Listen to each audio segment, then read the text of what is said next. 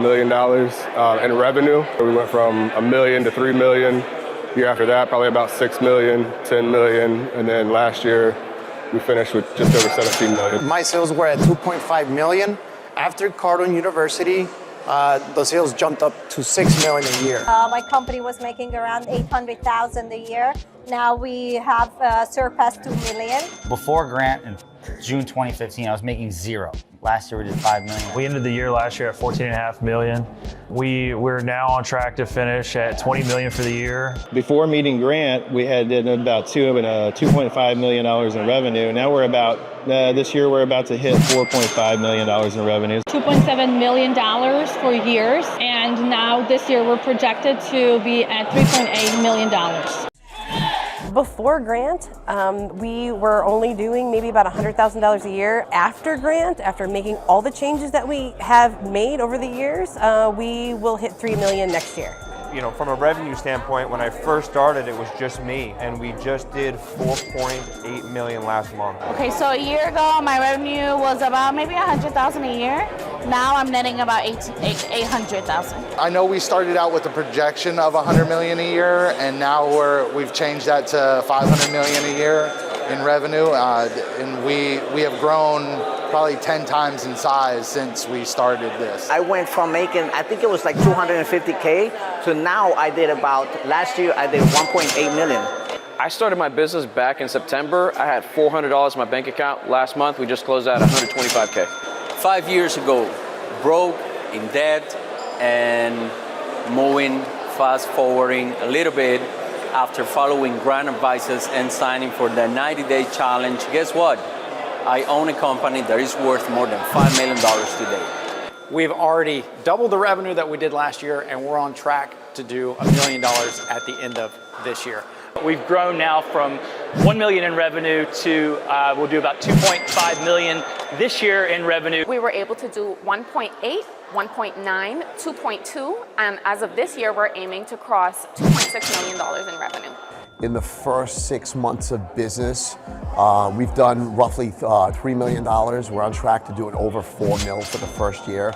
Last year we did roughly around $3 million. We're on track this year for $11 million in gross revenue. You know, we started even under 6 figures, and we've now surpassed 7 figures in the last 3 years consecutively. We were in the negative. Now after 6 months, we are at $1.2 million in gross profit. The gross was, at the time, was about $10 million. This year we're in target to do 13.3. My actual revenue has doubled, and this year I've already doubled my income from that last year, that I'm on target to hit $15 million. We were probably doing about $500,000 to $1 million in revenue. We went from $1 million to $3 million. Year after that, probably about $6 million, $10 million, and then last year we finished with just over $17 million. My sales were at $2.5 million. After Cardone University, the sales jumped up to $6 million a year. My company was making around $800,000 a year. Now we have surpassed $2 million. Before Grant in June 2015, I was making zero. Last year we did $5 million. We ended the year last year at $14.5 million. Hey, welcome, ladies and gentlemen. Grant Cardone here to deliver the 10X sales system to you and show you how to go from where you are right now, no matter where you are, and that could be a lot of different levels. In debt, you could be a kid in school, 15, 16 years old, trying to figure out how to get yours. Take care of your mom, your dad.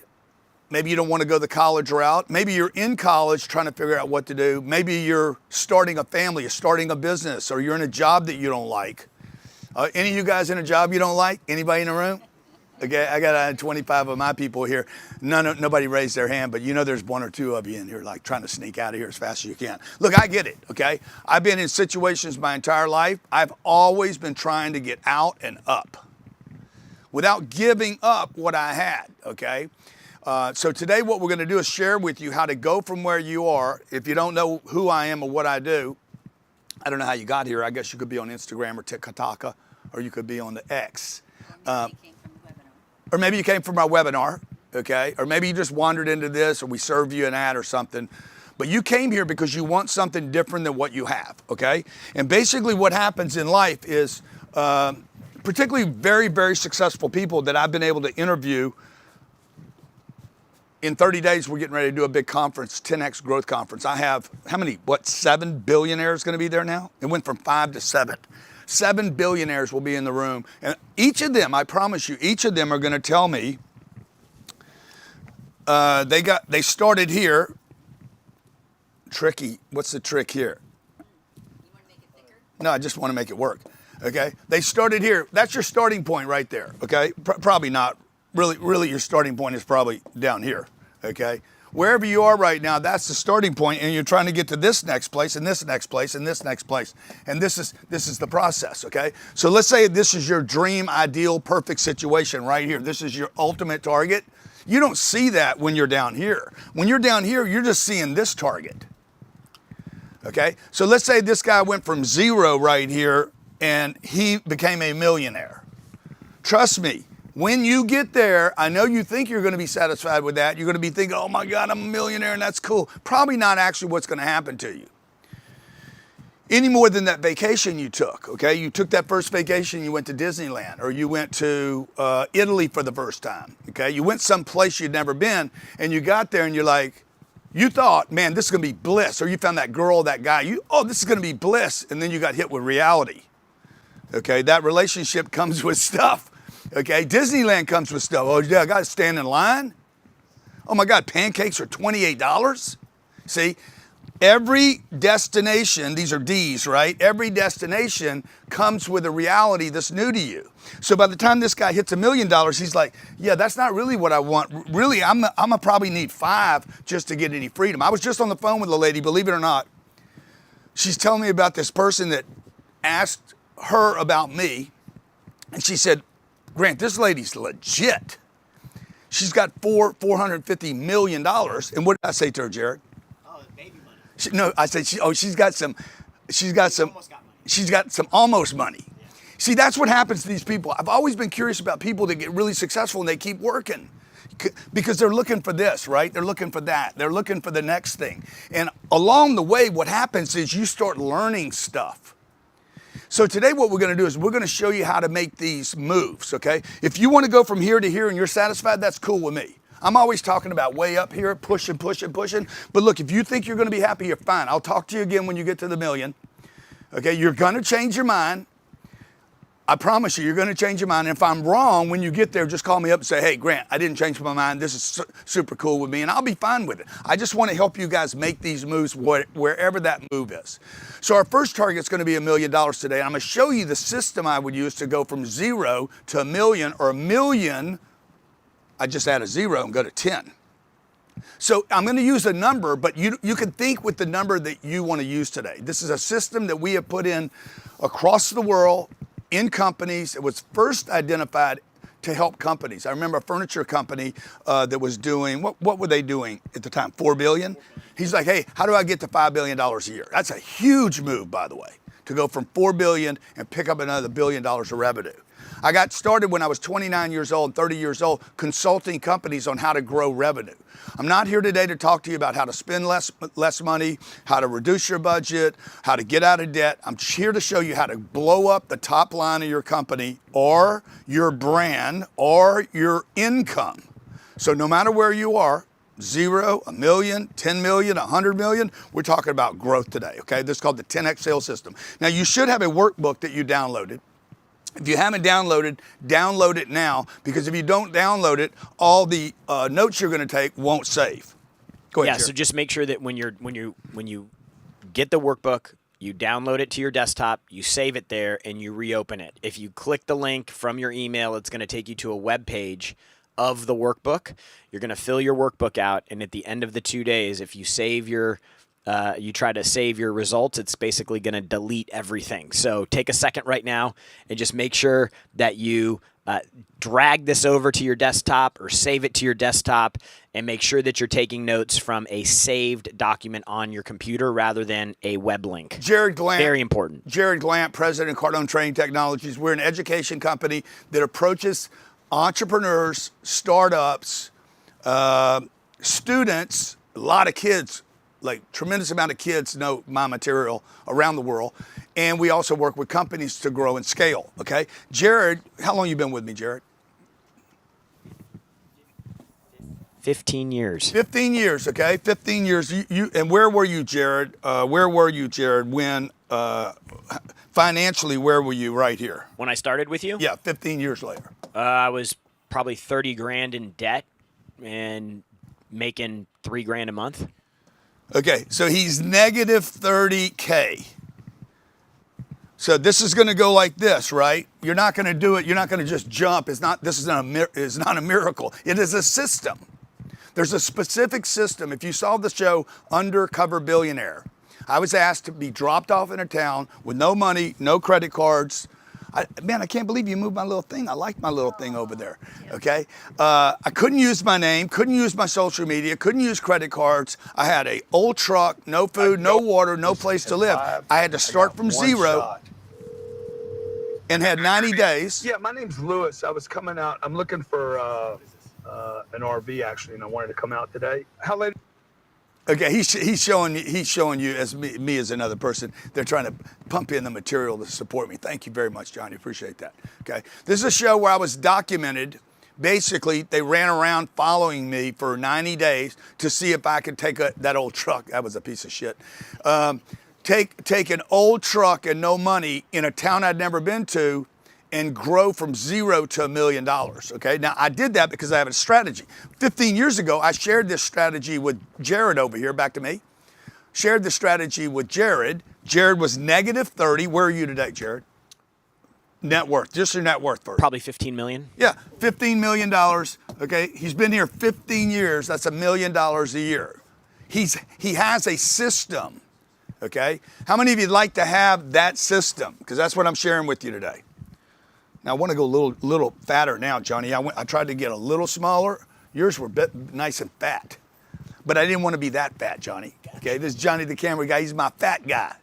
I mean, he handles my fat pen. Okay? All right?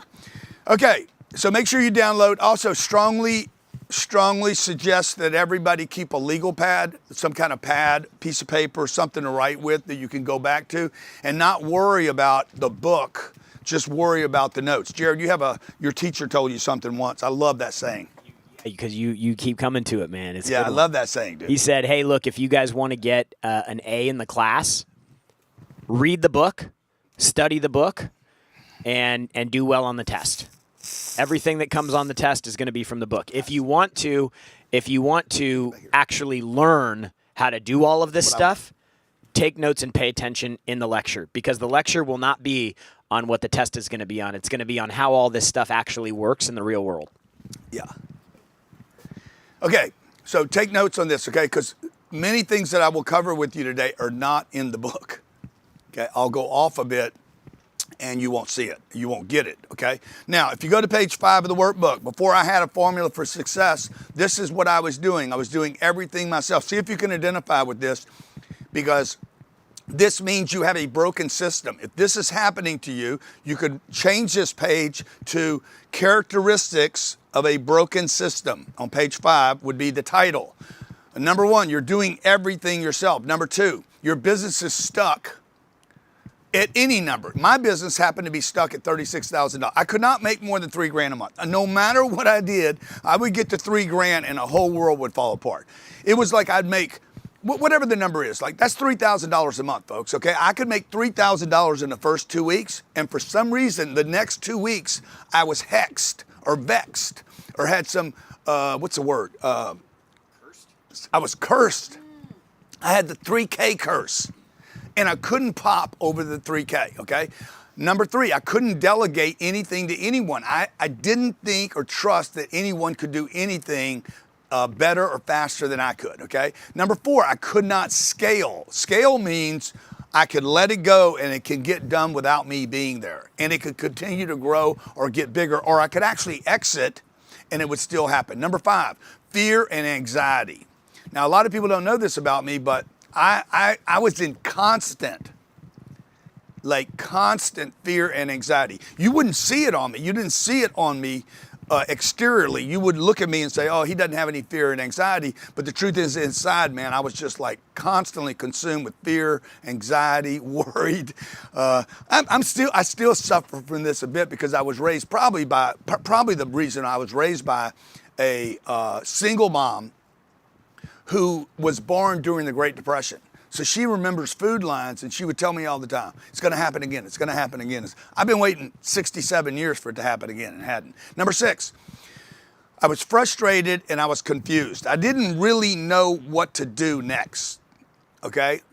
When there was opportunities, I didn't know what to do. When things went bad in the environment, there was a recession, I didn't know what to do, okay? When a client let me down or disappointed me, I didn't really know how to handle that situation. I didn't know how to get new clients. I didn't know how to go into other verticals. There was so many things that I was just simply confused about. Number 7, I didn't have time for family or fun. In fact, I would not end up with a family, 26, I was 47 years old till when I got married, right? Yeah, 46. And 51 before I had kids, because I didn't have time. I didn't have any time for family. I didn't have time for fun. I didn't have buddies. I didn't go on trips. I wasn't vacationing. Literally the first 50 years of my life, I had almost no fun, okay? Number 8, I was feeling burnt out.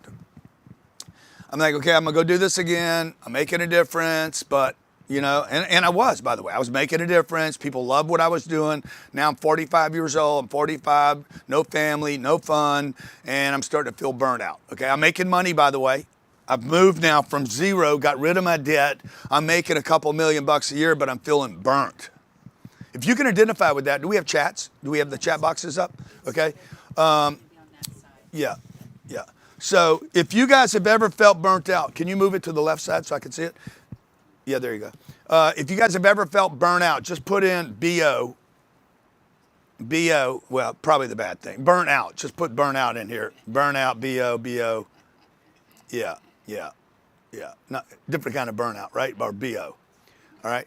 So you're burnt out. Yeah. Okay. Now let me just tell you that your burnout does not mean you're tired. I know you're feeling tired, but what's happening is you're basically accomplishing the same thing over and over again. And with no end, by the way. You don't know when this is going to end. If I tell you had to do the same thing over and over and over again, you'd be like, okay, for how long? Forever. You're going to be like, God damn. This is what's happening to America right now. There's a number out that said 7.2 million people.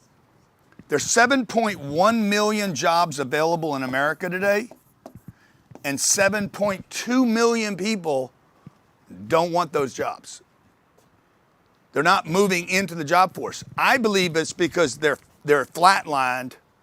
They're like, why am I going to go do that again? My life's not getting any better. I don't have any more time. I don't have any more fun. The family doesn't love me anymore. The house isn't going to change. The cars aren't going to change. And I'm just doing the same thing over. By the way, this could be 70 grand a year, 200 grand a year, $1 million a year. You could burn out on those numbers, okay? Number 9, you're on a roller coaster. You're going up and down, okay? You're doing this. You have 3 or 4 good years, boom, and then it crashes. 3 or 4 good years, or crashes. Or you got 1 week that's good, crash. Another week that's good, crash, okay? And you're like, I'm tired of doing this as well. This roller coaster can also lead to the burnout. Because I'm like, look, I do good, I get some money, I save some money, I start with my 401k or my IRA, and I got some stuff going, and I bought a house, and boom, I get hit, and I lose the house, and I lose my IRA, and my mom, something happens over here. There's emergencies happening with other people that take money from me. Like, it's just up and down. 1 month it's good, the next month it's bad. 1 quarter it's good, the next quarter it's bad, and it doesn't feel good. So, before I had a system, I was basically one guy. Okay, I don't know if we have that graph. I'm one guy, GC, and I'm running every department in the company. Everything. Sales, marketing, printer. I'd buy stuff. I was the purchaser. Show Johnny, can you show them that? Yeah, they see it? Okay. So like I was in charge of what? Marketing. Can't quite see this. Operations, finance. There you go, finance. HR, legal, customer service, delivery. I was the setup guy, the pitch guy, the spokesman, the salesman, the pickup guy. I was doing valet parking. Where would you like your car, sir? Okay. I'd book my own flights, then I'd fly there. I'd carry my own bag, get on the plane, book my own hotel, and all this gave me great skills, by the way. I think at one point I knew there used to be these books. This is all pre-internet, and there was a book to book your flights. I knew where every flight in the country was, and I would literally I'm not turning that over to anybody. I know if I'm leaving Cincinnati, dude, it's the 2:30 flight. I mean, I'd done it 3 million miles, so I knew what to do. Okay, I was going crazy. Now, all this built a great character and discipline, and I learned about all these different jobs, but it didn't allow me to scale. About 12 years ago, we codified the system, and that system in under 12 years has allowed me now, you can't see this, but these are all these companies now. There's our education business. There's our 10X health system business. There's Cardone Ventures. There's Cardone Vets.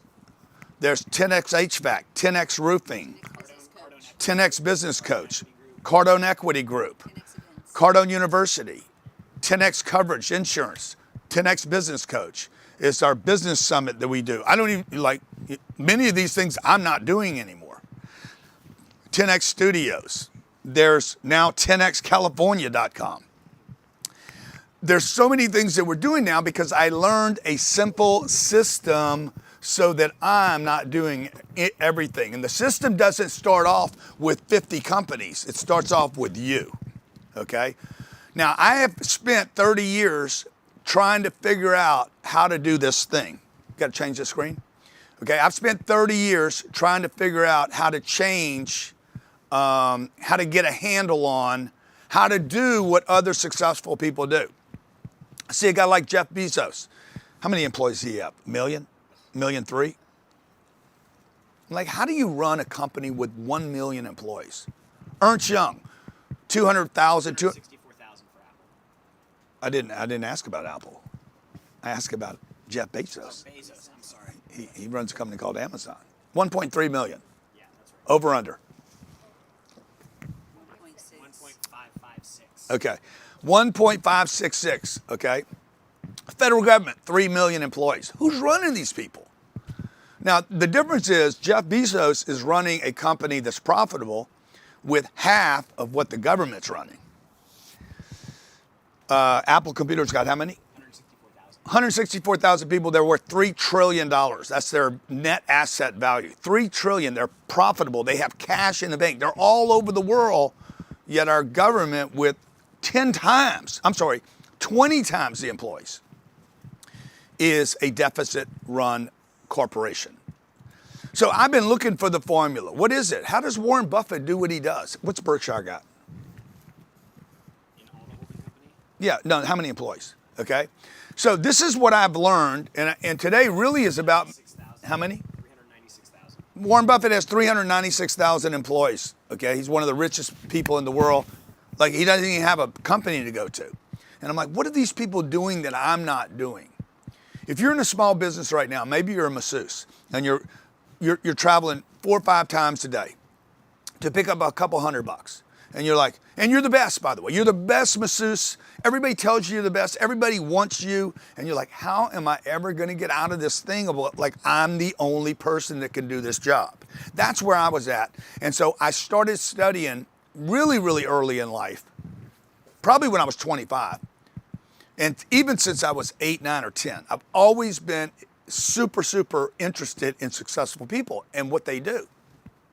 I lost interest in school with this topic because it took so long to learn.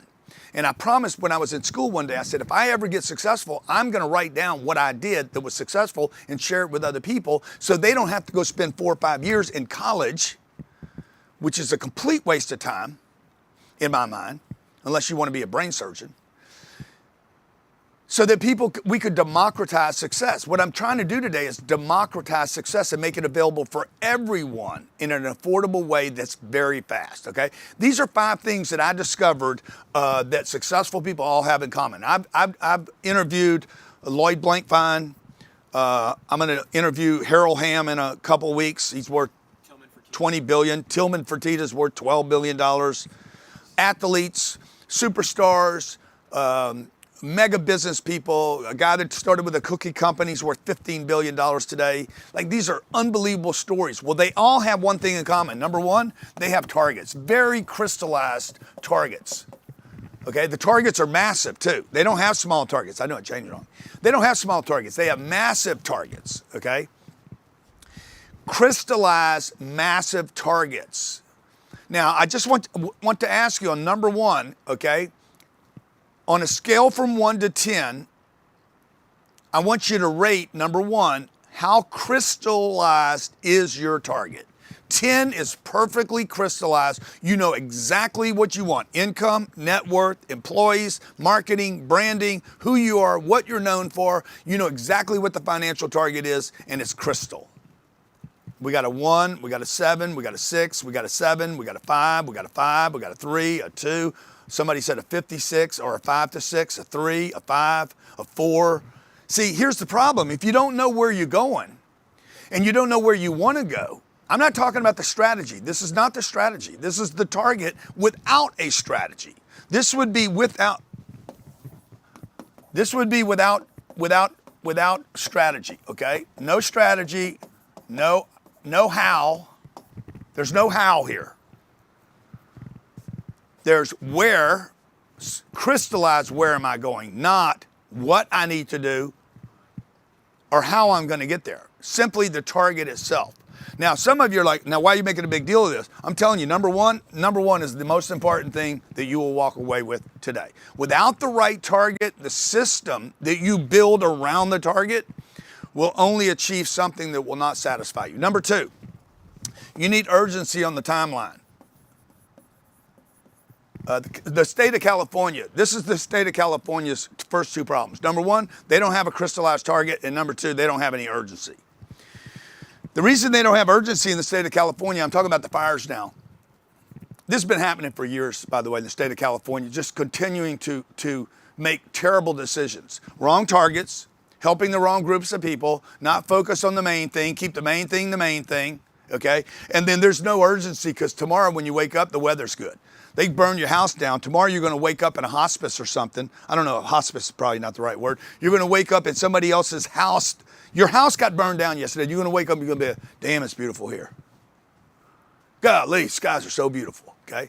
There's a beauty of having some threat in your environment. See, you guys don't have urgency. You need urgency on your timeline. So I want you to rate this. What's your urgency for success? Okay? If you had a 10, 10 is ultimate urgency. You have to have it right now. You have to do something. You will drop everything else you're doing. The house is on fire and you have to do something right now. That's a 10, and 0 is no urgency. Rate your urgency. 0 to 10. Yeah, I see a lot of 10s in the room, folks. I'm telling you something.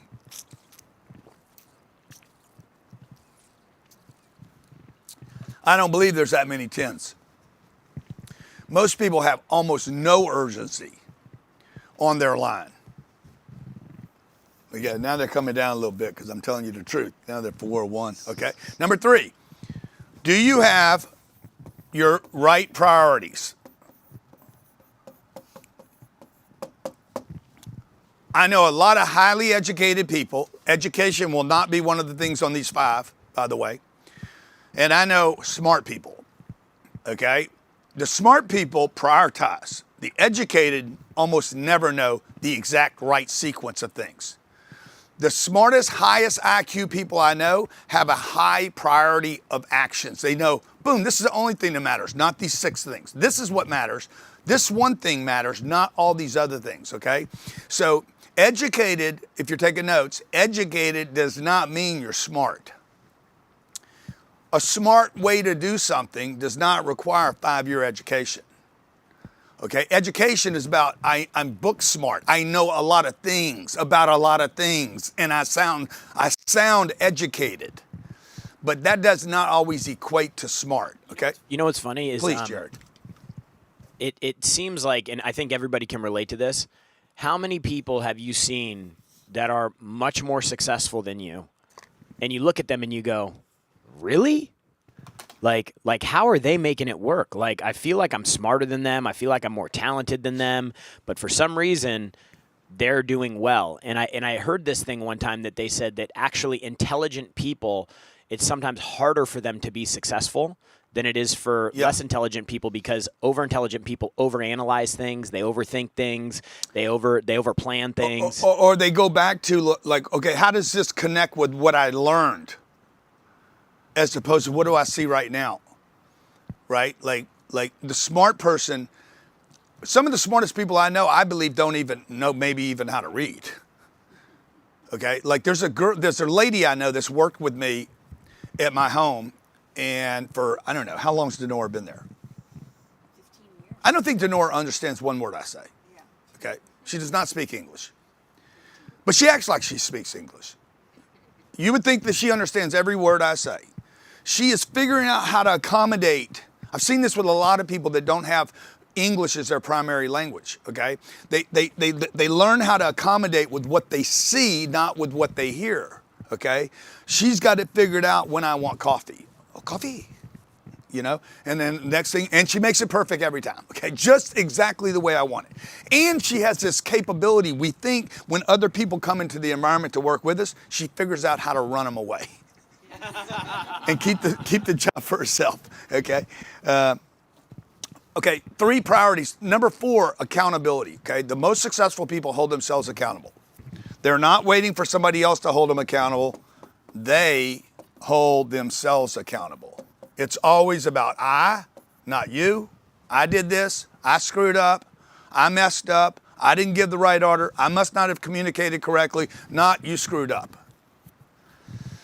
So when there's a screw up in my environment, I'll always like, God dang it, guys. And then I'm always thinking internally, I'm not frustrated with the other people. I'm frustrated with that I still have not fixed this thing. I didn't fix it. I'll give you a perfect example. In 2008, the economy crashed. If you can figure out how to be highly accountable and always start everything with I screwed up, I did this, take responsibility. I wrote about this in If You're Not First, You're Last. Even when you're the victim, be the offender of the victimization that you've experienced. Always be held accountable as the source point for the problem. Pretend I'm in a car wreck. Somebody comes and rear ends me, hits me from behind, okay? I could say I was rear-ended, which sounds really weird. Or I could say, bro, I'm in the wrong place at the wrong time. Now I can blame this guy behind me. He probably doesn't even have insurance, okay? And I can get all, him. But I can't control him. I can control me. By the way, just remember, you weren't rear end. I was. So I'm looking around. There's 17 cars around me. I'm the only one that's hit, and I'm blaming it on the guy behind me. But I'm the only one that's been damaged here, me and the other dude. So I'm just telling you, when you take responsibility, in 2008, when the economy crashed, it was a global recession. It gutted half the industry in America, was shut down literally in a week. On a Monday, everything was cool. Boom, a Monday later, bro, everything was shut down. Every automobile manufacturer in this country was in problems. 50% of all car dealers were out of business, and it literally happened in under 6 days. And I said, what did I do wrong? What did I do wrong? What did I do wrong? I'm asking myself, what did I do wrong? Oh, well, it was the global recession. You didn't do anything wrong. What did I do wrong in this global recession? Well, there was people borrowed too much money on single family homes and people were buying. I didn't do that. See, the first thing I want to do is I want to disconnect from the problem. I didn't do that. What did I do though? How did I participate in this? Because at the end of the day, if I don't hold myself accountable, I can't move out. Okay? If you did it, I can't fix you. If I did it, what did I do? Oh, I got it. I didn't have 10 industries. I only had 1. So it took me a little while to get to it. So I had 1 industry, it got cut in half, so I'm half. And if I had 10 industries, I would have 5 industries to sell into. See, it was me that got lazy and waited for the banks to collapse. And by the way, banks collapse every 10 to 12, 15 years. Almost on command, they're gonna collapse. They're going to pull the rug out from underneath you and your family. This has been going on for 300 years, probably 3,000 years, okay? Everything gets good, boom, they implode the system, they pull the rug, they grab the money, they grab the property, and they start the cycle over again. Until you hold yourself accountable, highly accountable to the problem, you won't find a solution to your problem. Number 5, you got to have confidence in your system. all these people that I've interviewed. If you ever get to see, if you ever get a chance to see any of our 10X Growth Conference interviews, they're on TikTok and Instagram. They're all over the internet. I'm interviewing Tom Brady.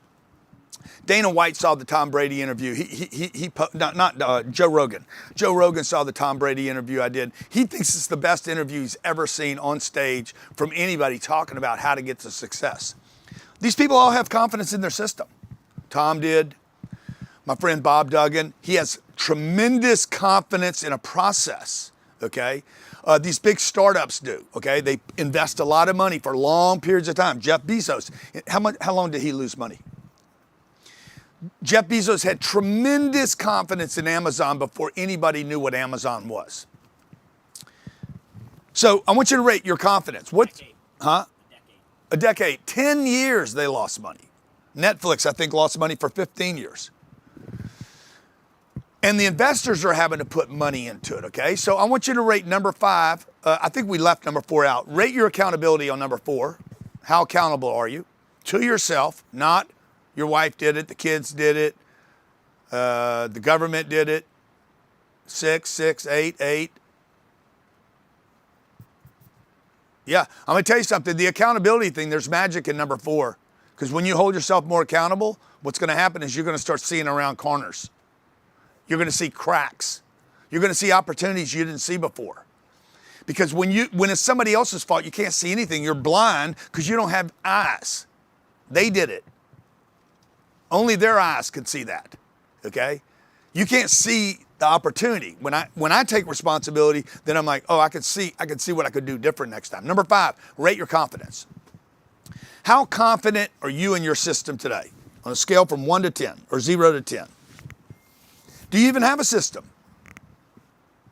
Okay, great, let's fix that. Let's get all these where you have a 10 target, 10 on urgency, 10 on priorities, 10 on accountability. Imagine if every one of these was a 10. If you were waking up every day and said, hey man, I got $1 billion target.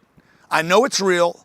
I know how to get it. I have a system to get it. I'm urgent to get it. I have my right priorities. I do not spend time on bullshit that will not get me to my target. I'm holding myself fully accountable through the process, and I have complete confidence in my system. Imagine what that would feel like. By the way, welcome everybody for being here today. You guys that are on X or Instagram or you're on TikTok, wherever you are, appreciate you sharing your time with me today. We want to spend the next 90 to 120 minutes with you today.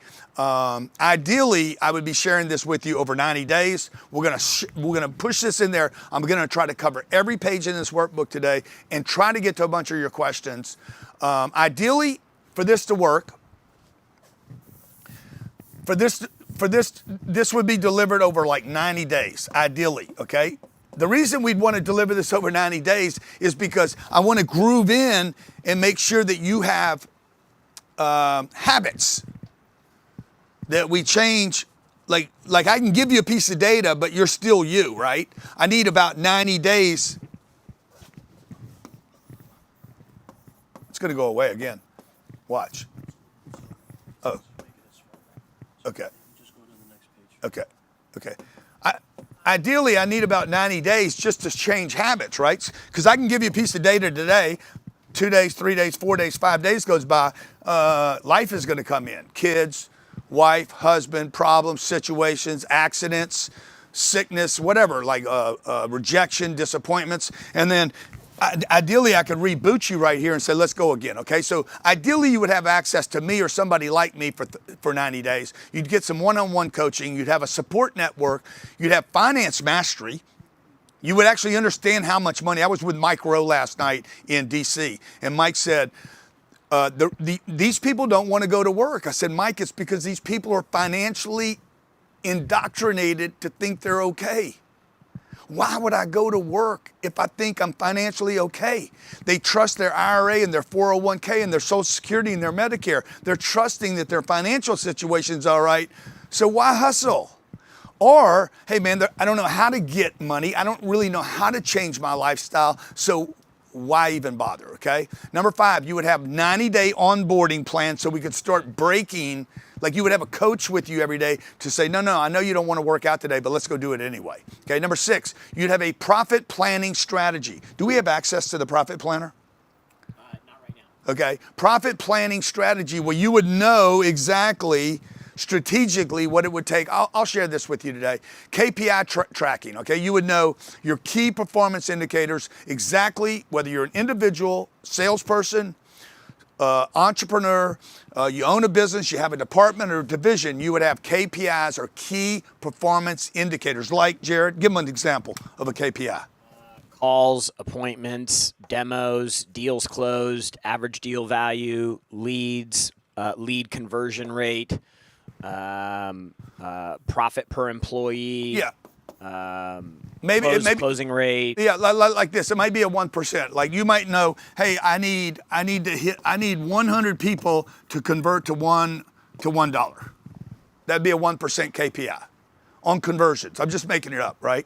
So, hey, I need to contact 100 people about something, anything. Like you could just literally run into 100 people randomly in the streets, and every time you ran into $100, somehow you ended up with $100, okay? If you wanted to do that 1 million times, you would multiply this times 1 million, and you'd be like, I need 100 million people to get $1 million. It's a KPI, it's a measurement, it's a statistic. Number 8, you would need proven sales scripts so that when you go talk to 100 people, you would have a sales script that would actually tell you what to say to these people, so your 1% went to maybe 5% or 8% or 10% or 20%. Because if you could get to 20% here, now you don't need 1 million people.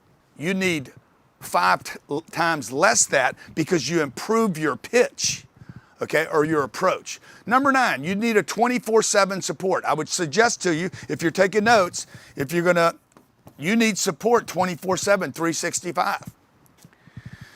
For all of you that pray out there, you meditate every day, 24/7. You're like, dude, I'll pray like pray in the morning, pray at lunch, pray at dinner, pray before I go to sleep at night, pray when I wake up. I'm like, help me, man. Give me the confidence and push me into action. Like, I need support. And whether you get that from your church, from meditation, from whatever you consider to be God, or another individual or a group of individuals that think like you, that are like-minded. Number 9 is 24/7. And number 10, you would have 90-day urgency. When I did that show, Undercover Billionaire, forget the date I started on that deal.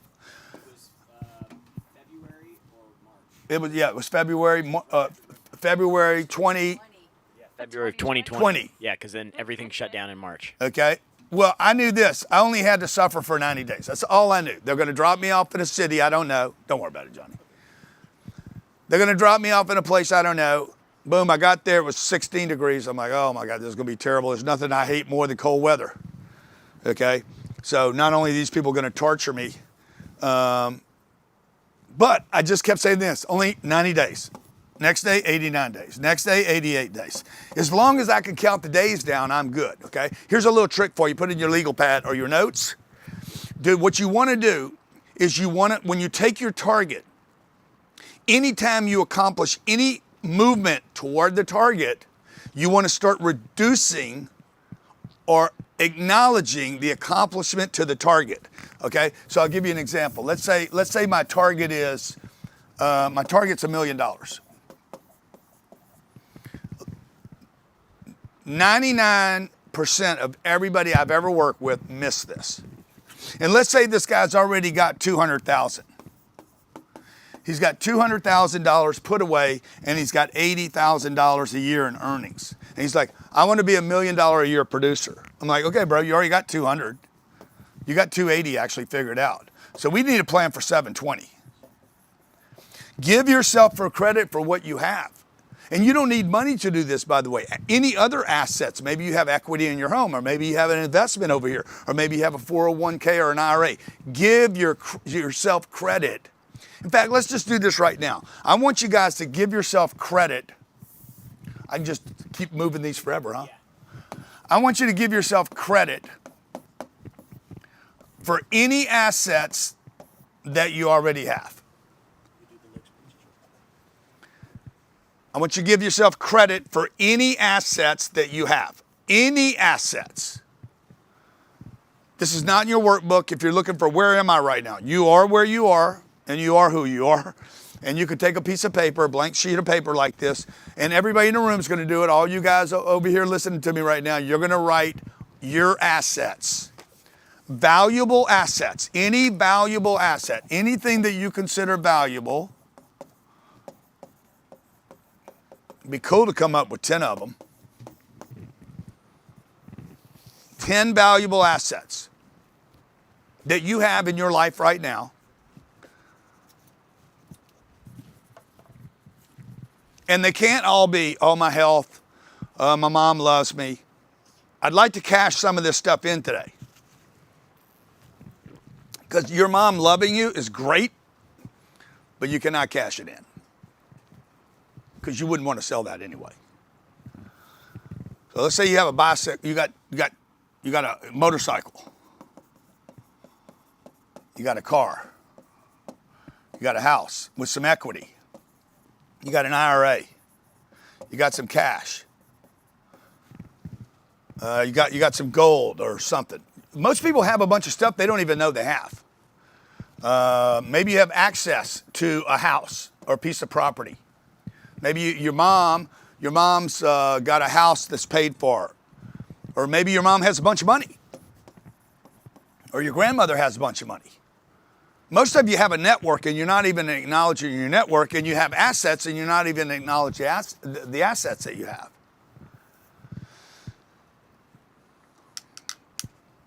Maybe you have a network of people. Like if you got people on Facebook, Instagram, TikTok, X, you got people there, okay? I have, what do we have online? 20 million?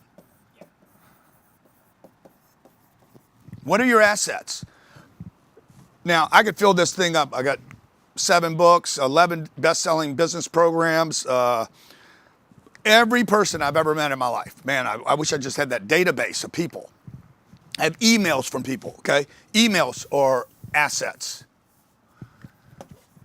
If you've written a book, you got a book deal. Any accomplishments are assets. You're just not selling them. If you have a degree, that's an asset. If you have credit lines, that's an asset. If you have a bank connection, that's an asset.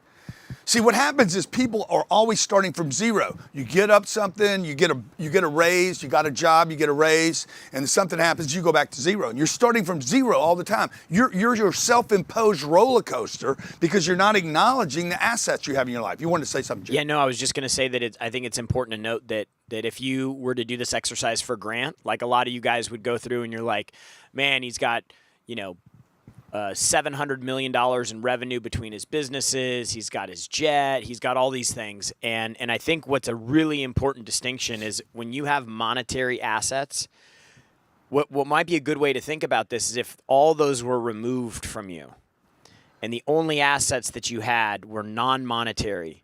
Because those are the things you'll never leave. Like when Grant says, you think you go to zero if you go broke. Well, you're not broke. Like when Grant went on the show, Undercover Billionaire, he went broke financially. Yeah. But the assets, the most valuable assets that he had were things that people can never take away from him. Yeah, because that's what they did on this show. They took all my stuff away. Everything. Okay, I had nothing. Not even my name. I couldn't use my name. So I'm like, okay, I can't use my name. Can't use my credit cards. Can't use my banks. Can't use my cash. Can't use my own car. Cannot literally use any of my social media. All the stuff, my email list I can't use. Okay? I'm like, I have nothing. And then I'm like, wait a minute, what do I have? Oh, I got confidence in a system. I know exactly what I have to do. Exactly. Like step by step. When I was doing the meeting with Discovery Channel, they're like, how are you so confident you can do this? I'm like, because I got a system. What is it? Turn the camera on. I'll show you. Why tell you when I can show you, okay? Number 2, I had a target. If you don't have a target, man, okay? You don't have a target. I knew what the target was, $1 million. That was their target. See, their target cannot be my target. I mean, maybe they align, but most of the time they don't. Never let somebody else set a target for you. So when they said $1 million, I said, no, I'm gonna do 10 million. This wasn't just pie in the sky. Oh, no, I'm going to do 10 million. I can do anything, okay? No, I'm like, this is my target. The 10 million got me excited, not the million. The million got them excited. The 10 million was like, bro, I can do that in 90 days? That is ridiculous. And I had my reason for doing this, okay? So I had urgency on the line. What's the urgency? The urgency is 90 days. Okay, now, unless you want to be there 90 days, the 16 degrees was actually more urgency because I don't like to be cold. So I actually said, no, I don't want to do 90 days. I want to do 60 days. So the more you can push this on yourself and be clear about it, okay, I'm accountable to who? To me, my wife, my kids, and to millions of people that are going to watch this on TV. I had this lever on me. Man, if you don't hit your target, bro, the whole world's going to see that you miss your target and your business is going to fail. So that was an accountability and an urgency to hit this target. And ideally, I had a system, okay? Now, your biggest problem, okay, to big money on page 8, your biggest problem to big targets, to big accomplishments, and ultimately your biggest problem to whatever you call success. It's all right, Johnny. You're not going to change it. You're doing the same thing over and over. It doesn't change anything. 3 seconds to show you really quickly. All right, so we're going to start right here, and we're going to zoom in. So when you go like this, you're zooming out, so it's making it small. Okay. All right. So it's, just go next page. Okay.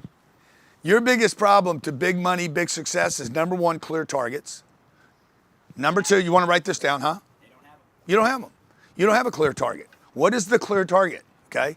And is it big? Is it big enough? Make a note here on number 1. Is it big enough that it would keep you, your wife, your husband, the kids, the team excited? Or are you the only winner? Right? So watch what happens. Let's say you're broke and you just need to go panhandle. You're going to hustle. You're going to hustle. Hey man, give me $100. Give me $10. Give me whatever. Okay. Somebody gives you $100. You get your $100. Let's say you're a drug addict. I need $100 to get a fix. You get your $100. Now what are you going to do? You're going to go shoot up the dope and you're back to zero again. Well, this is going to get old at some point. Now I know you guys think that that's an extreme example and oh my God, only a tiny percentage of people are doing this. The truth is the entire middle class is basically doing the same thing every day. I need $100. I need $100. I need $10,000. I need 100. You go to 100, get your 100, boom, go back to zero again, and you keep doing this up and down, up and down. The government inflates you, the government taxes you, the government steals from you, we waste your money, and it starts all over again, okay? And you never get anything. You get some money, you buy a house, you think the house is gonna go up in value, it doesn't, boom, and you crash and you burn, and the whole cycle goes over and over, okay? Number 2, we gotta create income. Your biggest problem to big money, we gotta create income now. It can't be a dream tomorrow. Number 3, marketing, advertising, and promotion. How am I going to market and advertise and promote so I don't have to keep hustling that street corner every day for drugs, okay? Number 4, attracting other great people, like-minded people. We're on page 8. How do I get great people around me? Constantly we hear this. Man, how can I find people like you? It is so easy to get around great people. But you got to be committed to being around great people. And the other thing, too, that you have to consider is if you want great people around you, the higher up the food chain you go on that with people, the more they want the same thing. And so you have to understand, like, if you're not great, then great people won't be attracted to you. You won't get those people in your circle. Like the Philadelphia Eagles, they want great people, but if they were a shitty team, none of the players would want to go play there.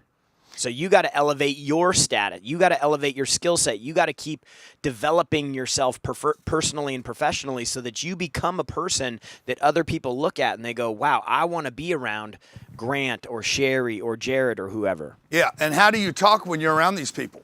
Because I'll bet you would change 90% of what you talk about if you were around me. You wouldn't be like, oh man, the electric bill's killing me. I'm like, huh? What are you talking about, bro? Oh my God, man, my taxes are killing me. But you don't even know what taxes are. Stop it. You would start changing your topics if you're around a different group of people. Now, if you're around the same people that you are right now, not your potential, but who you are right now, acting like, pretending to be right now, there's going to be a group of people, and you guys are all talking about the same thing. Man, prices are too high. Food prices are too high. I can't afford eggs. I can't get a raise. It's so unfair. Oh, Elon's so rich. Trump's so orange. Whatever. You're going to be just doing whatever you do every day to talk about the same BS every day, and you're not improving or changing the quality of your life. You get around some super heavy hitters, and you will change 90% of what you talk about. Number 5, financial intelligence. How intelligent are you around money? Do you understand how much money it really takes to have financial freedom? Is money important to you? Do you want money? Or do you think money's good or bad? Is there debt that's good and bad? Or is all debt bad debt? Okay? Also, you want to make a little note here on debt and finances. Whoa.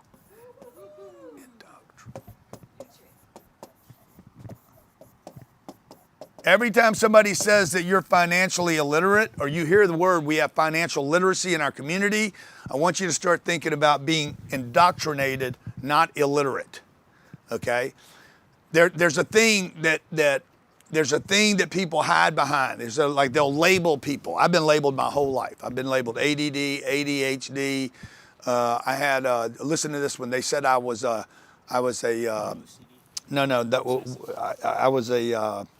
overachiever syndrome. It's very dangerous to be an overachiever. And you need medication to solve and resolve this issue, by the way. Well, the truth is, they'll say you're financially illiterate. They do this to entire communities in the United States of America. These people are financially illiterate, and that's why they don't have anything. The truth is, you're not financially illiterate. You have been indoctrinated to save money. You were indoctrinated to buy a house. You were indoctrinated to traps. You take your money, earn it, and then pay it to the IRA or the 401k or to the Vanguard. You were indoctrinated to do these things. The tax code in America indoctrinated you. The IRS, number one reason for the IRS, by the way, is to make your payments simple and convenient. So they withhold from you 26 times a year. And then they send you a refund, okay? They're even saying this right now. We need more IRS agents to process the refund. Folks, that's not a refund, okay? You overpaid the IRS. They're giving you your money back. You shouldn't have overpaid them in the first place. See, you were indoctrinated to believe that the IRS was there to somehow make life easier and simpler for you. My suggestion would they would never collect any money from your payroll. Okay, let me see how many of you would be for this. A zero tax from the IRS, zero. Let's see how many people like this. They would never withhold any money from your paycheck. One time a year, April 15th, they would tell you what you owe. One time a year you would pay. They'd be like, okay, your bill is $6,344. You wouldn't even fill something in. You would basically, I would pay you $80,000 a year. That would go to the IRS. It would be 1.5 sheets. They were paid $80,000. And then the IRS, if there was a tax, would say, okay, you owe $6,344. Now, you can either pay it or you can't pay it. If you mismanage your money, you're not going to have the $6,344, and now you got to go into debt, and you're going to have to deal with the fact that you were an idiot. You were not accountable to your own money through the end of the year. Rather than these people dragging from your paycheck 26 times and pretending that you can't do anything, and you pretending that you don't pay taxes, when the truth is they've been withholding. It should be one time, once a year. By the way, you would have had this $6,344 working for you for 25 weeks. Rather than the IRS giving it to Ukraine. And then you could be responsible, and you would not be financially illiterate because you're responsible now. All right. Yeah, the Fair Tax Act. I love that idea. I love that fair tax. Zero. You would pay nothing. Okay. Oh, well, how's the U.S. government going to function if they don't have any money? They're going to print. That's what they do now. You need money? Print the money. Okay, let the people have their money. They have more money. Everybody spends more money. The economy gets better. And then when the government needs money for an emergency, like the California thing, print. You'd go to the entire 50 states and you'd say, hey, we have a $50 billion problem. Let's help these people in North Carolina. Let's help the people in Maui. Let's help the people in California. Print money. The American people would be like, that's cool, bro. We all got more money now because we're not giving it to the IRS. And let's go ahead and fund the state of California and fix that problem. Number 6, you have to be prioritizing. This is a list of 10 things, or 8 things, I'm sorry, that are your biggest problem to big money.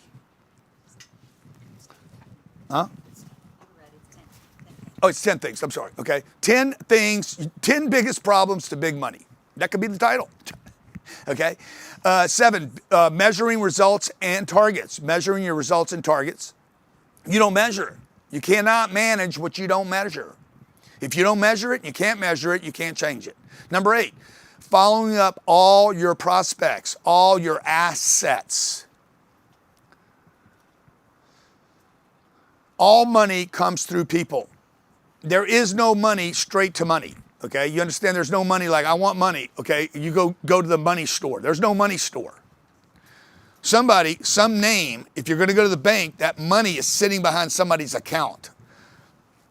The following up of your network on number 8 could be your network, your people assets.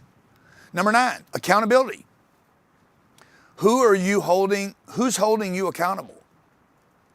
That's why I like that one payment at the end of the year, because you're held accountable now. You're like, check due, bang, bang. Number 10, trying to save money. Now, number 10 is a massive problem in our country. And you're like, well, isn't saving money good?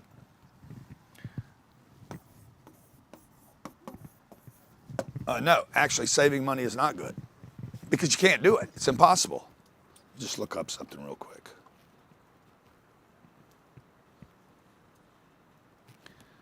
Define the word save. Save.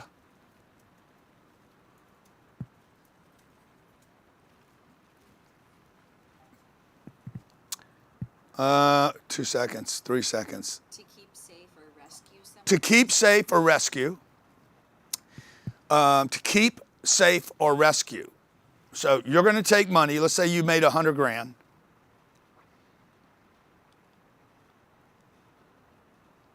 To keep or store for future use. Okay. So what you do is you're like, you believe that you're going to take this money. You made some money. And you're going to take 100 grand and you're going to go put it with Bank of America. And Bank of America is going to pay you 1/2 of 1%. 1/2 of 1%, 0.005. And this is money right here. This money that you took, this 100 grand, at the end of the year is going to be worth like $94,000. But you were paid 1/2 of 1%. So the 100 grand, it says 100 grand. At the end of the year, it's going to say 105. It's going to say $100,500. Okay. Your bank's going to trick you with the help of the U.S. government and the IRS. Hey, you have more money. By the way, that $500 is taxed. But the truth is, the value of this money is not $100,500. It will only buy at the end of the year about $94,000 worth of goods and services. Did you save money? So literally, banks should have something. They should have one of those. What is it? Drugs have at the bottom of it. The bank should have a warning label. Saving money is impossible because inflation rate is reducing the purchasing power of these dollars faster than the money we're paying you. Okay, system defined. We're going to get you a system, guys. We got to get you a system. Now, you got to want this. Obviously, you're here. I'm giving you a lot to think about right now. I'm sure you guys have a bunch of questions. I could go to see somebody's like, is this recorded? I need to listen to this again, okay? I'm giving you a lot of information right now, and we can do some Q&A here in a second, and we will, okay? But the goal here is to get you a system. And what I did was I just shared with you the problems, the 10 problems you're having. Saving money, buying houses, giving your money to 401k, sending it to Bank of America, not thinking big enough, not holding yourself accountable, not having like-minded people. These are the things that's getting in your way. Not having a crystallized way of doing things, not having crystallized targets. And then you need a system, okay? A system is considered to be a set of things that work together. They're parts of a mechanism or an interacting network. You have a system for everything, by the way. You go to sleep at night, you have a system. You wake up in the morning, you have a system. You don't know it. You drive to work, you have a system. In fact, your system's so grooved in, most of you can drive to work, you're not even you don't even, it's just like a system, right? Now, if you drive to a new place, even with technology and intellect, okay, and GPSs and Siri and a map tracker, what's it called? Waze and Google Maps. You can put it on the machine. You still, because you have never done that trip before, you will still not trust your way. Okay? So you're always going to be in a little bit of doubt. The more you can get the system grooved in, the more unconscious, almost unconscious you can be and still get results. A system is a set of principles or procedures according to which something is done, an organized framework or a method for doing something. For instance, I have an idea. Okay, I have an idea. I'm going to write a book about money. Okay, I want you guys, you're going to do this with me. We're going to do a little drill right here. You just had an idea to write a book. You pick your topic. You want to write a romance novel, you want to write an adventure book, or you want to write something about marketing. I decided I want to write a book about money. What is the next 4 things you do? Or what's the first thing you do? What's the second thing, the third thing, the fourth thing, and the fifth thing you do? 1, 2, 3, 4, 5. Okay, write down the 5 things you're going to do next. You just had an idea. Idea is going to be number 1. A book about money. Give me the next 4. I will pay $100 to the first person that gets this right. You have 10 seconds. 9, 8, 7, 6, 5, 4, 3, 2, 1, 0. Johnny, you had that? You had that audio? The only thing they responded with was attention. Yeah, identify a market, copyright it, end goal, content, the paragraphs. So look, I'm working on a book right now, right? I send it to a lady. She's going to help me write this book. What she puts in that book is not going to sell the book, okay? Doesn't matter. She does 15 chapters or 18 chapters or 12 chapters or whatever, or comes up with all the great topics. I forgot to look at all that stuff, by the way. Okay, but because I know that's not ultimately what matters, okay? The first thing you do is you get an idea. The second thing you do is you market it. You market the idea. You don't write the book. So you guys are like, I got to get the contents. I got to get the chapters, man. I got to figure out what it's going to be about. I need to know who my perfect. No, dude. What you need to do is you need to market the idea of the book about money. Okay? What's the title going to be? A book about money. Until you come up with a better title, fuck it. It's a book about money by Grant Cardone. Now I need to tell the world, guys, I'm writing a book about money. And I need to have a place for them to go to buy that book, okay? At which point I need to collect a lead, okay? I need to collect leads. I need to collect leads that are interested in a book about money. So this would be where I start collecting leads. And then the 4th thing I would do is monetize those leads, collect the money. Somewhere along here, I got to write a book. I know that. Everybody knows they got to write a book at some point. But the system is this. The right order is monetize. It's fine, Jared. That's right here. Okay, that's monetized. And I'm collecting a lead. Okay, a lead comes in. They say, yeah, I'll buy your book. I'll pre-buy your book. That's a lead. And then there's a lead that'll come in and not do anything. And that's a lead. I want your book. Excellent. Now I'm going to monetize these leads. Hopefully some of these will buy. And the rest we're going to manage. I'm going to manage the ones that do buy and the ones that don't buy. And the 5th thing I'm going to do is what? I'm going to convert. See, you because you break it down. I don't break it down. I don't think about breaking it down. That's the way you see it, okay? What I'm going to do now is I'm going to scale this thing and write a book. I know that. So I'm going to show you this system. I'm going to show you what it looks like, okay? No, we want to rate this, right? We want to rate first on the system? The assessment, yeah. Okay, so let's do this. I've given you guys a lot to think about right now. I want you to go back now that you've heard all this. I've scrambled your brains a little bit. I want you to rate your confidence in your system in the following, each of the following areas. Crystal clear targets. Revenue, we're on page 10. Perfect score is 140, by the way.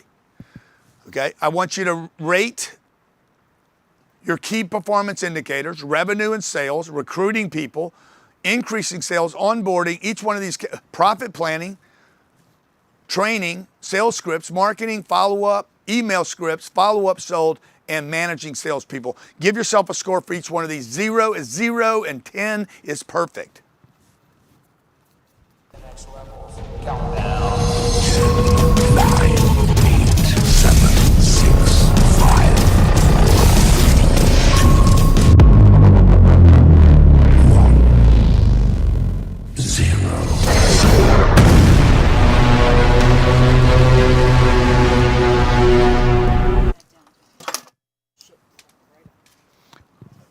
What's this?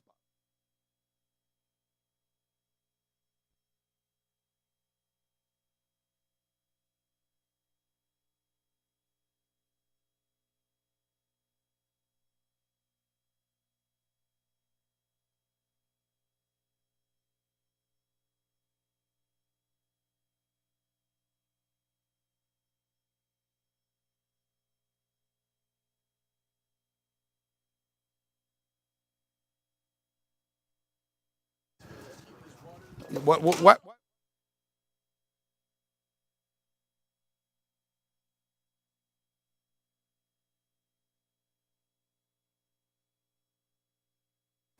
It was just supposed to be off the side. Okay, all right. So you guys are like right now, I would expect right now, you're looking at this saying, bro, I don't even know what I'm doing right now. Exactly. That's the pernt. Okay? You're here. Okay? You're at ground zero. You are ground zero. You are responsible for your current situation. Can they see this, Johnny? They can see it all right, huh? So this is you, okay? Oh, wow, what's going on, bro? Okay? You're happy or you're not happy. You're not here because you're happy. You're here because you want something else. You're trying to get some other place. Nobody comes to this because you are happy with where you are. So stop the nonsense of saying, I'm good. I don't really need to pay attention. Folks, I did $750 million in revenue across a bunch of companies last year. I borrowed no money to get there. I have $5 billion worth of real estate. Some of these companies we're going to take public this year. I'm sharing with you the exact system you need to take any idea you have and make it a reality, okay? You're not going to get this at Harvard, Yale, MIT, and you're definitely not going to get it in 2 hours. And you're getting it for almost nothing, right? You're spending 2 hours. So you have this idea to write a book, okay? The first thing you want to do with this book is market the book. Now, you do not need to know what to call the book. Don't get all lost in this. Hey man, how to do the best hair extensions in the world. Now I could write a book and market that today. Hey, would you like a book that I'm writing about how to market the best hair extensions? And maybe I mock up some copy, create a landing page right here, and I have a place for these people to go. But I got to talk about that. The better I can talk about it, the more leads I'm going to get. Okay, so we're gonna go ahead. I'm just gonna say this is very contrary to what almost every person does. Almost every person has this out of sequence, and just consider this. Let's say you have an idea about the hair thing Grant was talking about, and then you go out and you start marketing it and promoting it, and nobody's interested in it. They don't care about it. They're not interested in it. They don't want to spend any money on it. They don't even think they have a problem with it. Now, the other way, when you're like, oh, I want to go write the book and get the outline and do all this stuff and plan and prepare and start writing the book, and you do all this work, and then you get to the point where you're marketing it and nobody cares about it. So the marketing actually helps you better understand how to position the book, what to include in the book while you're bringing them through the wheel to convert the customer. And one of the guys that I know that does this better than anybody I know is Elon Musk, okay? Elon, you remember the boring, what was the flamethrower? Okay. He built the flamethrower. He built it, okay? I don't know if that was a real flamethrower. I don't know if it was complete. I don't know if it was finished. I don't know anything about the flame. I just know he went out there, shh, and everybody's like, I want that flamethrower, okay? That's marketing. You're marketing it, okay? Now, I don't know if it was even real, for what I know. I also know he did it with Tesla. Guys, this thing's gonna be auto drive. It's gonna be auto drive. I'm telling you, it's gonna drive itself, and it's gonna happen this year. And people started ordering this car, okay? He was, in fact, taking $100 orders. I think 1 million people gave him a $100, imagine this, $100 deposit on 1 million cars that were not purchased. He literally is sitting on $100 million of other people's money, marketing a concept he hadn't built yet, at which point he collects leads, okay? Now, some of these leads are gonna monetize. They could monetize with a deposit. I write a book. Hey guys, I'm gonna write a book. It's gonna be $30, How to Get Rich, and millionaire booklet. How to Get Rich in America, or How to Get Super Rich, okay? I come up with this name. I built a landing page for it. I said, I haven't written it. I'm going to write it, and I'd like you to pre-order the book. And I have a landing page for them to land at, okay? Landing pages are very cheap, very inexpensive to build, and that's where I start collecting leads here and managing these leads with a team. Some buy, some don't buy. I gotta communicate with them. I need the book itself, okay? There you go. Thank you, Johnny, okay? So this little book, I wrote this book, but where did I write the book? I didn't write it here. I didn't write it here. I didn't write it here. I didn't write it here, okay? Somewhere in here, I have to write the book. Okay, but why write the book if I had, back to Jared's point, if I haven't collected any money? If nobody wants to give me money for this book, why write the book? Why don't I just tell everybody, hey, I just decided not to write the book? Or maybe I write a short book. How much money do we make off this one book? Millions of dollars off this little simple book. We made hundreds of thousands of dollars before I even wrote the book, and then had 38 people from around the world translate the book into other languages. They agreed to translate it before you wrote it. I didn't write it.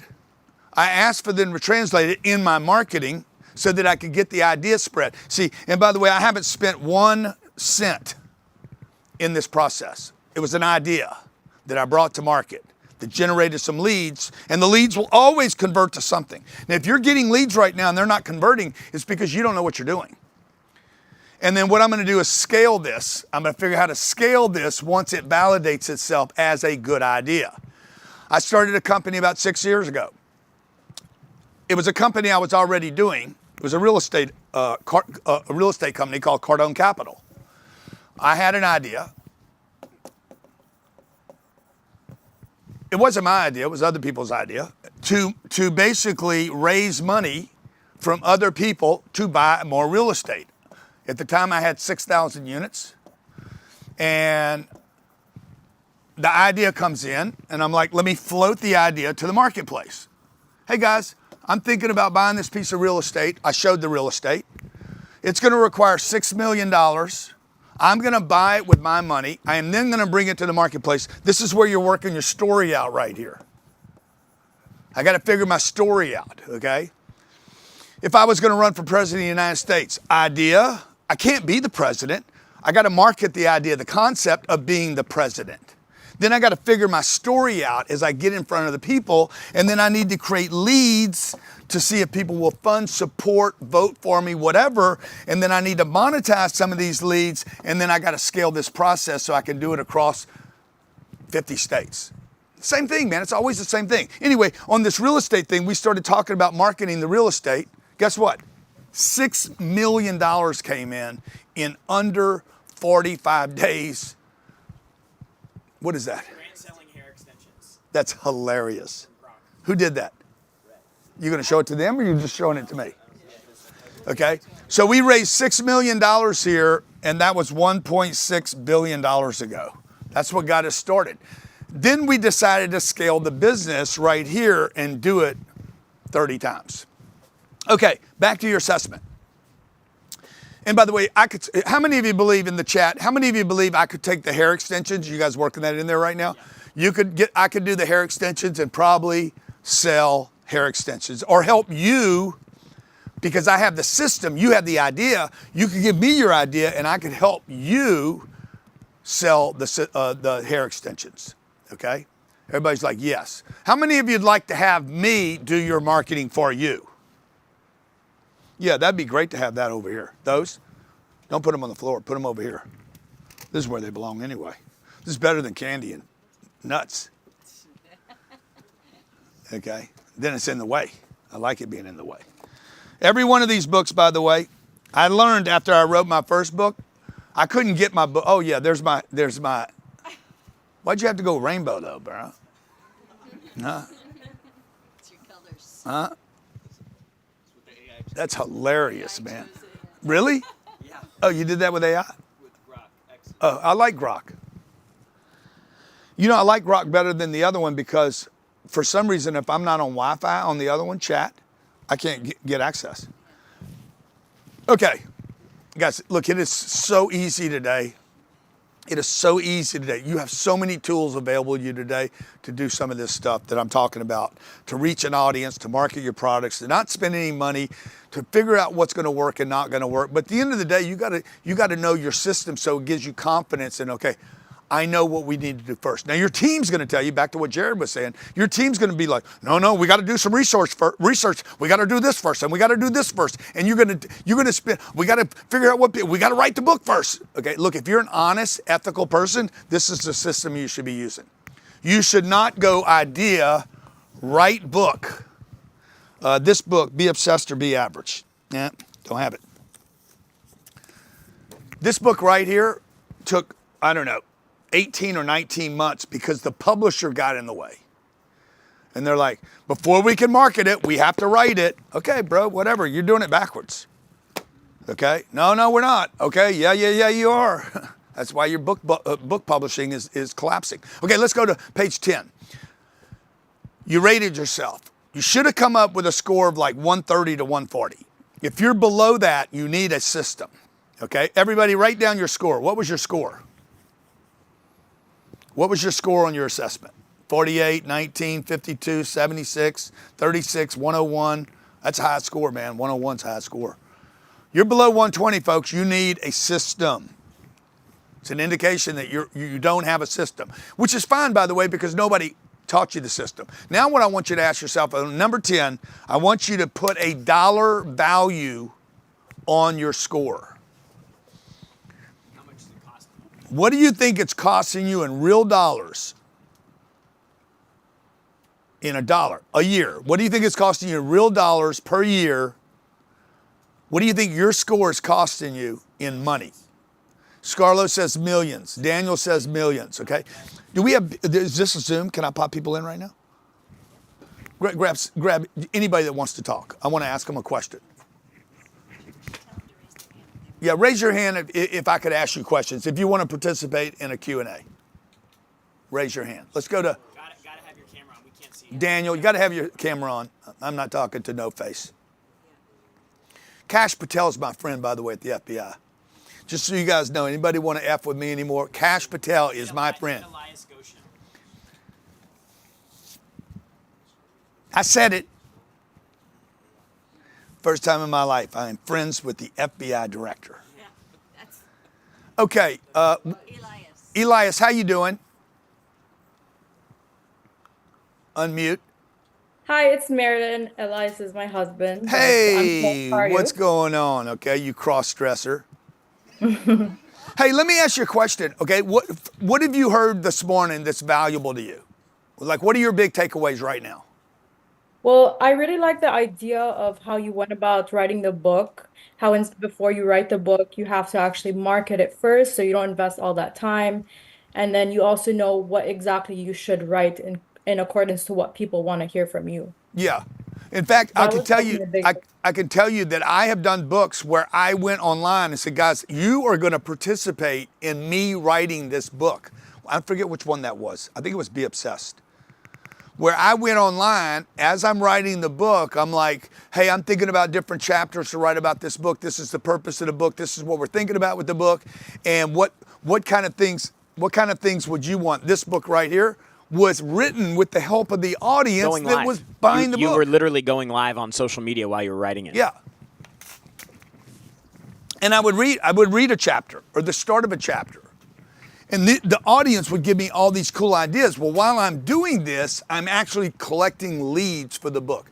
What do you have 2 more takeaways from what you've heard so far? In terms of takeaways, I feel like the system part is something I definitely need to research more. And, I feel like that's something that I need to go more in depth on because it does cost me a lot of, money and time as well because I'm not working on that.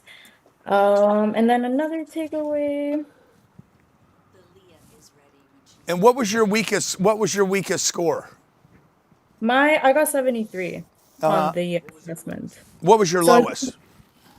My lowest, I think, was marketing because I just do like Instagram marketing and I don't really know how to go about that. And I feel like marketing, equals attention, and that's like the most important part. Yeah. So I definitely need to look into that. Well, and you need my hair extensions. Yeah, onboarding was 0 as well. Yeah. Okay. Well, good. Look, all we got to do is raise your score. We raise your score, you're going to have more confidence in where you're going. You're going to do better in life. You're going to know how to market. Because imagine this: if you don't market, can you make a sale? No. Yeah. Good. And if you can't market, you won't get leads. What do you think is more important, marketing or sales? I feel like marketing equals sales. So I feel like for me as well, I have like a lot of product, but as you said in your training, the Cardone University, if you have the product but you don't have the clients, what's the point? What's the point? Yeah. Cool. I definitely And think what is it you sell? What are your products? I work in 2 steps. So I have the natural crystal tilings. And then Sexy Fish. We did the floorings for Sexy Fish, Miami. Oh, that's awesome. And then I also do jewelry in terms of like natural crystals and pearls. So it's like the business is split in 2. Fantastic. Let's go to one more. Aaliyah? Laliyah.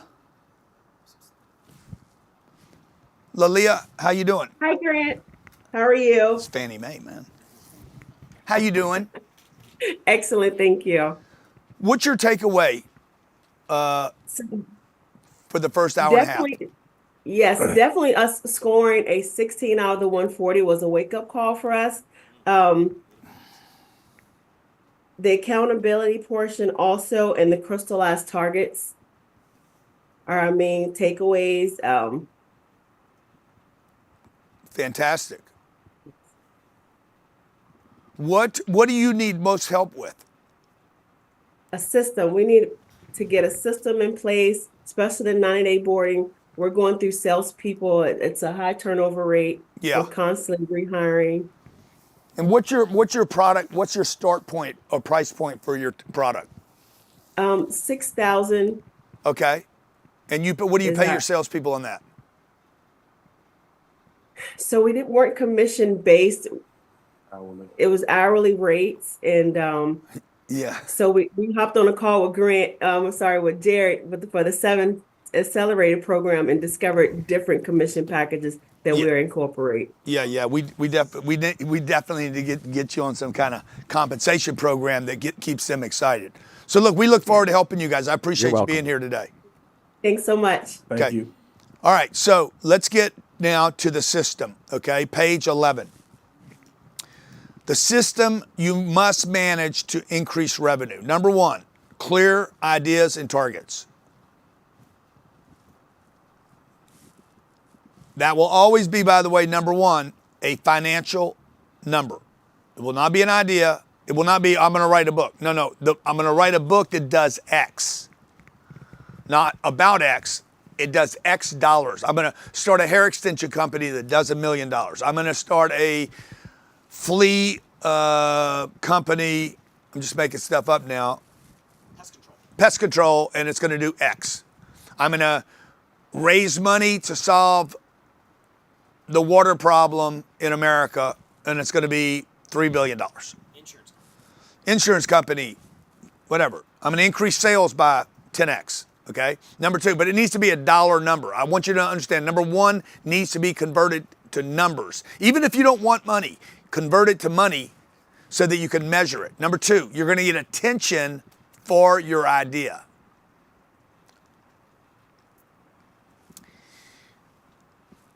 That could be for your brand. There's so many ways to get attention for stuff. If you guys have been watching my career, I use all kinds of different avenues for getting and gaining attention for my name, my brand, my concepts, things that I'm doing. Lots of different ways to do to get attention. A lot of it doesn't even have to be paid for, by the way. It could be organic. Okay, organic means it's just happening without you paying for it. Number three, leads generated. Now, one thing is, now Jared's going to break these up.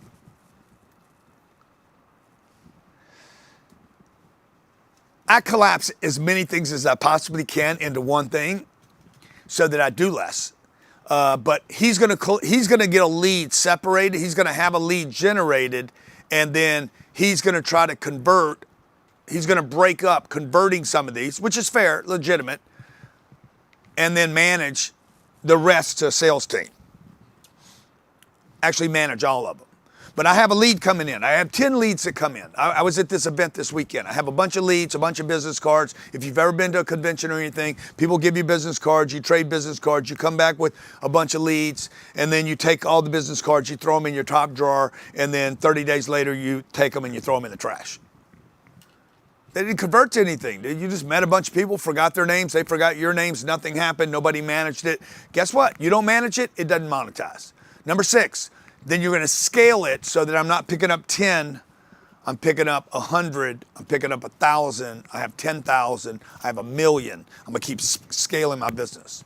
So if you go anywhere online, by the way, you go to Hilton or you go to Neiman Marcus or you go to anything, they're going to try to capture you as a lead so they can follow you up with specials, opportunities, etc. You want to scale that so that you don't have one store, you have 10 stores, 100 stores, 1,000 stores.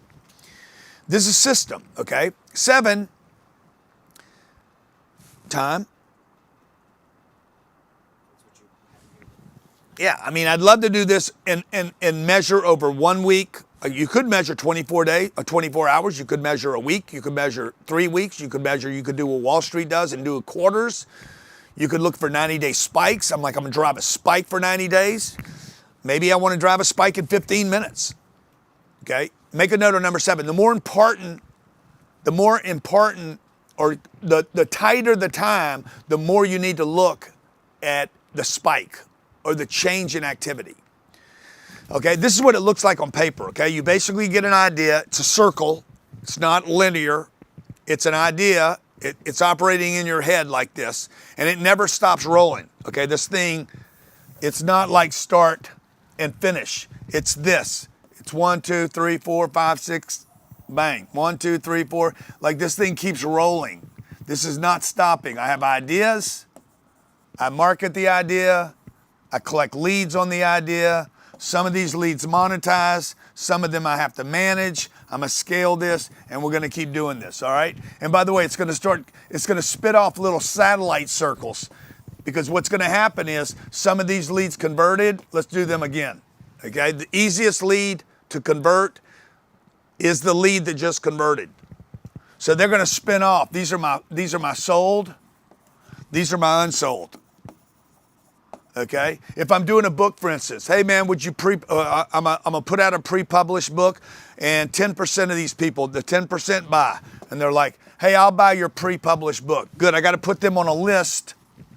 I got to put them on a list over here, so I deliver the book to them when I'm done and collect the other half. Or maybe they gave me 100% of the money for half the price. That's a good idea. I put this on half price sale, collected 100% of the money. And then these people, the unsold, these are unsold. This is 90%. I need to follow up on because they didn't buy my book. I can't go back to them and say, by the way, I'm writing a book. I already told them I'm writing a book. Now I got to start. Hey, could you help me with the chapters? Could you help me with this? Could you be in the book? Could I interview you in the book? Like, there's a million things, okay? If you ever watch a political campaign raise money, dude, they do a lot of what I'm telling you right here today. Particularly if you're a grinder or a gorilla or you're poor, Okay? If you're poor, you can't buy TV ads. So you got to figure out how to use social media to create these leads. Now, over here, this 90%, the bigger this number is that you're raising, a $10 book is different than raising $10 million. If you're raising $1 million tranches, or 200,000 or 50,000, people are giving you more than maybe even 5,000. What do you think the number is, Jared, where I need a phone call here? What percentage? 500 bucks? Yeah, probably 1,000. Yeah, somewhere between $500 and $1,000. This is going to require, hey, AI is not going to do this for you, okay? Grok's not going to do it for you. Chat's not going to do it for you. It's going to be you talking to a person. They're going to know the difference between Grant and a robot. Sooner or later, like that robot probably, I don't know, I mean, maybe it gets there one day where it sounds just like me. I doubt it. I don't know how it sounds like me. I can't even imagine the day where it sounds exactly like me. Telling bad jokes, okay? All right? So this is a circle. It's not linear, okay? Linear would suggest I start here, I end up at 6, and I'm finished. No, this is this. This is always doing, it's really rotating is what it's doing. Okay? And it's creating little satellites and departments and divisions and opportunities.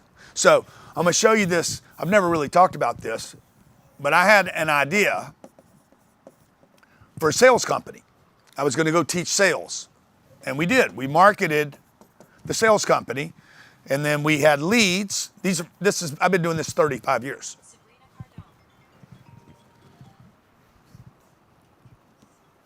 Yo, can I call you back, champ? I love you. Okay, bye. My daughter. Okay? So I had an idea for an education company. I educated automobile dealers about how to increase their revenue. We worked with manufacturers and individual car dealers. We would market that, mostly through conventions. This was pre-internet, pre-social media. I would get leads. I converted maybe 10% of them, 90% never converted, still haven't converted today, okay? And then we scaled it. Okay, now watch what happened here, okay? This thing's rotating, it's rotating over long periods of time, 25 years.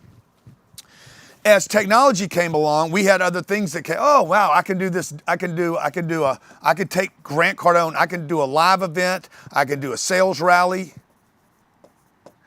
I can do a little 30 minutes, I can do 8 hours, and we started marketing different stuff. This is where we start building out new products. These people bought something, then they wanted me to do something else. We want you to do in-house, private, customized stuff. Other products come out of this. These people still haven't bought anything. Maybe they don't want my card on you, they don't want live, they don't want sales rallies, they don't want seminars. I don't know what they do. They want marketing, okay? Well, I try to offer them some marketing. Maybe I pick up another 10% of that, and this wheel starts over here. And there's a wheel that starts over here because we got a new business. And then the next thing you know, I'm scaling this and getting more and more dealers. And then as this thing rotates, guess what? Grant comes up with new ideas. I'm like, hey, man, I'm going to start this. I'm going to do these big, giant events. Okay? I'm not going to do an event with 200 people in it. I'm going to do an event with 1,000 people in it. And I'm going to talk about everything, not just auto. Oh, wow. Boom. This starts a new cycle over here, okay? Well, if you go back to our bubbles, can you show the bubbles without me having to go back there? Over 30 years, dude, I just keep this rotation going. And as this thing keeps circling, you know, Earth is doing this, right? It's not going through the universe. It's doing this. It's rotating on its axis. I don't know how fast we're going, but we're flying right now. How many miles? How fast are we going right now? My wife's like, you're going too fast. I'm like, what are you talking about? I'm not even moving. We're going 67,000 miles an hour. My wife's yelling at me for going 67 miles an hour. You're going too fast. Slow down. It's 1,037. I don't know where you're getting your data from. Yeah, 1,000 miles an hour? Man, why you give me wrong information, man? How much? 1,000 miles an hour? Yeah. Yeah, and we don't even know we're doing that. And then I have people tell me, man, why are you in a hurry, man? What you talking about, bro? We're moving slow here. Okay? Well, as I rotated through the universe, as you rotate through the universe, if you're not getting better and you're not changing and you're not coming up with new ideas and new scaling, okay, guess what, folks? I mean, I don't know what's going on with you, but you get on with the show, man. We're all evolving and we're moving and we can do more. I got so much going on. No, you don't. You got too little going on. You can do more. But I don't have enough time to do more. Sure you do. Just do more. The more you do, the more you can do. And you're not going to know that. You're a single mom. You got a lot going on. You're stressed out. You don't have enough income. You work 8 hours a day. I get it. Now we need to get you around some other people that say, no, you can do more. What you need to do is quit being around all these other women that are complaining that they're overwhelmed. Because the more you hear you're overwhelmed, the more overwhelmed you're going to become. Okay? So you're like, I'm burnt out. Okay, keep telling yourself you're burnt out. Watch what's going to happen. But you get a new man. Let's see if you're burnt out. You find a new man, you're a hot dude, man. You're like, I ain't burnt out no more. I'm ready to go. Okay? Well, see, what you guys got to do is get passionate about something else that will where you're accountable for the next part, the revolution or the evolution or the what are we doing right here? What's this circle? It's the orbit. Yeah, man, let's go into orbit, man. Okay, so this is a circle, and this is an evolution of who you're going to be as kid, student, part-time, full-time, manager, executive, partner, CEO. I know a lot of people that stop at CEO. I'm the boss now. The boss of what, bro? You don't want to be a boss. Don't stop there. Become an investor and then give all your money away. Really where you want to be is the top of this food chain right here. There's a wealth evolution. If the kid stopped at being a student, they would still be in college. Which a lot of people are, by the way. I know people 45 years old that are still in college today. I'm like, bro, when are you going to finally get out of college? Well, because they can't deal with real life. Like, you got to go out into the marketplace. A lot of these government employees that are going to be fired because of Doge right now are going to wake up to like, I don't have a system. I have an idea. I thought about going to work for myself. Maybe. But look, if you're not willing to show up at work, don't go to work for yourself because you're not going to have anybody working there. So this is our wheel, okay? We basically do this 8 times a year. We have a marketing workshop right there in the corner when we teach people how to go from attention, and we do a 3-day, is that a 2-day or 3-day? 2-day marketing workshop showing you guys, you have that book, showing you all the different stuff that we do. Now I'm giving you pieces and parts of that right now, but we have spent, what do we spend, $25 million a year with Facebook? Advertising. We know what works and what doesn't work, okay? So we have this marketing workshop. I'd love for all of you at some point in the future when it's your time, when it's right for you. Thank you, Jared. Let's keep them, let's hide them all on the floor over there, guys, okay? So nobody has them. No reason to show them people, okay? We have a marketing workshop where we share. You can come in the future, don't come. Whenever it's the right time for you to do that, come learn about marketing, either from us or from somebody else. Now, Jared made a comment earlier. We have worked with some of the biggest marketing companies in the world. I've worked with the likes of Russell Brunson and we work with companies that have literally spent hundreds of millions of dollars a year. Yeah, I got a partner that does $150 million a year. I've interrupted all these guys' processes and said, hey guys, you have the order wrong. You don't need an idea and then to organize. You need an idea and you need to market. You don't need an idea and then hire a bunch of people or start a factory. You need an idea and you need to market it. I'll tell you who does this really well. Donald Trump. Okay? Donald Trump does this. He's like, we need to get Greenland. He goes and tells the whole world, we need Greenland. And then he goes to Greenland. See, the first thing he does is get attention. Then he creates interest. He drives brand. He drives controversy, a bunch of noise around the topic. And the next thing you know, his son's going to Greenland. Now, you might not like Donald, but this is what Donald does, okay? Okay, great picture. All right, I need that picture, by the way. Send that to me, Johnny. Okay, so this is our wheel, all right? Now, once we get to marketing, Now I have a lead. What do I do now? This is where you guys find out you're broken. You're like, I can't spend money on marketing because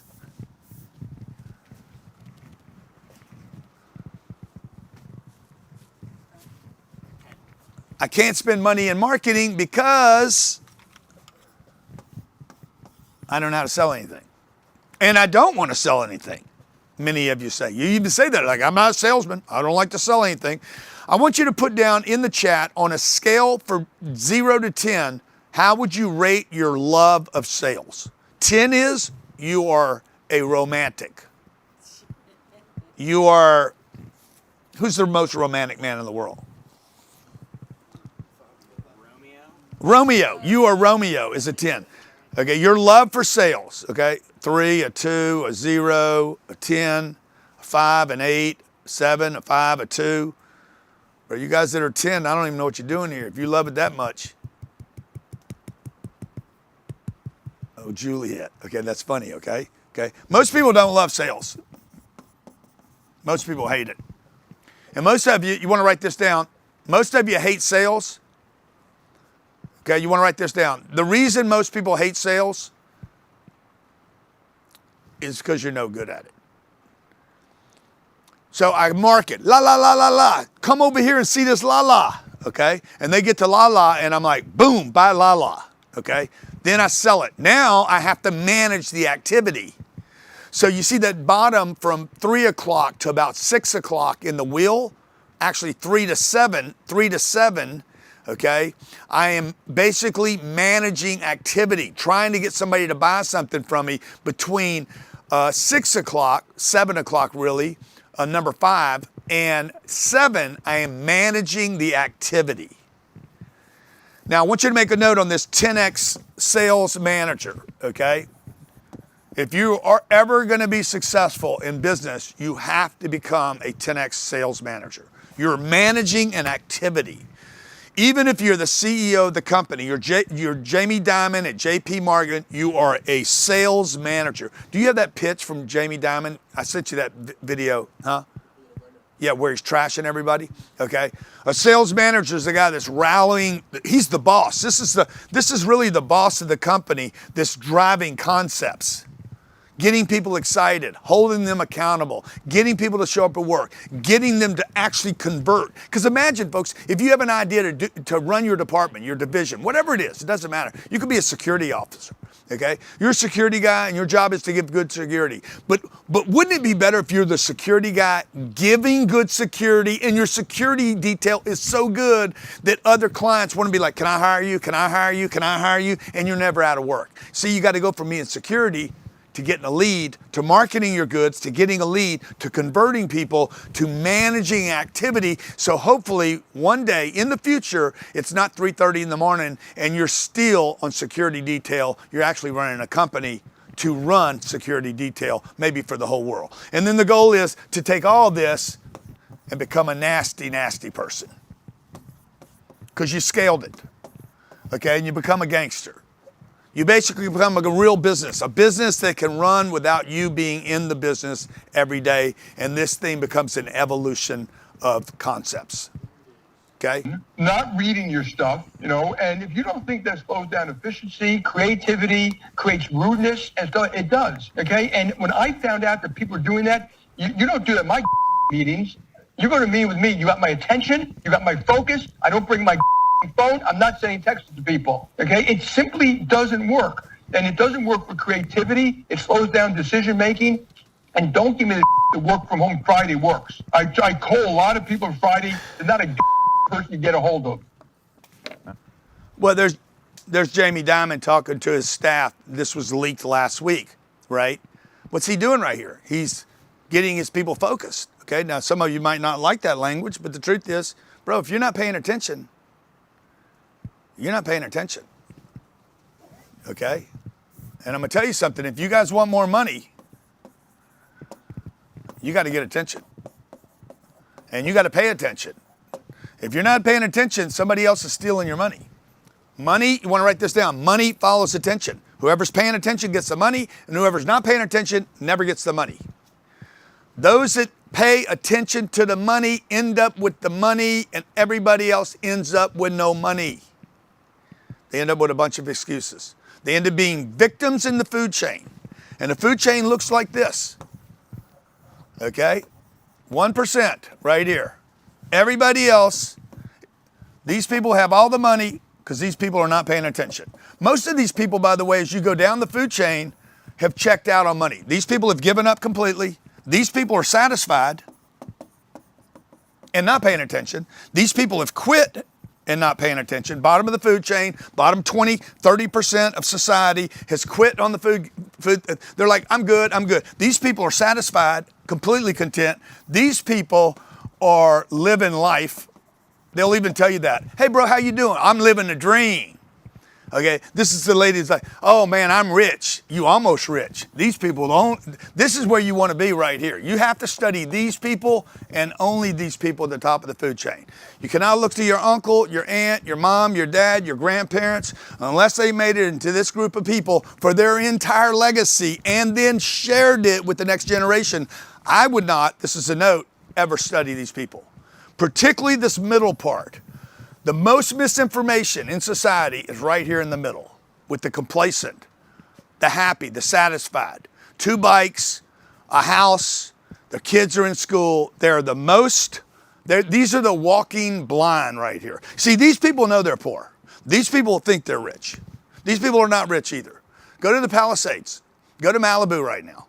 Okay? Go up down a Millionaire Beach, La Costa Beach in Malibu, or go to Carbon Beach in Malibu. Somebody owned a home worth $4.5 million and they just got $1.7 million. I'm sorry, $14 million house. It's a $14 million house. It was paid for in cash and they just got $1.7 million worth of insurance. This is my neighbor, Johnny, if you can find the clip. 2 houses for me right there. You see that?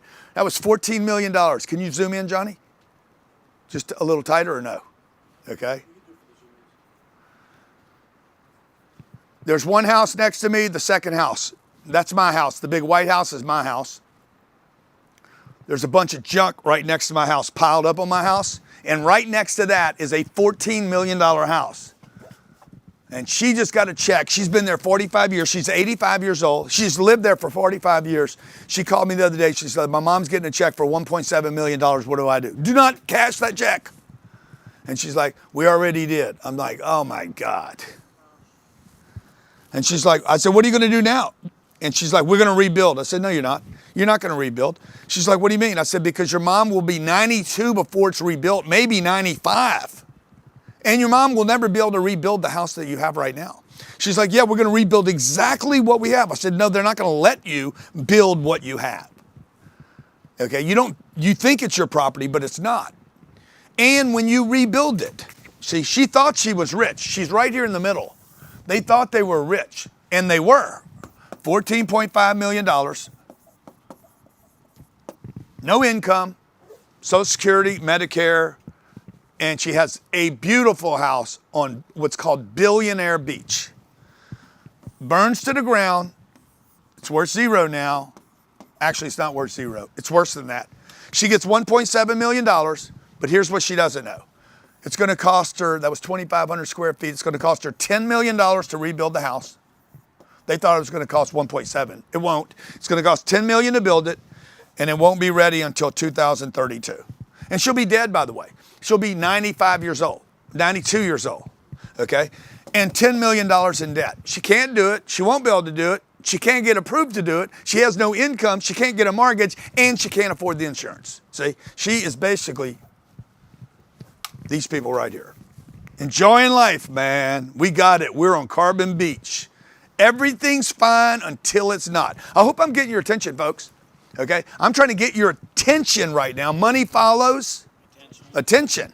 Okay? And you need to get your attention on the bag. Now, the first way to get your attention on the bag is you got to understand that some of what you got going on in your head right now, I'm going to buy a house and pay it off. That's a bad plan. I can show you millions of people. How many people lost their home in 2008? 2008 to 2012. I think there's still millions of people underwater. Everybody thinks they make money on their house. Not everybody makes money on their house. If your idea is to get rich, the first thing you have to do How many? 3.1 million people. That was the first year of the collapse. Filed for foreclosure in 2008. 10 million were displaced. Between 2008 and 2012, 4 million. 4 million homes in America went into foreclosure, but everybody says 6 million lost their house completely. Thank you. I'm getting the new stats as they come in fresh. Okay. So when everybody says, I'm going to buy a house, I'm going to pay it off, I'm going to own a blah, blah, blah, blah, blah, blah, houses aren't a great deal. So I'm just saying, if your idea today is to create wealth for yourself and your family, you're going to use a business or an idea or a book or hair extensions or HVAC or air condition or massages or whatever you're doing. You're going to use that to basically fund the idea of financial freedom. All right. Now, let's go back to the idea. Why most people fail on their ideas. Because let's face it, everybody's got an idea. Number one reason people fail on their ideas, we're on page 14. Go to page 14. See, Charity saying, thankfully I managed to keep my home through 2008. But trust me, I'll bet you if we brought her up, we'd find out not only was it hard, 2008, 9, 10, 11, 12. She's like, thankfully, I kept my house, but I wonder if it was even worth keeping. Okay, number one, page 14, targets are not big enough. We work with tens of thousands, 155,000 people did business with me last year, and I'm telling you, all of them think too small, including me. Number two, you don't get attention for your targets. This is why people fail. Page 14, why you fail. 3, no sales activity, no monetization. Number 4, no accountability. Nobody's holding you accountable, including yourself.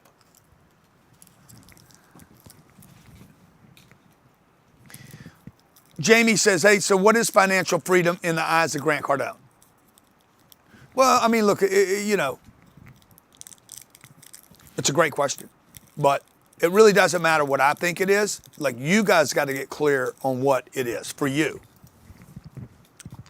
So, I mean, I have different things that I want to do. Financial freedom for me would be, number one, doing whatever I want to do. And doing it with who I want to do it with. But more importantly, not having to do stuff with people I don't want to do it with. To me, the ultimate freedom is like, I don't want to do this. I ain't going to do it. I don't have to do it. I don't want to do it. I don't want to do it with you. I don't want to do it with people like you. Boom, shoot you in the head. I don't want to do it. Oh, but that's going to ruin your reputation. Boom, boom. I don't want to do it. I want freedom to walk away. I don't want to do it. I want to be able to, if I don't want to live in the America anymore, boom, I'm leaving. We're keeping all your assets. Fuck you, I'm leaving. See, the ability to not keep it and walk away would be financial freedom. If you can live off the grid and you don't need any money, you can make your own food, grow your own food. You don't need people. You don't need context. You can hunt on your own. Dude, you have financial freedom. But the moment you want to buy a house, a car, you want to get involved in the banking system, you want to go you run for something or do something or make a difference, or you want to help some village over here, you want to feed other people, bro, you just because you can kill a deer don't mean you can feed a village. The moment you increase your accountability and responsibility for mankind, you're going to have to come off that grid. So now you're not wealthy anymore. So you can be wealthy for a moment and then find out you're not wealthy. So, okay, number 4, no accountability. Number 5, no support.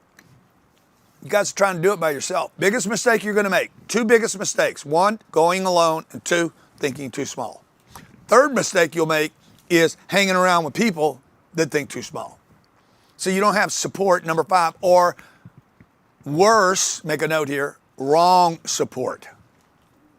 Mommy's always gonna hold you down. I love you, son, I love you so much. I love you. Sweetie, I love you, you're my baby. Bro, look, if you're gonna grow up and do what I'm talking about doing, you gotta let go of mama, okay? Mama and dad are always gonna love you too much. They're gonna love the possibility out of you. Number 6, it takes too long. Your success is going to take too long, so you're going to quit. You don't want it to take too long. You want to get spikes. You want to get short-term spikes that encourage the long-term graph. Number 7, financial indoctrination is why people fail. Number 7, not literacy, financial indoctrination. You've been indoctrinated. By the way, I'm trying to indoctrinate you right now too. So just understand this. It's like, I'm trying to brainwash you, I guarantee you. I'm trying to brainwash you that you can be wealthy. And I know it's true you can be wealthy. You have 60 trillion cells that you're not even aware of. So you know there's got to be some opportunities you're missing. Number 8, we're revolving right now at 164,000 miles an hour, and we don't know it. So you got to know that there's some stuff you're blind to. Number 8, you're not thinking about scalability. I hear a lot of people say this, man, I'm fine where I'm at. I'm good. We're happy. I'm like, I didn't even ask you if you were happy.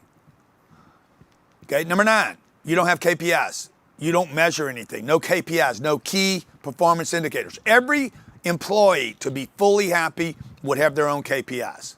You would know when you come to work, what time you got there, when you left. You would be responsible for your own KPIs because they make you happy about the work that you're doing. And KPIs are numbers. Numbers are not feelings. They're not emotions. They're not any of that. Like it's easier to manage a number than it is to manage an intangible. And so when you have that number that you're managing to, like everything that we run our business on. Work hard. Work hard is not a KPI. Hard work ethic is not a KPI. Like there needs to be something that can loyalty be measured is not a from KPI. the work ethic, so that you can measure the amount of activity, right? Loyalty. There could be a KPI. Maybe it's employee retention that comes from there that gives you your loyalty But stat. my personal loyalty is not a KPI. Exactly. So KPI. You're expected to be loyal. By the way, you're expected to be a hard worker. You're expected to be a good worker. Like you guys, I show up early. Okay, well that's good. That you can measure that. That's great. And by the way, you should show up early because early is on time. On time is almost always late. Something is going to happen in the universe that makes on time late. It's just when. It's not if, it's when. So like you guys should, I don't want to fashionably late. Work is not a party. You want to be the first in, and you want to be the last out, and you want to be the most effective, and you want to make the most calls. Okay, I want to bang. So I want to bang. I want to make a company dependent upon me. I don't want to be dependent upon the company. I want the perfect situation for a company is they're like, we cannot lose this person. We can see what they do every day. Now, not a magic act. Now, I know there's guys that are like unbelievably magical performers, and we can't quite measure what they do. I can't duplicate them. I would much rather, by the way, a lower performer with KPIs I can measure than some magical, super talented person I can't quite figure out. I'm thinking about a couple people right now in the organization. I can't quite figure out what they do. It's a little voodoo-ish. Super talented, by the way, but I can't duplicate it. All right, number 10, no training, okay? Most people fail because they simply are not learning anything new. So I went to an event this weekend, and they said, are you a speaker here? Everybody's like, are you a speaker? When are you speaking? I'm like, no, I'm not here to speak. I'm here to listen. I'm here to learn. I went to an event the week before that, the thing we did over here in FII, and I'm like, guys, I sat in a room for 3 hours, and like, why don't you teach me something while I'm waiting for this speaker to come?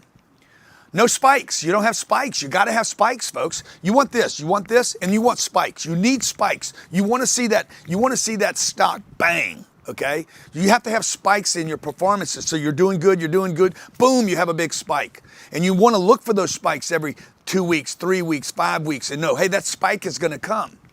Number 12, no tools. You don't have tools that you can measure. So all these things, okay, it doesn't mean you need a gym, but it does mean you need some tool. You probably need a scale. You need a mirror. If you're working out and you're trying to get fit, you need probably some bands. Doesn't mean you need a full gym. You don't need a sponsorship. You don't have to go to 24/7 or what 24 Equinox, or you don't have to spend a bunch of money, but you need some kind of tools to help support you. Okay? All right, success formula. Here's the formula for success. People have written about this for thousands of years. What is the formula for success? Take a big idea. Got to start with a big idea. Intense focus on the idea. And by the way, if you're married, you need intense focus by your partner for this big idea without a lot of distractions and drama and bullshit going on. Hey, intense focus for this thing. Okay, the thing. There's not going to be 50 things. There cannot be 50 things that you can hold or maintain intense focus on. Elon Musk decides to go do Doge, like him or not. He's not paying attention to SpaceX right now. He's not paying attention to Tesla. He's not paying attention to X. Somebody else must be, because those things are still doing their thing. He's still launching rockets. He's still growing X. He's still got Tesla working. Those things are working, and he's paying attention to the government, trying to cut some of the waste out intensely. So he must have scaled. He's got circles going on. Okay, he's got plates spinning. SpaceX is spinning. X is spinning, because he's duplicating himself through other people. Over short periods of time, Doge, back to Doge. That is not a long-term department, just so you know. There's going to be a short-term department. They're going to put it in, do their gutting, get out, close it down, and move on with life, okay? There's going to be a lot of pain right here for a lot of people.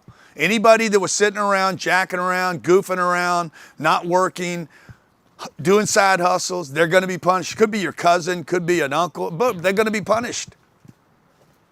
It's not Democrat or Republican, okay? Those that have not been paying attention are going, it's like working from home, okay? If my company cuts people, who are we going to cut first? I'm going to cut the people I can't see. Like, I don't know you. It doesn't hurt me. Like, I don't ever want to fire anybody. So who am I going to fire first? People I don't know. Fuck, I don't know them. Oh, they're really good. Fuck them. Boom. I don't know them. Doesn't hurt me any to cut them. I don't want to cut people. We don't hire people so we get rid of people. Okay, what about him? I don't know this person. Oh, you know, it's so-and-so and does so-and-so. I don't know them. Boom. Okay? So all you guys that work for me, y'all got to understand, I don't remember everybody.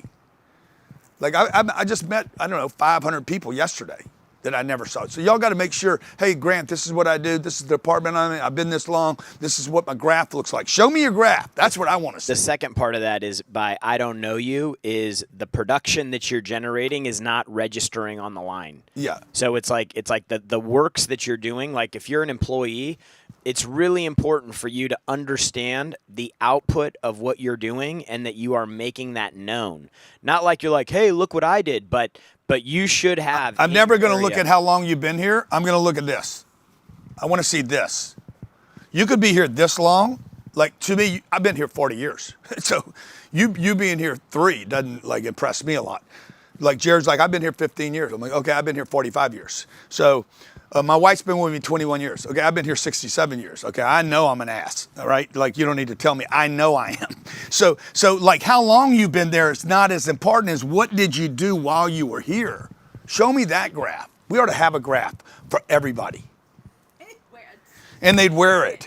And they'd get it updated every 30 days. Remember those graphs that, who was that? The personality graph. Dude, that would be cool. Can you imagine somebody's graph? They wear this little label, Mike, and it's like this. And he's got to come to work with a graph that's going down like that. I'm like, Mike. Mike, how you doing? Great. Doesn't look like it. But if you guys looked at your graphs, how much income you make, how much money you have saved, how much money you have invested, what your net worth is, what your debt is. If you look at your graph and you see your graph and your debt's going like this, like America's is, you're like, what am I doing, dude? Well, your debt's not the problem. Your income's the problem, because the income you're making here, your income graph is doing this. So if this is doing that and that's going like that. Now, if your income's going up, straight up, okay, and your debt went up a little bit, no big deal. But if you don't know, you don't know. Remember, money follows attention, your attention on that subject, okay? Okay, big idea, intense focus, short periods of time, plus personal coaching. Because if you don't get personal coaching right here, you're going to think that you're doing good. So I remember, I'm going to tell you a story about I think I was 31, 32 years old. I was making like 400 grand a year. It was amazing to me. I was like, I've never made this much money ever before in my lifetime. I'm like, I'm making $400,000 a year. And this guy looked at me and says, how do you live on that? And I was like, what?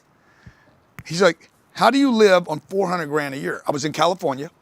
He's like, Grant, do you think you're going to ever be able to do anything in the state of California making 400 grand a year? He was a personal coach to me. Everybody has coaches. And he popped me with it, okay? He popped me with it. I was like, see, I thought I was doing good. He's like, that ain't good, bro. And it changed the way I thought. Now, you guys, some of you might have seen me do some of this stuff on the internet where I'm confronting people about the money they're making. There was a video that went viral. I don't know if you have that video, Johnny. And I was telling people, if you make 400 grand a year, you should be ashamed of yourself. What I was telling people, this was probably 5 or 6, 7 years ago, maybe 10 years ago. I was telling people what was going to happen to the people in California 10 years ago. Like, you're going to wake up one day making 400 grand a year and you're going to be ashamed of yourself. And that's what just happened with those fires. You got people all over the Palisades. They're making $400, $800, $1 million, $2 million a year. They can't even afford their home. They had a $20 million home. They got $3 million worth of insurance. They got $17 million worth of debt that they can't pay down, and they can't build a new home.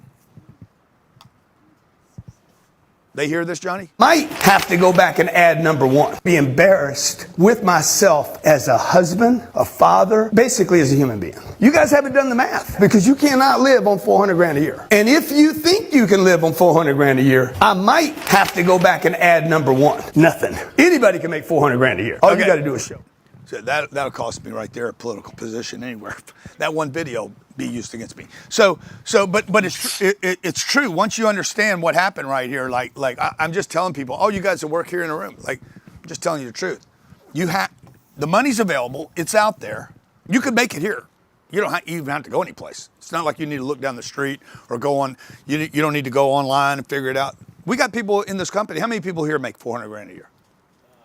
30, over 30. Yeah. Now you're going to have to move to a different position. It's not in this room. It is right now. I mean, you're going to have to get outside this room. You're going to have to look around the corners. Where is it? It's like money. Money is kind of like what was that game we used to play in the swimming pool? It's Marco Polo, man. Peekaboo. You know, what's those hide and seek games? Hide and seek. Money's hide and seek. Okay, it's like. But you don't quit because you don't know where it's at. You don't quit because you don't know how to get it. You're like, hey, this is a game. Money is a game. And money follows attention. And whoever wants to find it the most will find it because there's plenty of money. All right. Now, how are we going to clarify your big idea? How far did we get today? I don't want to kill people. Okay, good. But Paige. Yeah, know that. Clarifying the idea. Number one, you want to do the math to the path, okay? So let's say when you're setting up your idea, let's say your idea is $400,000. Remember, you're going to do something. Let's say I just came up with 400 grand. You're going to do the math. God damn.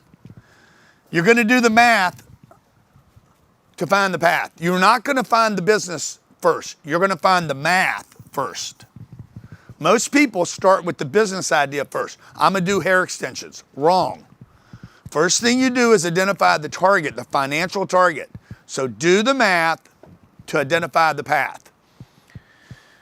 Right? You want to determine your destination before you figure out the journey or the vehicle. This would be the vehicle, really. Okay? The vehicle, hair extensions, is not the destination. The destination is the target or the goal. The goal should be financial. Clip this part, Johnny, this whole thing, okay? So what you want to do is you want to set a target. The target's always financial, always financial. This is the destination, and then you identify the vehicle. So do the math, then determine the vehicle or the path, the business, the way to get there. Okay, what it is going to get you there is less important than the target, the financial target that you're setting the destination. Number two, that's the clip I want right there, okay?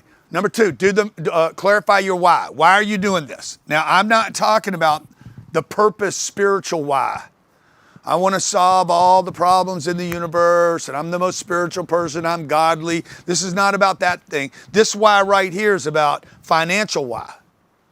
Well, because the 400 grand funds me getting to the 4 million that I need, that gets me to the 4 billion that I need, that gets me to solving all the water problems in the universe. Understand, this might be hair extensions in the beginning. This vehicle might be hair extensions so that I can actually solve water problems. Okay, I'm gonna take a vehicle, in the beginning, I'm gonna take a vehicle to, my ultimate destination might be right here.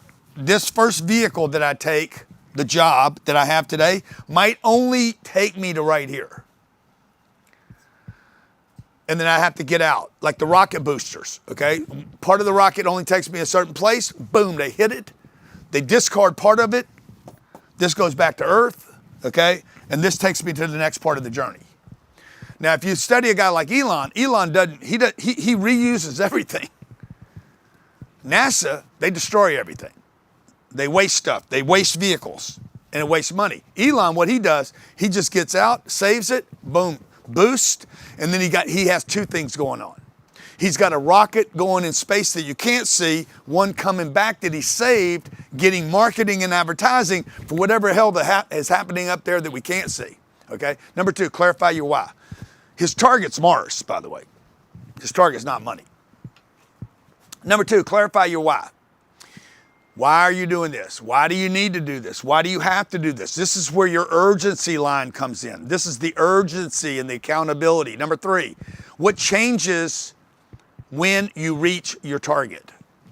Like this changes what? For who? You, for your wife, for the kids, for your family, for your mom, your community. Does this change anything for anybody other than you? By the way, this number three needs to be about more than just yourself. Because once you get to 400 and you're like, oh, I'm good, I got clothes and I got a watch and I got a car, guess what? You're gonna go into depression. I promise you, every time you hit a target, you're gonna get depressed. Okay, I got all my stuff, now what? Because your accountability has to be about more than you to keep you excited. Number four, it gotta be big enough to benefit you and others, not just you. Just from personal experience, you could be an exception to this. I have never seen a person that was an exception to this. Maybe you are, I doubt it. Most of these people wanna help out. Some of the wealthiest people I know want to give. I'm with this super wealthy guy on this yacht trip we did at the end of last year. Put him on the boat. He loved it. He's like, man, I got to figure out more ways to help you.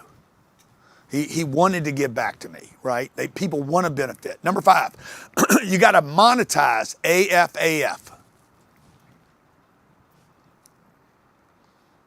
Anybody doesn't understand anything today, make sure you just ask in the chat. I'm sure somebody will help you. Monetize, you got to monetize AFAF. And number six, scale so you can exit.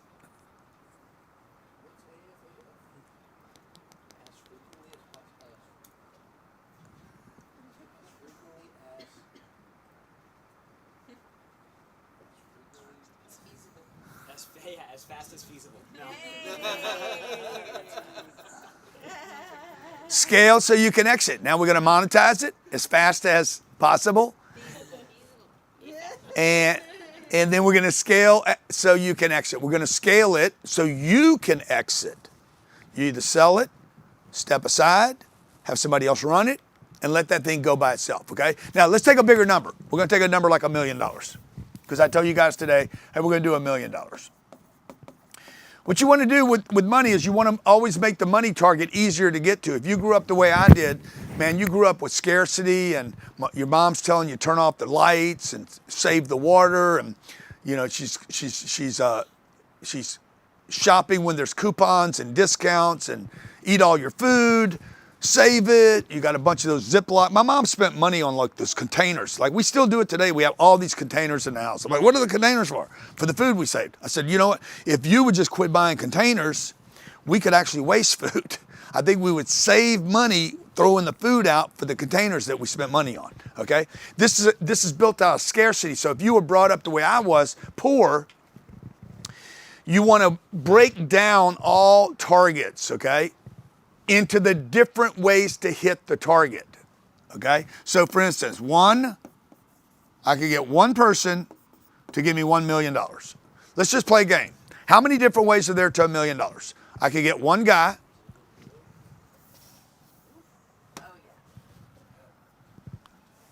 $1 million. There are 8 billion people on planet Earth. Now, I want to ask you, just put it in the chat. How many of you think if I dedicated my entire life to finding one person on planet Earth to give me $1 million one time, if that's all I did every day, I could find one person on planet Earth that would give me $1 million? Sherry Hamilton says yes. Question is, how long would it take me to do that? Yeah. So if I was just running around every day, my only goal in life was to find one person. First thing I would do is I would just do a broadcast. Hey guys, I would just do a video or something every day. I'm looking for one person to give me $1 million. What are you going to do for that? Nothing. I mean, that's what I am doing. I am telling the world, this is my game, okay? I'm finding one person to give me $1 million. Or I could be like, hey, 10 people to give me $100,000.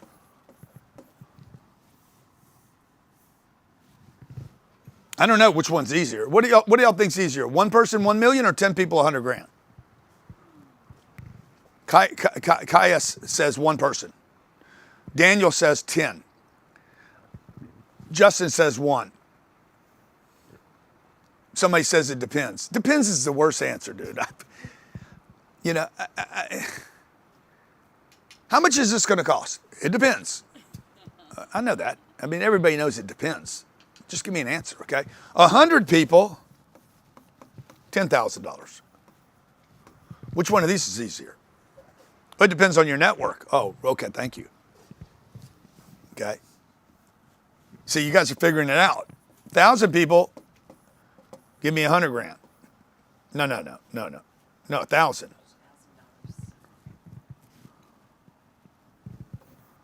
1,000 people give me $1,000. Okay, now you're talking about products.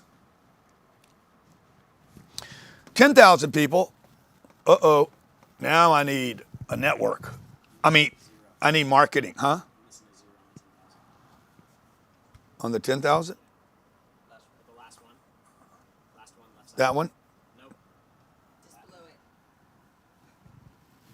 I need 10,000 people to give me $100.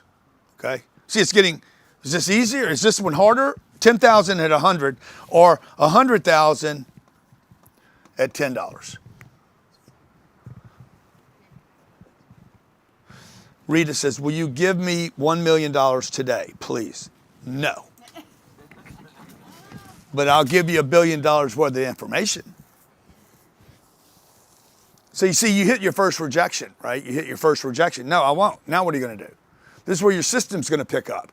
See, because any of you here, just write this down. If you experience rejection because you're disappointed because somebody tells you no, and you experience the concept of rejection, it is because your funnel's broken. Your system you don't have a system. No, I will not give you $1 million. Oh, I'm crushed, okay? Because you put too much dependence upon the outcome of one person, and now you recognize internally, oh shit, I don't have a system. I can't replace this person. I had all my hopes in this one person. I'm disappointed in mankind. Now you go into irresponsibility. You hold everybody accountable except yourself. Oh, Grant's a rich guy and he won't help me. I hate rich people, you see? And now you're just going to start dwindling downward into blame, okay? I hate Grant Cardone. I hate people like Grant Cardone. Oh yeah, well what if you had 10,000 Grant Cardones? And you could go from number 1 to number 2 to number 3 to number 4 to number 5. See, you wouldn't run out of leads, okay? You're running out of leads. So if you don't hold yourself accountable, if you just wouldn't blame me for your rejection and your disappointment and your awareness, oh shit, I don't have a system. I don't have a network. I don't have a commitment to wealth. All right, so there you go. That's how you break down money. You break it down easily, okay? Now, there's another way to do this $1 million. That's easier, actually. And if you think like I think, when you see this, you're like, hey, what if I did all these? How much money would that be? If I did every one of these, okay? If I got one person to give me $1 million, 10 people to give me $100,000, that'd be what, $6 million? If I did them all. What if I could get all those going? Oh, now I'm a baller. And then the government's going to take 3 million of it, and then you're going to be unhappy again. You'll be like, why did I do all this work? All right, another way to do it though. Probably a better way to do it. And it's recurring. Can you see it, Johnny, or do I need to? Do your arrow down there. Yeah, I know. Except you can't read it. Recurring, okay? Recurring is, okay, I get one person to give me $83,333 a month. So the guy's a millionaire. He's a smart millionaire. And I'm like, hey, dude, would you give me $1 million? He's like, this is what I'm going to do, bro. I'm going to give you $1 million, but I'm not going to give it to you all now. If he's smart, he'd be like, I'm not going to hit you with $1 million. I'm going to hit you with $83,333 a month. The reason he's doing that is if I die or do something stupid in June, he can quit paying me the $83,000 a month. Or he wants to keep me on the hook. He's like, no, man, I ain't going to just give you $1 million and you run to Portugal and hang out and become an idiot. So I'm going to give you $83,333 a month as long as you act right. Any of you that have any money, this is what you should do with your kids. Never dump a bunch of money on your kids. You'll mess them up. Okay, give them drips. Just give them drips. Okay. Another way to do the recurring is you could take 10 people. 10 people would give you $8,300 a month. That's pretty easy. That's a product. Okay, that's some kind of support, some kind of product, some kind of coaching, some kind of fulfillment. Or you could get 100 people to give you $833 a month. You see, you get the math here? Or you could get 1,000 people to give you $83 a month, or 10,000 people. Gets harder, by the way. The more transactions you want to do and the lower the price goes, the more volume, the lower the price goes, okay? And I'm just telling you, the volume is harder at a lower price than the higher price is achieved at a lower volume. No matter what, whether you pick one time or recurring, by the way, if I recurred all these, how much money are we talking about? 12 million. Yeah, 12 million, okay? All right, ideas, targets, activities, page 18. And then we're gonna ask for some takeaways right here. Ideas, targets, activities, accountability. Number 1, idea must be quantifiable. 2, focus on the why, not the how or the what. You want to write these down? They have blanks? Yeah. 3, goals break down daily, weekly, and monthly. You should measure this daily, weekly, and monthly. 4, targets should drive activities. What does that mean? That means I have a target today, and that's what's going to drive my activity. Number 5, activities must be managed. If you're not managing it, it's not being done. If you can't manage it, it's not being done. Okay? I'm going to train my dog. Okay? You're training your dog every day. No training is training. Trust me. If you guys have an animal, you know what I'm talking about. Well, we got to train the dog. Baby, you already been training the dog. Okay? You train the dog already. Every day you train the dog. Dog comes underneath your table and waits at dinner. Sits there. He's been trained to wait for the leftovers that fall off the plate. Number 6, identify who can and will support you. Who's your support system? Who is not your support system? Do you guys even know who supports you and who doesn't? Who's good support and bad support? Everybody has good support and bad support in their life. Number 7, identify who can and will distract you. Detract? Is that a word? Oh, detract. It's one of my words too. And number 8, you got to have someone hold you accountable for your blind spots. Activity, ideas, a target, an activity, and then accountability. Okay, rules about managing your targets. You got a target. I know there's a lot of data, folks. We've been here, what, 224 right now? Okay, I want to make sure we get all this in and then we get some Q&A in here. Number 1, you got to have daily, weekly, monthly targets. If you don't, we measure targets every quarter. Wrong. Daily, weekly, monthly. Number 2, teams will forget the targets. These are rules about managing targets. How many of you here manage other people? Okay? And how many people do you manage? If you manage other people, just put a number in. How many do you manage? 13, 1, 5, Jennifer 5. I manage 10, 8. Ed Shirey. Look at some of these bigger numbers, guys. We should make sure we know how to support these people that have more than 10 people. 10, 5, 7, 9, 20. Man, that's hard. Managing other people is very difficult. Alexander's got 100. Mark's got 30. Isaac's got 4. Abel's managing himself. Dude, it's hard to manage yourself. Then add 30 people. Oh my God. 5 to 10, 4 managers. Cindy Johnson, how many managers do your people manage? Cindy Johnson, how many managers, your 4 managers? Oh, 3 each? Wow. Doesn't that seem heavy? Different departments, maybe. But yes. 65. Okay, team will forget targets. The team will forget the targets. Listen to me, the team will forget the targets. Hey, what's your target? We told the team this morning, 2 o'clock in the afternoon, what's the target? I don't know. Guarantee you they're gonna forget. They can't even remember them for 2 hours. Number 3, you gotta resell the target. Why is the target important? Number 4, sales math required to hit the target. What is the math that hits the target? There's exact, precise math for every target attainment. Number 5, lead math required to hit the target. How many leads do I need? So we sell.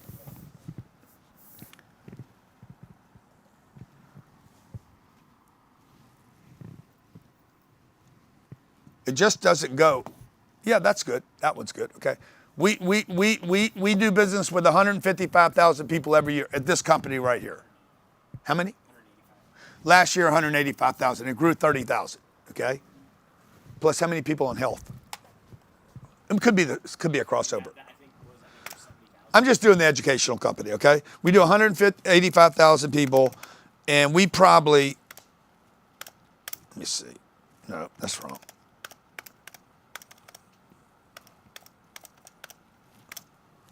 Yeah, that's right. We probably hit 18 million people a year to do that. Just so you understand what our stat is. So what number should I be concerned with? The 185,000 people that did business with me, or the 18 million that saw me? What number do I need to worry about? What's the right answer? The 18 million. And then Daphne says both, and she's right. She's actually right. I need to manage the 18 million until it becomes 20 million or 22 or 28. So when I make a decision as an entrepreneur or idea maker, I'm making ideas into reality, and I'm like, I'm gonna go to this event and there's 300 people at the event. I can't do enough events at 300 people per event to change that $18 million number. But I could, if it was the right event and there was 300 people there, I could change that number, right? So I could have 300 quality people in a deal, in a particular opportunity that would be added to this number and not affect the 18 million at all. Like 18 million becomes 18,300,000 people. It doesn't change this number, but it could change that number right there. If I had an agreement going in, like Jared's got this deal where he wants me to go to Dubai, and did that deal happen? So he's working on a deal. I'm supposed to go to Dubai. They're going to give me a big check to go there. But at some point you're like, okay, this check, is that the target anymore? Even though the check's big. The check might be big, but it actually might be a distraction to the ultimate target. Okay, number 6. All this is true in real life too, by the way. You know, I want to enjoy life. I want to have fun. And then somebody invites you to a Diddy party. And you're like, it could be a distraction. You know, you go there, you want to have some fun. You're like, okay, I'm never doing that again. Okay. Number 7, people math required to hit the targets. How many people do you need to hit these targets? Because you might have to add people along the way. And number 8, breakage. Look at my breakage. Breakage is, I mean, how big is the breakage? if you divide 185,000 from, it's point.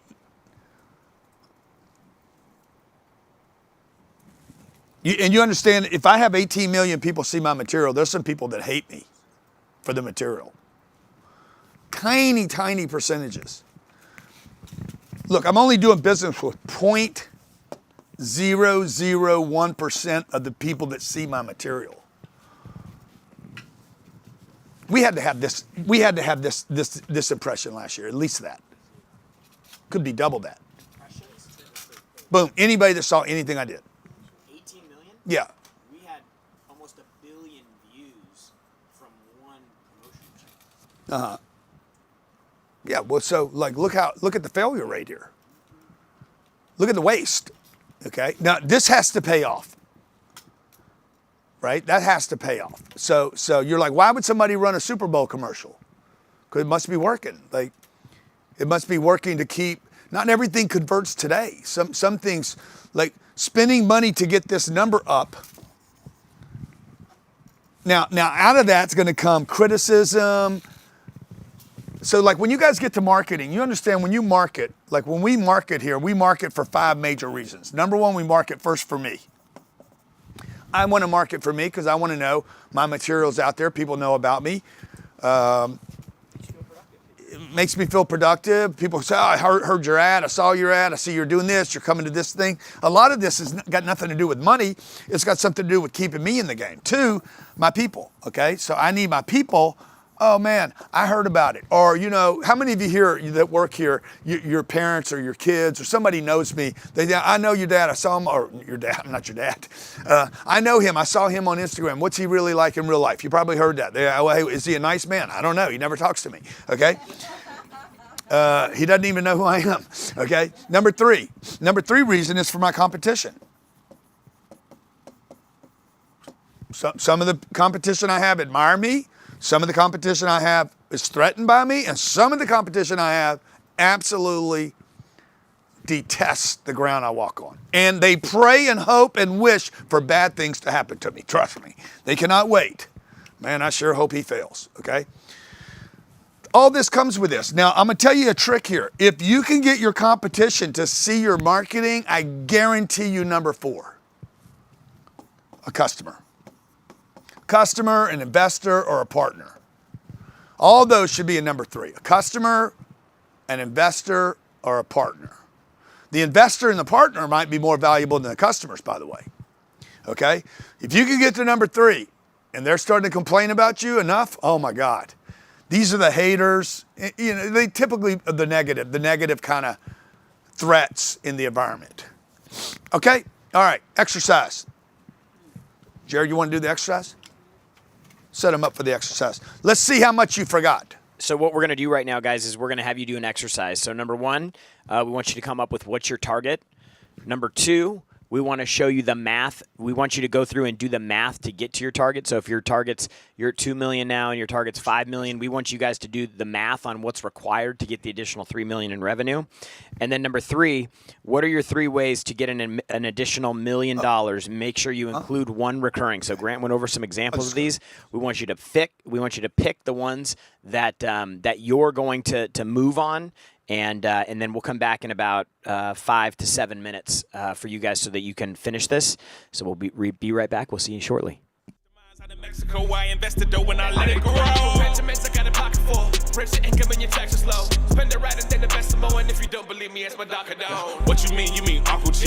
Planting seeds for these money trees. Who got my money, please? Everywhere you wanna be like Visa, MasterCard, American Express. I bought the bank and I bought the jets. I buy apartments, I send checks. Yo, billionaire went undercover. Help y'all discover who did it best. Just bought 2 choppers, can't wait till they see the face and they see what I do next. When I walk through the door, I'm talking cash flow.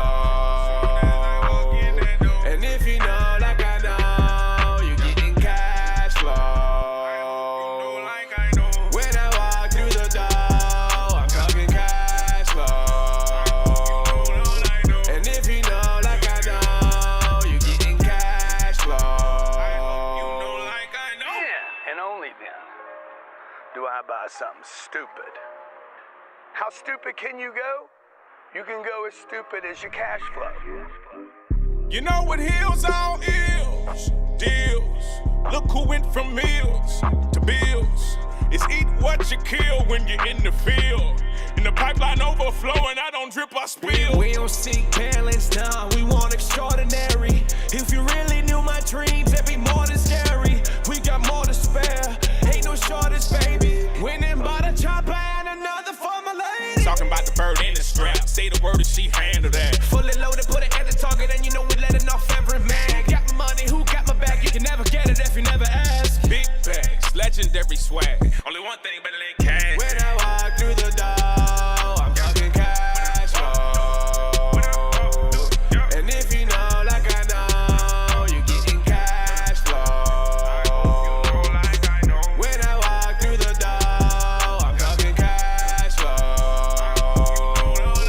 And if you know like I know, you're getting cash flow. When I walk through, no I walk through, no I walk through, no I'm talking to, not to, you know about to do, what? Walk in that door. Chapter 6, Step 4, Who's Got My Money? Who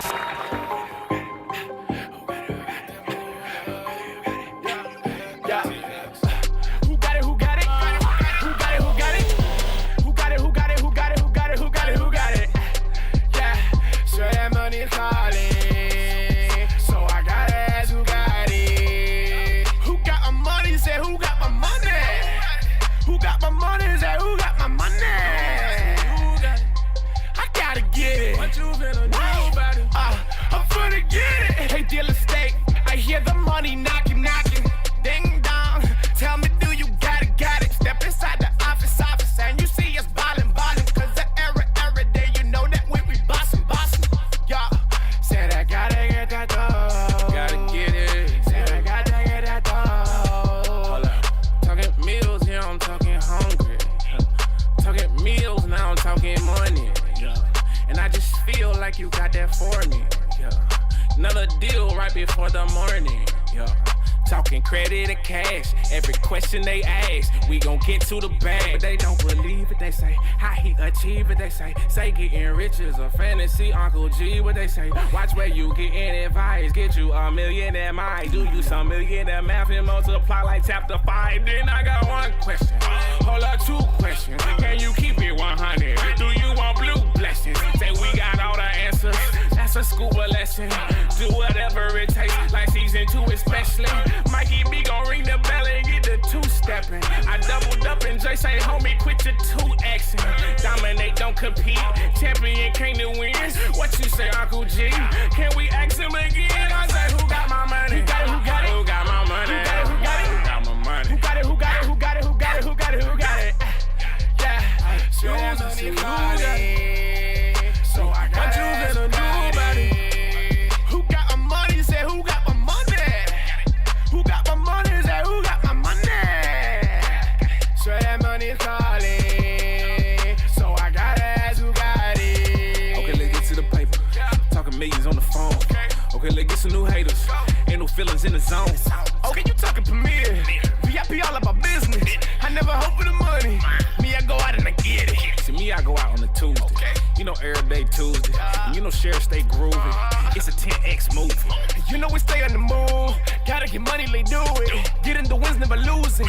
We never talk, we just prove it. Who got it? Who got it? Who got it? Who got it? Who got it? Who got it? Who got it? Who got it? Who got it? Who got it? Yeah, sure that money's calling. Who's got my money? So I gotta ask who got it. Who got my money? Got my money. You got my money. No.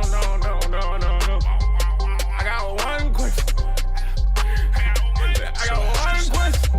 Who's got my money? And keep asking until you have answers. And once you have answers, then you go to who's got that money and you do whatever it takes.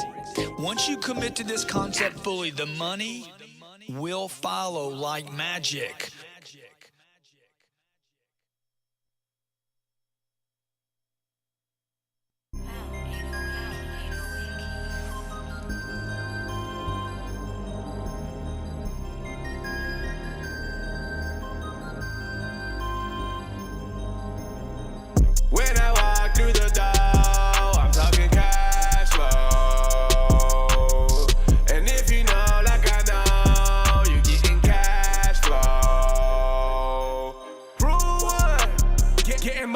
losing hope. But I'm broke, but now I'm living at it. They just count my zeros and some decimals. And I wish you would try to test me, yo. You should listen to the lesson, no. Masterminds out of Mexico. I invested dough when I let it grow. Regiments I got a pocket full. Brings your income and your taxes low. Spend it right and then invest some more. And if you don't believe me, ask my Dr. Cardone. What you mean? You mean Uncle G? Planting seeds for these money trees. Who got my money, please? Everywhere you wanna be like Visa, MasterCard, American Express. I bought the bank and I bought the jets. I buy apartments, I send checks. Yo, billionaire went undercover, help y'all discover who did it best. Just bought 2 choppers, can't wait till they see the face and they see what I do next. When I walk through the door, I'm talking cash flow. And if you know like I know, you're getting cash flow. When I walk through the door, I'm talking cash flow. And if you know like I know, you're getting cash flow. Yeah, and only then do I buy something stupid. How stupid can you go? You can go as stupid as your cash flow. You know what heals all ills? Deals. Look who went from meals to bills. It's eat what you kill when you're in the field. In the pipeline overflowing, I don't drip, I spill. We don't seek balance down, we want extraordinary. If you really knew my dreams, it'd be more than scary. We got more to spare, ain't no shortage, baby. Winning by the chopper and another for my lady. Talking about the bird in the strap. Say the word and she handle that. Fully loaded, put it at the target, and you know we letting off every man. Got my money, who got my back? You can never get it if you never ask. Big bags, legendary swag. Only one thing better than cash. When I walk through the door, I'm talking cash flow. And if you know like I know, you're getting cash flow. When I walk through the door, I'm talking cash flow. And if you know like I know, you're getting cash flow. When I walk through, no I won't do. No I won't do. No I'm talking to. Not to. You don't about to do. What? Walk in that door. Chapter 6, Step 4, Who's Got My Money? Who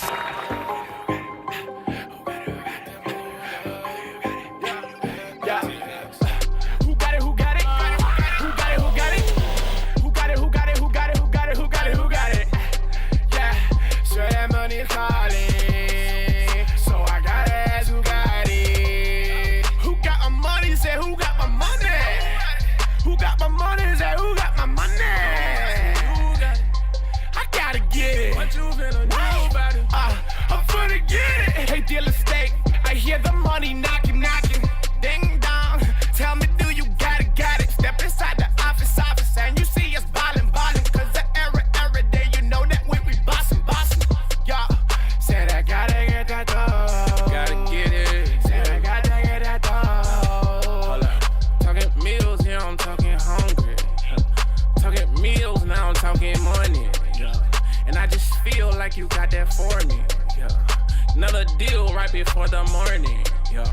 Talking credit or cash, every question they ask, we gon' get to the bag. But they don't believe it, they say, how he achieve it, they say getting rich is a fantasy, Uncle G. Okay, welcome back, and welcome back to everybody that's here today with us today.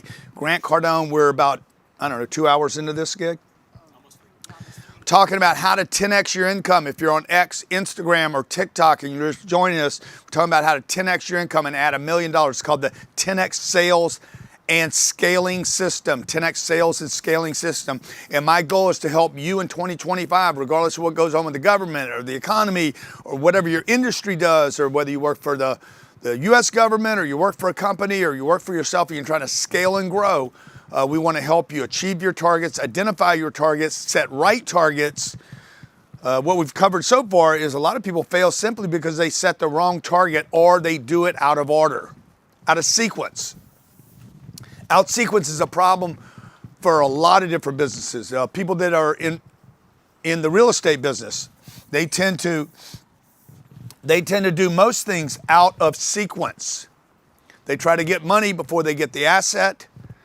And in the case of businesses, they engineer their process and waste a bunch of money, time, energy, resources, and money, and add time only to still have this idea that has gone nowhere.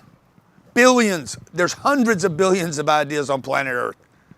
8 billion people running around, most of which are confused in the order in which to do things, okay? So what we talked about this morning so far was the system. Idea, you market the idea. I'm trying to simplify everything. You create leads, some of which monetize and some of which don't. A, B, probably C. There's a C bucket there. And then we manage these activities. We're really managing money now. Money and resources. Customers are money. Money's not really money. There has to be a contact. And then we want to scale that activity. I'm managing people the better I can get attention and manage people, manage their attention for that, what they're doing, how they're doing it, the more I can scale that business and duplicate it, okay? All right, attention, marketing, advertising, promotion. I'm breaking it down now. This is a simplicity, but I can complicate this into a lot more pieces. Attention, marketing, advertising, promotion, be relevant, leadership, recognition, brand, consideration, influence.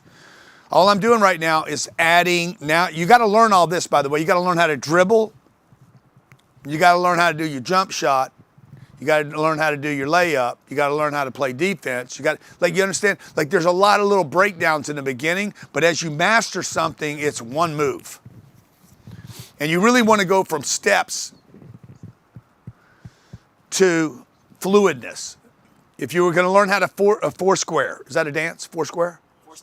The four-step square dancing, okay? It's like very, very complicated in the beginning because everything's new to you. Like I'm like, okay, you got to do that. And I'm clumsy. I don't know what I'm doing. I have no confidence. But by the time you learn it, it's a system and it's going to feel like one flowing step, if there can be one step. Okay, so I get attention. I market it. I advertise it, different things. I promote it, different thing. Relevant to the audience. I become the leader in the space. I get recognition as a leader. I build a brand doing that for consideration and influence. And then we try to shove that through the marketplace, okay? That's the marketing into this. I'm on number 2, only on attention.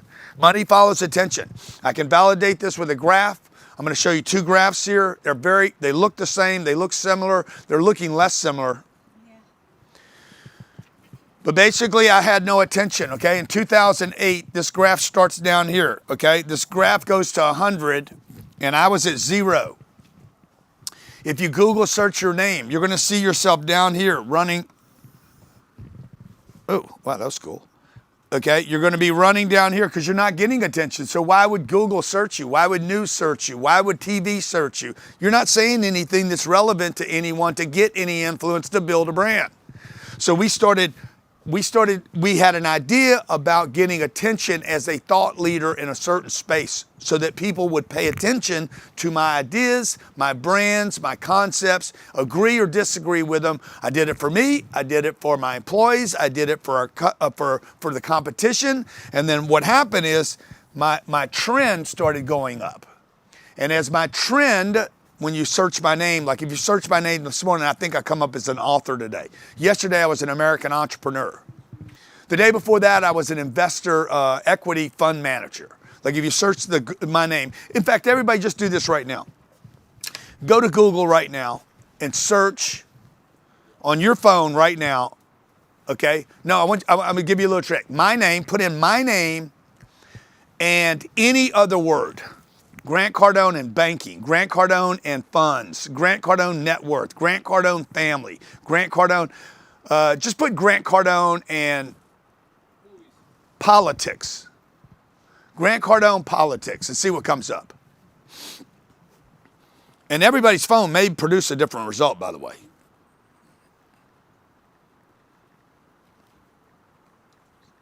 Let's see what comes up right now. And go to all. I'm looking for the all button. See, politics didn't even come up, did it?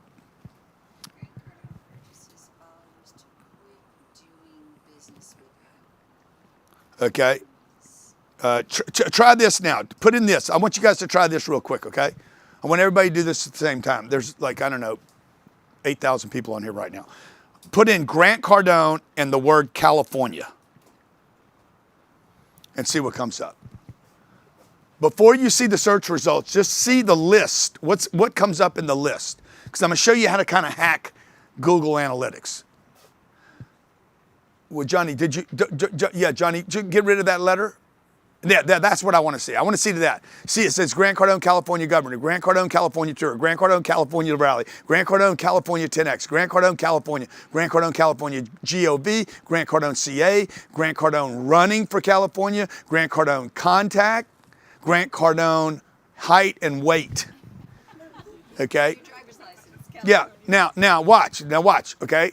So if you guys put that in, now change that, go to Grant Cardone, and get rid of the word California and put in net worth. 2 words. Okay, don't go any further. Don't go any further. Forbes 2024, 2023 by age. Grant Cardone net worth 2025. Grant Cardone net worth Reddit. I'm not even on Reddit.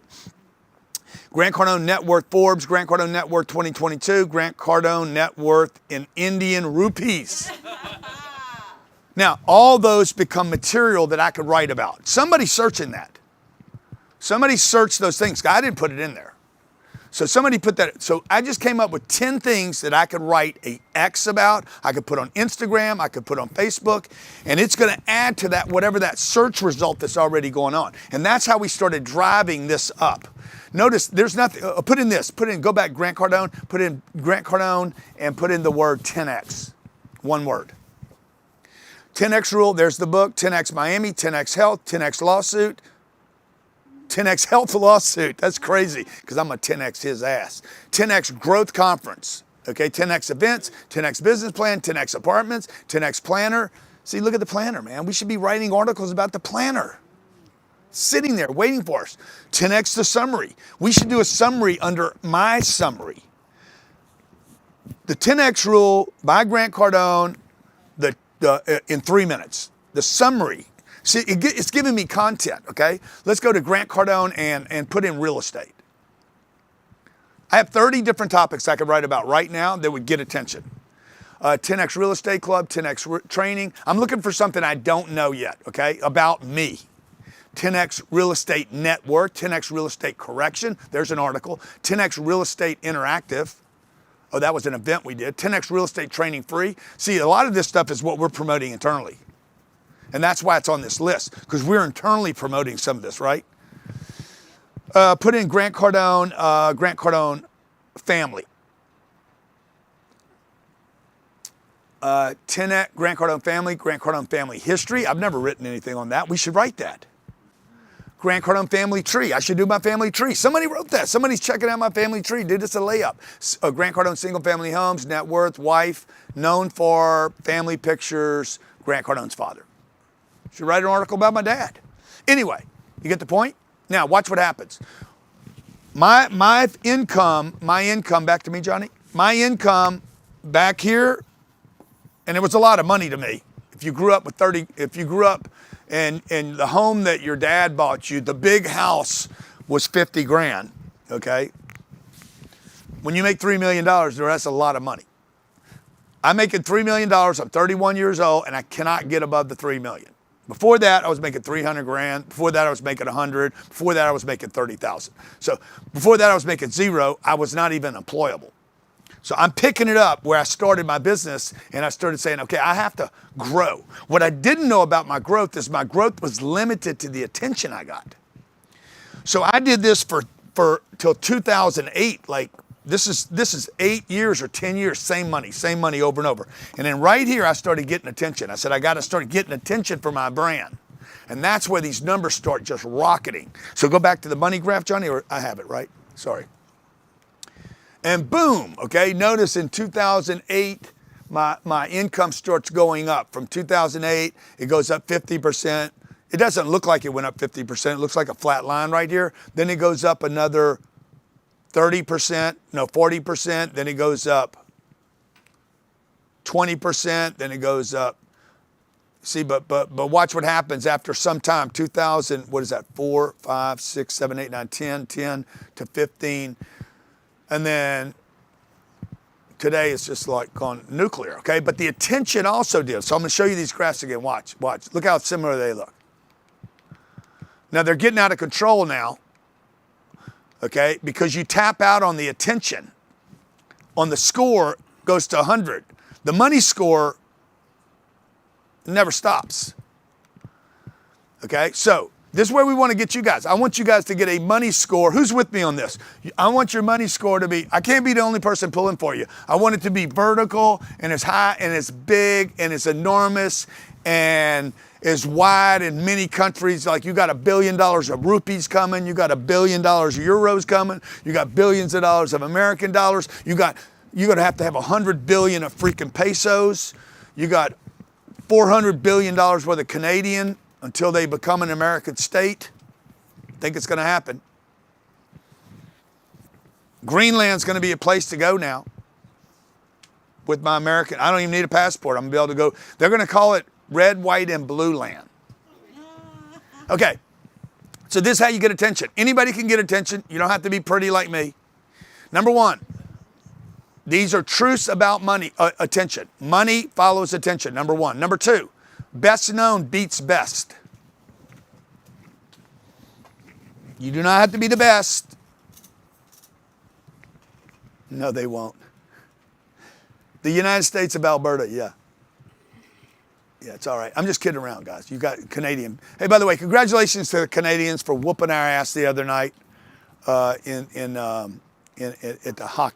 hockey match. We're a little disappointed back. But I noticed Trump didn't talk about that.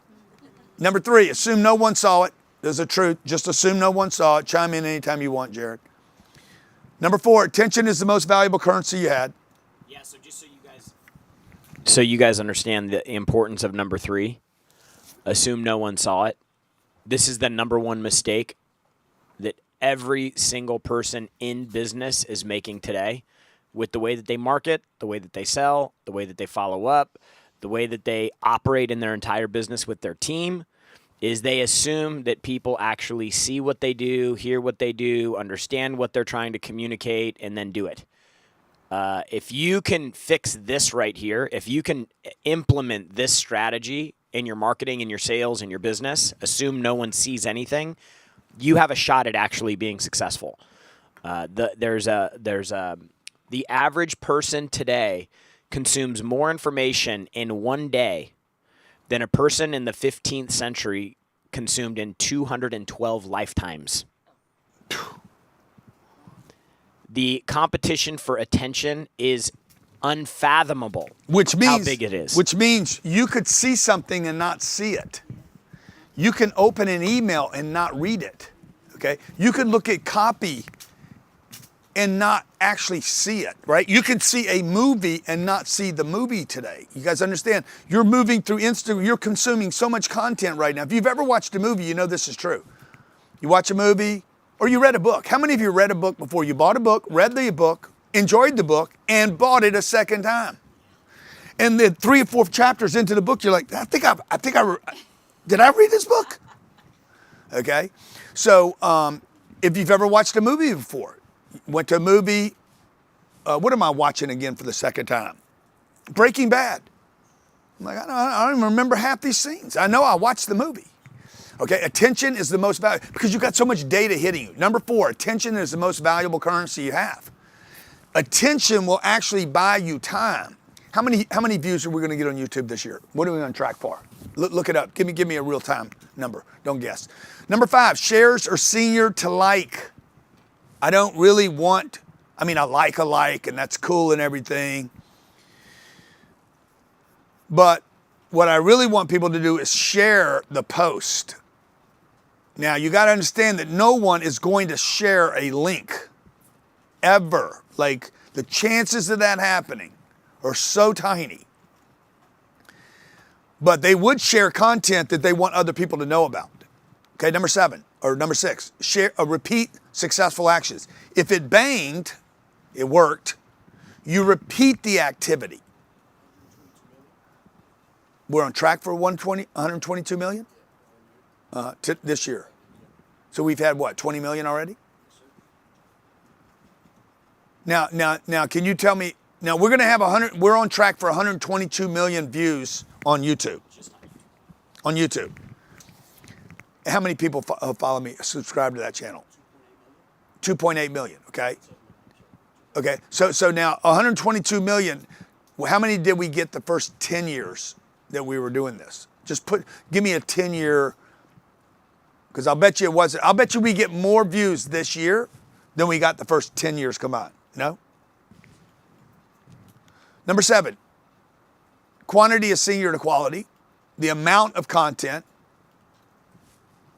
Many people would disagree with me. The first 10 years, we had 2 million subscribers. No, but I didn't ask you that. Yes, views. I didn't have 2 million subscribers either. We had 420 million views in the first 10 years. We're going to have how many this year? 122 million. I'm going to get, in 1 year, I will get 25% of all the views I got in 10 years. Yeah, that's a good thing. I'm basically buying time now. You understand? Attention buys me time. I'm doing more with less. Number 8, frequency builds trust. I mean, if you guys want to be the most trusted, show up the most. What is Kanye West trusted for now?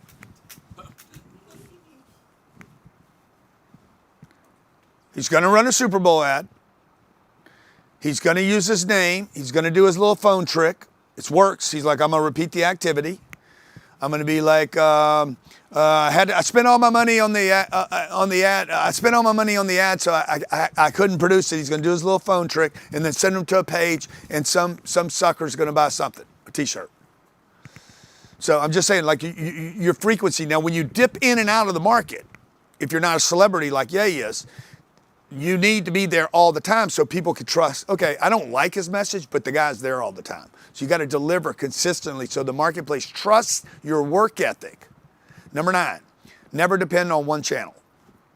So Facebook might be your channel, or Instagram might be, or NBC, or maybe you like Fox News. Dude, never depend on one channel for anything. Now, how do you get attention? There's endless ways. I'll give you 22 of them right now.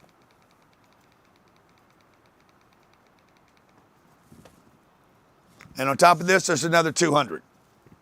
And on top of that, there's another 2,000. Social media, live streams, long form, short form, paid ads, JV affiliates, influencer events. You can do direct phone calls, emails. You can do texts, personal visits, parties, conventions, podcasts, speaking gigs, interviews, interviewing. How many interviews did I do yesterday? Did Ryan tell you? I don't know, 25. Speaking at events, hosting events, customer successes, hiring exposés, hiring at schools, new products, new product launches, new product ideas, chopping products into pieces. The product we just came up with, the 10X rule in 10 minutes with Grant Cardone. Don't read the book. I'll steal all the traffic from Amazon. Okay, new services, educating customers, what to do, what not to do, how to do it, how not to do it, how to get ripped off, how to rip off other people, how you're getting ripped off, the dumbest thing you'll ever do when you're buying a roof, the dumbest thing you'll ever do when you buy a home, the smartest thing to do. Like there's an endless list of do's, don'ts, and then industry updates, okay? Until you have a commitment, until you have a commitment to attention, you're unlikely to get attention. It's not going to just happen to you or for you, okay? Don't ask them to stop it, please. Let them keep working, okay? The content, what to get attention about. Endless. It's endless, man. It's just, oh, I got writer's block. I can't come up with any good ideas, okay? Anytime you can't come up with the good ideas, write this down, separate note, somewhere in your book or on your notepad. When you have writer block, you have a commitment issue, not a creativity issue. You're blocked because you lack commitment. Okay, the roles you have in life. I'm a dad, I'm a husband, I'm a friend, I'm a golfer sometimes. I like boats. I'd like to fish, but I haven't fished in a while. I like to hunt, but I haven't hunted. Like all the things you're interested in become content. Me personally. Number 3, them, others. Okay, other people, what are they interested in? 4, us as a group. What are we interested in as a group, okay? Business, personal, health, finance, what to do, how to do it, what not to do, hobbies. Like, you understand that it's like, just pick something. Anything you do, you could write about it. Travel, biggest mistakes you've made, biggest successes you've had, starting over again. Collaborations you could do with other people so I could get attention from other people. Debates. I could have a debate with somebody. Pick a debate side. People love listening to debates. Number 19, commentary. Number 20, anything and everything to do with your industry. So how do you define who you are? Well, you gotta pay attention to who you are. Most people can't even do this. Who are you?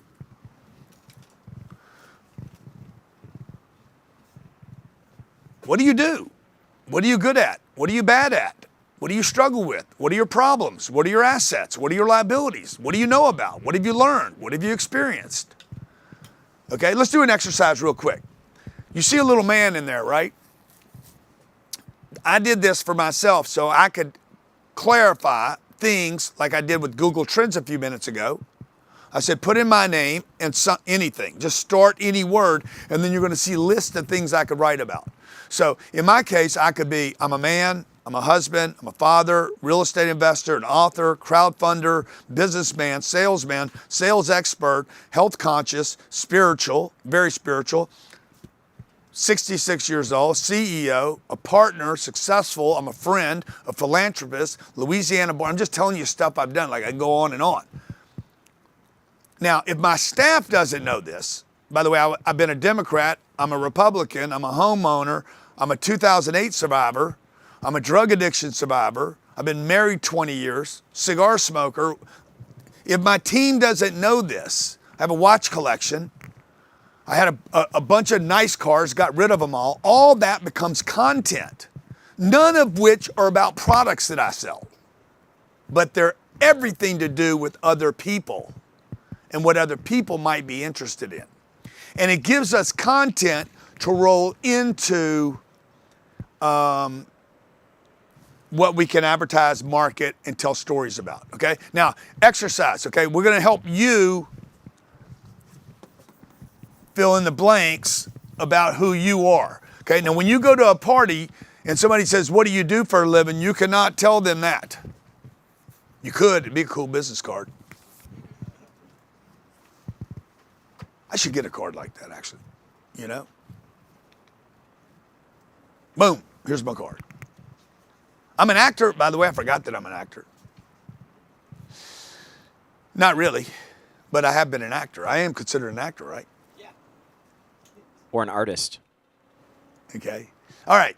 So exercise. What? So go ahead. Yeah. So there was a sheet in your good workbook that has all the blanks for who the things you are. So what we want you to do first is identify all the characteristics that define who you are. Grant gave you some great examples of how to look at this. The second thing you need to do is rate your activity level on getting attention. So currently in your business for your product or your service, how effective are you at getting attention? Scale of 1 to 10. Number 3, rate your ability to get attention daily. So is it actually working? So 1 is based on the activity of it.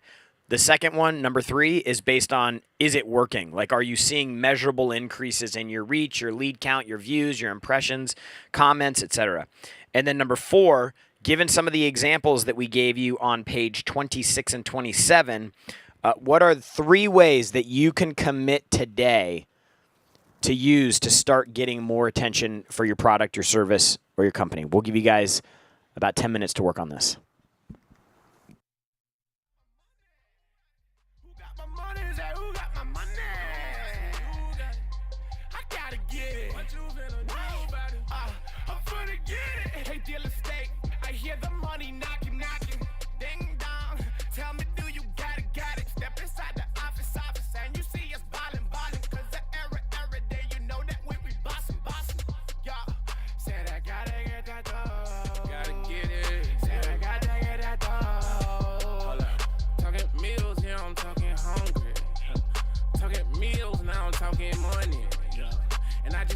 Like you got that for me, yeah. Another deal right before the morning, yeah. Talking credit or cash, every question they ask, we gon' get to the bag. But they don't believe it, they say, how he achieve it, they say getting rich is a fantasy, Uncle G, what they say. Watch where you getting advice, get you a millionaire mind. Do you some millionaire math and multiply like chapter 5? Then I got one question, hold up, 2 questions. Can you keep it 100? Do you want blue blessings? Say we got all the answers, that's a scuba lesson. Do whatever it takes, like season 2 especially. Mikey B gon' ring the bell and get the 2-stepping. I doubled up and Jay say, homie, quit your 2-Xing. Dominate, don't compete. Champion came to win. What you say, Uncle G?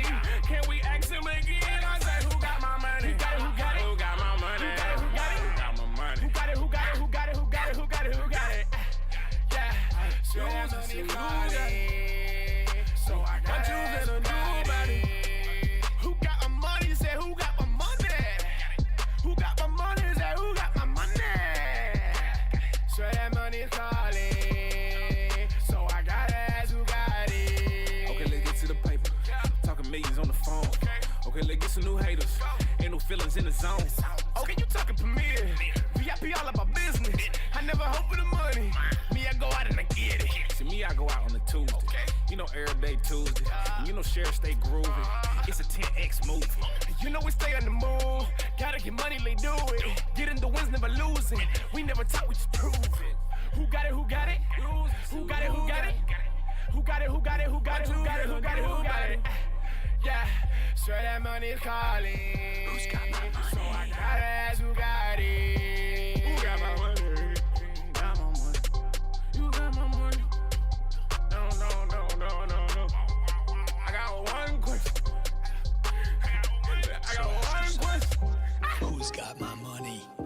And keep asking until you have answers. And once you have answers, then you go to who's got that money and you do whatever it takes. Once you commit to this concept fully, the money will follow like magic.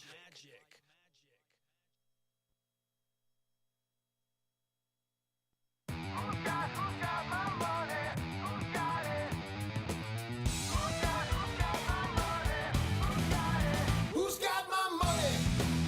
Who's got my money today? Yeah, who's got my money? My motto every day, yeah. Okay. Okay, what do these mean? I don't know. Wealth. Just comparing against other search terms for the past. Okay, but I can't see it because it's running.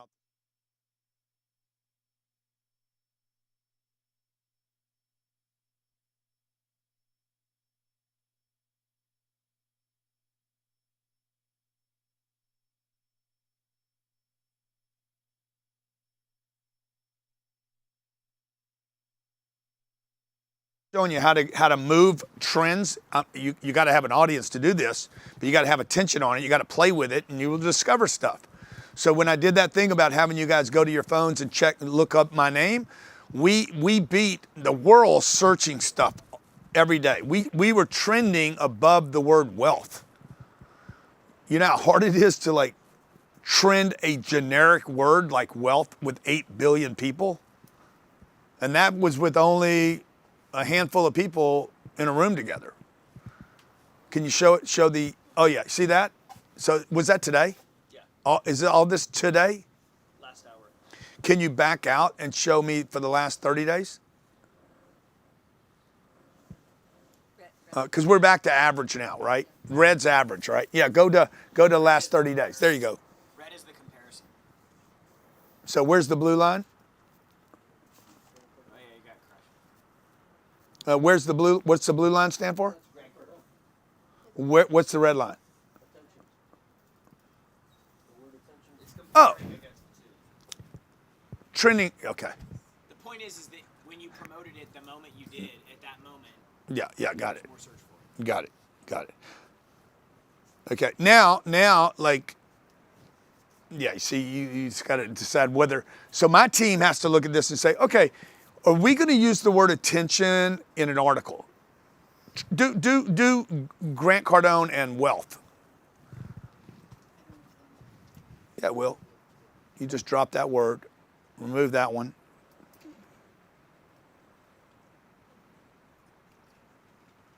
You see their spike right there? So what we should be doing is writing an article about wealth, because that I can compete against. Nobody's searching attention. I know it looks like people are searching attention, but where's it going to go anyway? Like you got it. Like this is an art. Marketing is an art. That's why 4 times a year we do a marketing workshop, and every time that workshop changes. There is no marketing hack that says this is the science, this is what you should do, this is the color you should use, because the world's shifting. We're rotating. Okay. So go back to your exercise. Probably shouldn't have interrupted y'all. Yeah, a couple more minutes on the exercise, John.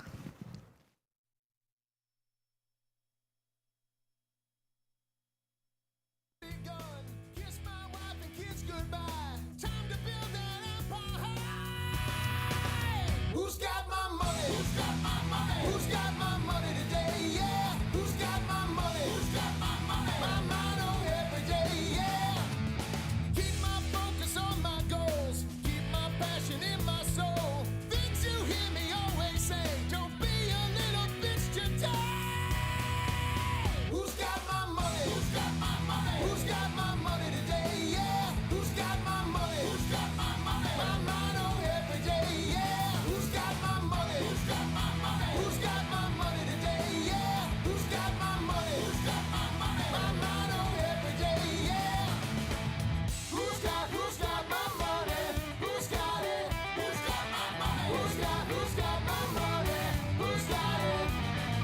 Cash is trash. Cash is trash. I believe I make my money. Work for me. Work for me. Spread my message far and wide. I hustle day and night to live that 10x life. Take my money, take my stuff. Send me far away enough. I will make it anyway. 'Cause I was born and bred that way.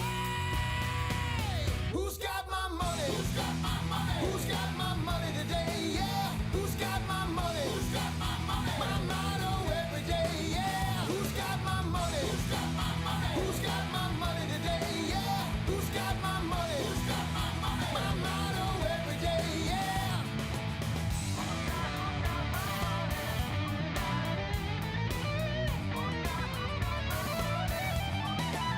Who's got my money? Who's got my money? Who's got my money today? Yeah. Who's got my money? Who's got my money? My motto every day.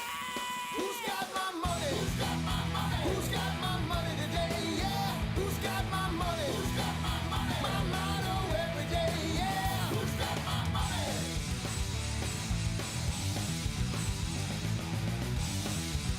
Who's got my money?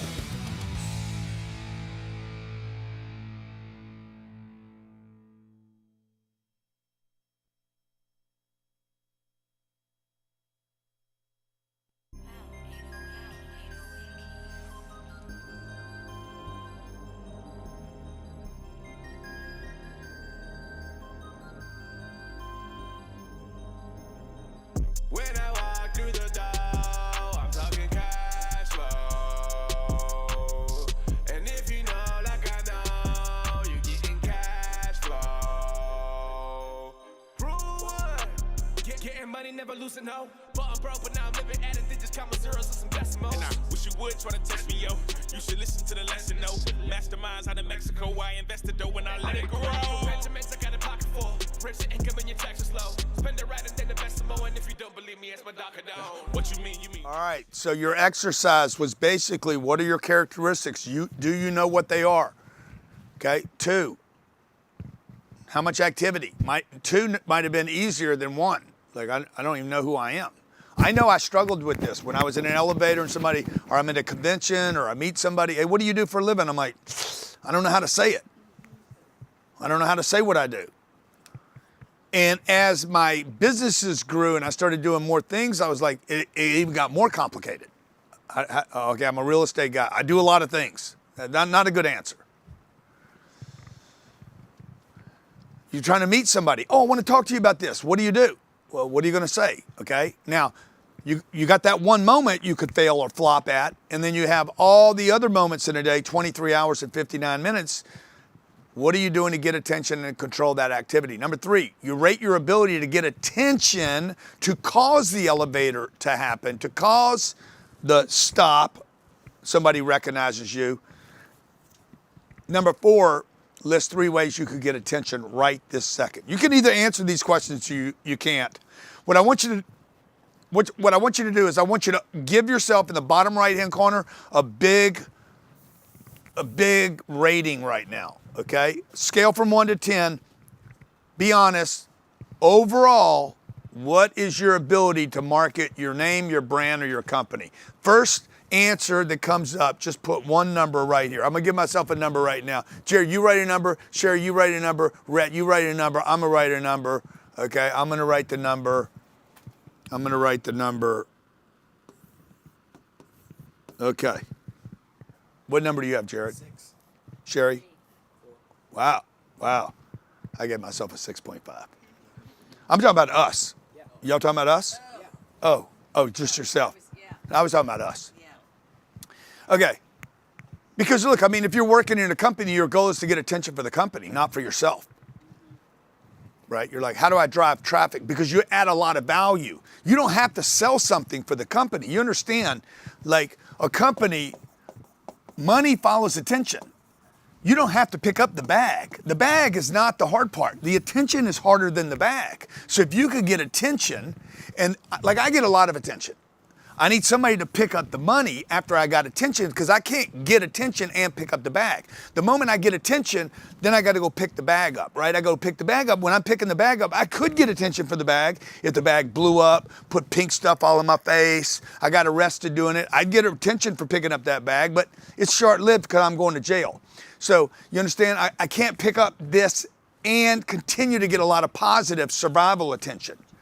So if I'm getting attention, I need somebody else to pick up the bag, to watch what I'm doing and come behind me on all these other platforms, whether I'm at a convention or doing a TV show on Laura Ingraham. I did Laura Ingraham this week. We got a lot of attention for that. It went nowhere because we didn't get it from them and nobody reposted it. 2 days goes by and boom, it's old news. And it was a great interview, but it went no place, did it? Yeah, did we post it? They put it out and did we grab it? I didn't see it any place. We haven't gotten the video yet. Yeah, so because we didn't record it. Yeah. It's ridiculous. I'm doing my job. It's 15 degrees outside, by the way. I'm running to a truck to go do it, and nobody picks it up on our side, and it's freaking gold. So, dude, it's work, bro. 6? Yeah, fuck. 0.5. Okay, it's work. It's work. All this is work, by the way. All this is work, okay? Just getting by is work. Just getting better is work. Being a master's work. Staying a master's work. Like, it's all work, folks. You just got to decide how much work you want to put into it and whether you want to work and be poor or you want to work and have a shot. Once you guys, it is on. It's always on. I know how to use mics. Is it on? There you go. It's work to figure out how to do all this. Like, just so you guys understand, like, it's work to figure out how to do all this stuff. You're doing something you're not comfortable with. You've never done it before. You've got to figure out how to post. You got to figure out how to get people to comment. You got to figure out how to create a video or whatever, or a post that people like. You got to figure out what they want to hear and learn more about. Like, you got to figure out all of that stuff. That's all work. Then once you start figuring those things out, it's work to continue to create content. And so, like, you have to understand that promoting and marketing is, like, it is the, like, sales and marketing, you cannot operate a business without them. And if you have great marketing and a terrible sales process, you can build $1 billion business. If you have a great sales process and no marketing, the business will always be limited with how big it can get. So the importance of marketing is, like, to the degree that, like, you look at these companies, these massive companies, how many billion-dollar companies have you guys done business with before? And you had a terrible sales experience, customer service experience. You go to Best Buy, you walk around, they spend $900 million a year on advertising. You go into a Best Buy, you walk around, you can't get anybody to speak with you. And so you leave. How they do that? Because they market and their attention capabilities are so great and they invest so much that all they have to do is keep doing that, and then they can have a terrible sales process and still do billions in revenue. So look, guys, being poor, being out of work is work. Poor is work. If you've ever been poor, it's work. Just getting by is work. Rich is work. It's all work. Like, which work you want. Okay. I was out of a job when I was 23 years old, literally in an unemployment line after going to college. I'm standing in the unemployment line. My uncle Vincent walks in and says, "What are you doing here?" He didn't even know which one I was. He's like, "Son, what you doing here?" He just knew I was his nephew. And I said, "I'm here to get unemployment." He's like, "Bro, you out of work?" I said, "Yeah, I'm out of work." He's like, "You're never out of work. When you're out of work, your job is to get a job. Let's go get a job." And I did get the unemployment check, and I went and got a job, and I got on the path of my career, man. The job cannot be at the government line, okay? If you're getting food stamps, man, that is not the solution. The solution cannot be the government dole, because you're gonna be dependent upon it. It makes you a victim to the system, and now you're dependent, and you're taking a knee all the time. So you gotta figure out, okay, my job is to get a job. Once I get a job, my job is gonna be shitty. I'm not gonna like my job. Why? Because you're no good at it. Why would you like a job that you're no good at? Then you get a little better at it. Oh, you're gonna like it for a second, but then it's gonna get boring because you got a little better, and little better won't last very long, and then your job is to get better. So you always got a job. I have a job. My job is to get better, and then better, and then better, and then all of a sudden, I don't want to do this job anymore. Now I'm gonna let somebody else do this job, and I'm gonna go do another job that I don't know anything about.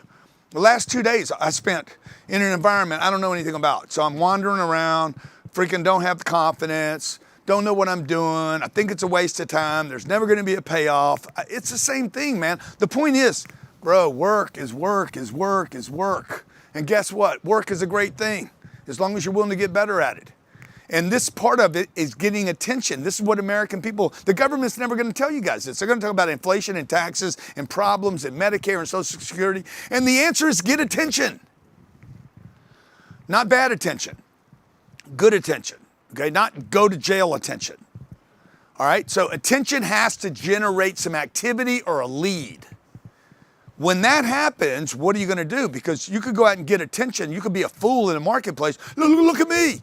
Okay, you can get a lot of attention. You can have purple hair. You can go dress crazy, but then you're walking through. Look at the freak, and then like, okay, there's a freak over there, and everybody looks at you, but it never converts to anything. The goal is to generate a lead. Okay, now the must-haves to convert a lead. To get a lead, you need to collect something, some data. You're trying to get the guy off. You're trying to get these eyeballs over here to something. For instance, today everybody has a little bump. They bump. Okay, guys that dropped out their sales cards now have a bump, or they got their little QR code. And the QR guys, like I met a bunch of people this weekend, and they're like, "Oh, you can just take a picture of my QR code." And they think they're so cool too. I'm like, "Okay, bro. Okay, I'll do my boom." I said, "What do you think this is gonna happen?" Bro, this is just an electronic business card that's gonna go into a drawer later too. Because I'm gonna go through all my numbers now. I'm just gonna have more of this garbage. I'm gonna have it. I'm gonna be like, "Oh, Tim, well, I don't even know what I'm looking for." Like, it's gonna be just millions of numbers. So they end up over here, but who's gonna manage the activity? And most importantly, when this becomes, I don't know how many phone numbers I have in here. Let's say I have 1,000 phone numbers in here. I can't remember all these phone numbers. I met you one time. And then I'm walking around, some guy walks up to me, "You remember me?" No, I don't. "Well, goddamn, you took my phone number." "Okay, yeah, you hit my QR code. I gave you a business card, okay? I hit you, I DM'd you on X. Yeah, bro, I don't remember you. I'm sorry. It's not my job to remember you. It's your job to manage and continue to get attention, right? Because I'm not 99.9% of the people are not gonna suddenly just turn into a buyer, a partner, or an investor with you, okay? 2, you need webinars or ways to convert people. You need to have a plan, a call to action, so you can send somebody, "Hey, by the way, I'm doing this webinar this weekend. If you want to see more about what I do, it's completely free. Here's the link. It's grantcardone.com/"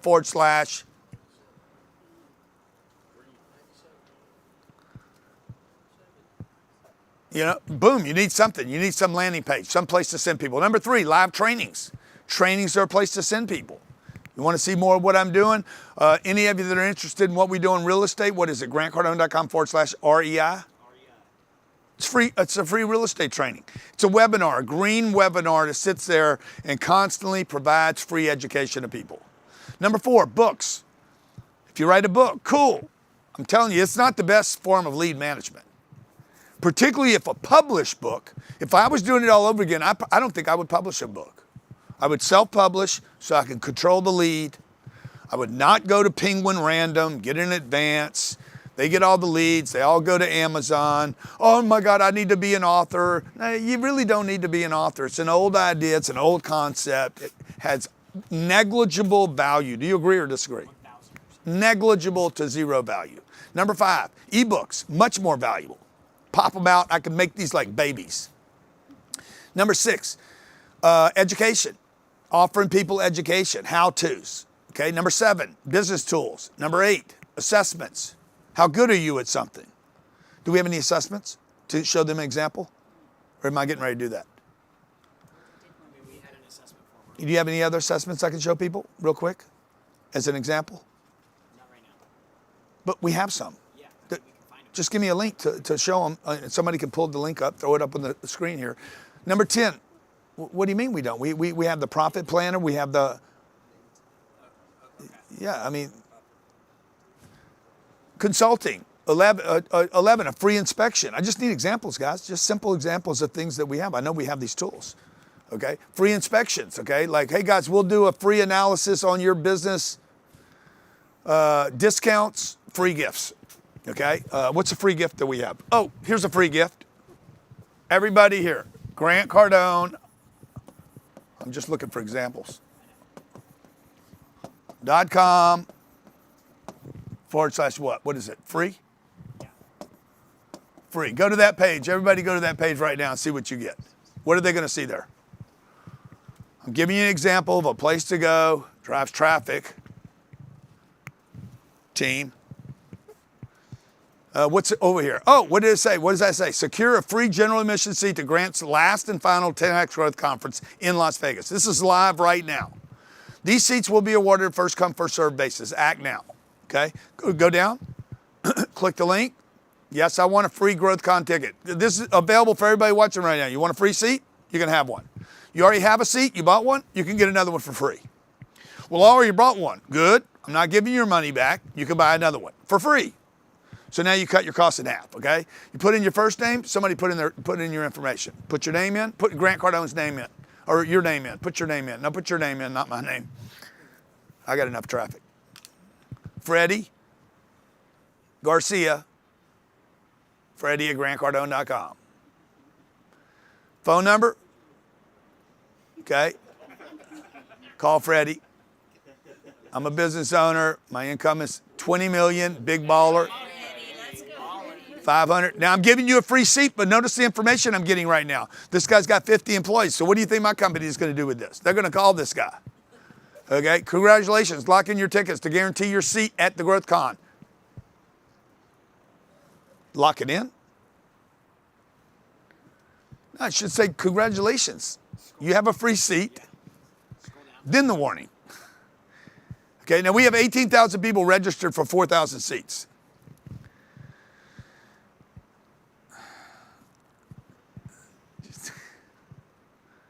Then we offer the audience, look, man, if you want to guarantee your seat, is this working right now? Yeah. Is it? How good? I mean, it's functional. It's not working. No, it's not working. And I can tell you why it's not working. I can tell you guys why this doesn't work right now. Why? Because at the top of the page, I'll tell you why. First of all, we're not sending it out to enough people. Second is, congratulations, lock in your ticket. No, congratulations, here's your seat. Here's your general admission ticket picture. Great, accept it, have them accept it, and then boom, then come up on another page. You're just trying to say too much right now. Like I just want my seat, okay? Then, hey, heads up guys. And then the warning. See, the warning we have to do now is because we have more people are going to take these free seats than we can possibly deliver, and we want to be able to tell people, look, in case you don't want to stand in line, there's a small chance that we oversell the event. But if we did, we would create a problem for ourselves, and we got 4,000 people standing in line pissed off because they can't get in and they traveled across the country. We don't want that to happen either. So when you market something, back to me, Johnny, when you market something, there's always going to be the concern that, like, what if I market something and I can't deliver? If you're a good person and you're not some grifter, some ripoff person, you don't want to market and then not be able to deliver. So my team's like, well, what if I got 20 million people that follow me. So we're like, what if we hit it out of the park, offered this free ticket, and 40,000 people flew from other countries and showed up at the MGM and said, I want my damn seat. And we're like, oops. Now, it's never going to happen, okay? It's just not going to happen. But if it did, okay, it would be a problem. So then they have to walk through, how do you tell this story? And my team has overplayed how to tell the story to warn somebody, and then that's why it's not going to convert to 97. How many people converted to 97 to guarantee their seat? Yeah. So we just got to tell the story better. This is going to be everybody's challenge, by the way. You got to play with it. You got to work it out. You got to pay attention to it. You got to look at it. Then you have to have somebody else look at it, okay? You got to have a third-party set of eyes. It's not about good or bad or right or wrong. It's not even about anybody doing anything wrong. It's about, like, you just got to keep looking at it. So that page really should look like, we're going to go fix it right now, okay? We're going to fix it in real time, okay? We're going to go like, here's your ticket. Congratulations. One page. Congrats. Boom. There's your seat. Okay. Open seating. This is open seating. Or maybe the next page is open seating, right? Okay. To guarantee, next page, check mark, page 2. Hey, to guarantee your seating, if you want to guarantee it, this could be oversold. I wouldn't do all that warning. Nobody's reading it all. Could be oversold. It's kind of repetitive. We should just keep the first page the way it is, because if you go back to the first page, the second page should just be like, congratulations, you've been awarded a seat. Let me go back to it. Guarantee the seat. That simple page that we used after the interactive. The interactive is the one that worked. I mean, I thought that's what the free training. Let's go back to the free training one. See, now what you guys are observing right now while you're watching this is actually what happens in the real world. This is what college never tells you. This is how shit actually works. You hit it, you try it, it flunks, it fails, it flops, you pay attention to it, you fix it. Now, what we could do is we could not show you that. We could hide all this and say everything goes perfectly. Or we could just reveal to you, what's that? We could reveal to you in real time what actually happens. This is much better, by the way. This is the practitioner. And this is what we do for our clients, okay? We have clients that come into our company just for the marketing. We have clients that come just for the sales. We have clients that come for the operations, the people, the leadership. We have companies that pay us hundreds of thousands of dollars a year to climb into their business and start fixing stuff. See, this is the one we did that worked.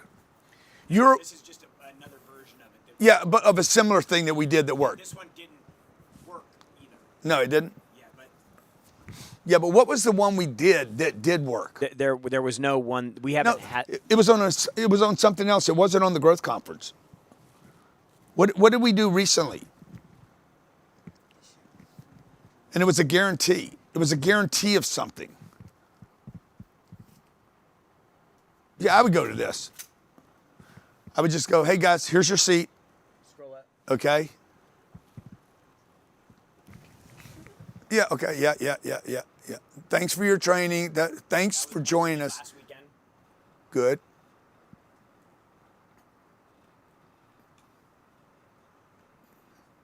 Yeah, so we got to figure out how to fix that. Anyway, I'm just looking at it like, it could be a buyer beware. Hey, buyer beware. You're awarded a free seat. This is your free seat, but if, blah, blah. But it can't be 7 paragraphs. I mean, I feel like that other page, I'm reading a goddamn trilogy. Okay, anyway. Three books or something? Trilogy. Okay, coloscopy, whatever. Okay, 12 things to generate leads. There's so many ways to generate leads.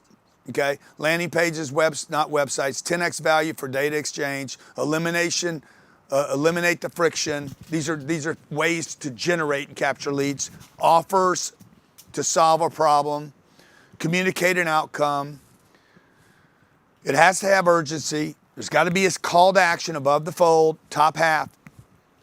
If there's this much, top half needs to be a call to action. Get your seat now. Multiple CTAs on the page. And then here's what that looks like. Yeah. Go ahead. Click. So you see a call to action. This is one page, just so you guys, for context. This is one page, and this is just screenshots going down the page as the customer is going to kind of scroll through the page. But there's 1, 2, 3, 4, 5, 6 times that they can convert onto the offer. Yeah, and the top left-hand corner is the top fold. So you're seeing this read left to right like the English do, but the truth is this is going down vertical. Okay? 2-step opt-in. Okay, opt-in, and then you have your name. Yeah, so the purpose of this is when you send somebody to a page and you're trying to get them to convert on something, you want to eliminate as much friction as possible for you to do the minimally viable thing that you're trying to do, which is collect the data from people. So if you take them right to an order form where they have to fill out a bunch of information and make a purchase, there's fall off. So what we do is we break it up into 2 steps, where the first step is just basic information that's most of the time stored on your computer. And then the second step, that way we secure the lead. Yeah. And then the next section is where they'll actually now, does everybody see this on my team here at number 9? What's wrong with that? The 2-step opt-in.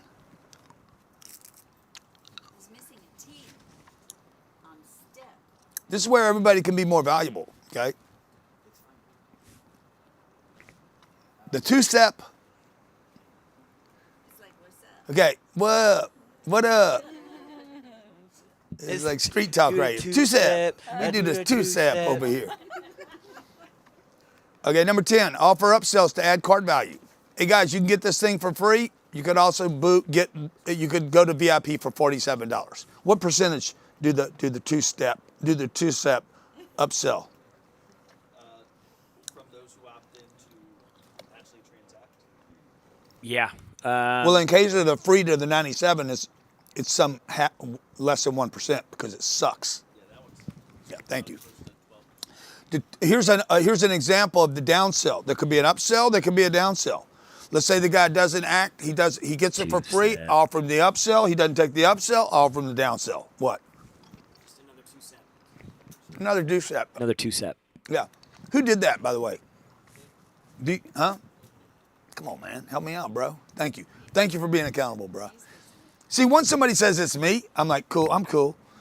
Like, I get over it so fast. It's when I'm wondering, who is the criminal? Okay. Number 11, model, mimic, and master this, man. And you know, it's kind of a joke that we even have master in there because I don't think you're going to master it. But the idea is nobody masters it. The idea is to find somebody who's doing something in your space that you want to do that's successful, look at what they're doing and how they're doing it, model that in your own business, take what they did that's proven to work, do that in your business, and then continue to execute on that until you start developing the skill set so that you get better at it. Number 12, repeat successful actions. Something works, repeat it. Do not create on it. Repeat it. Bang it. Hit it again. Hit it again. Find something that works and bang it. You guys got to knock this off like, I got to do something new now. No, beat it up. Bang it. It worked. Repeat the activity 10 times. Don't do a new thing. Do this thing 10 times and get some juice going.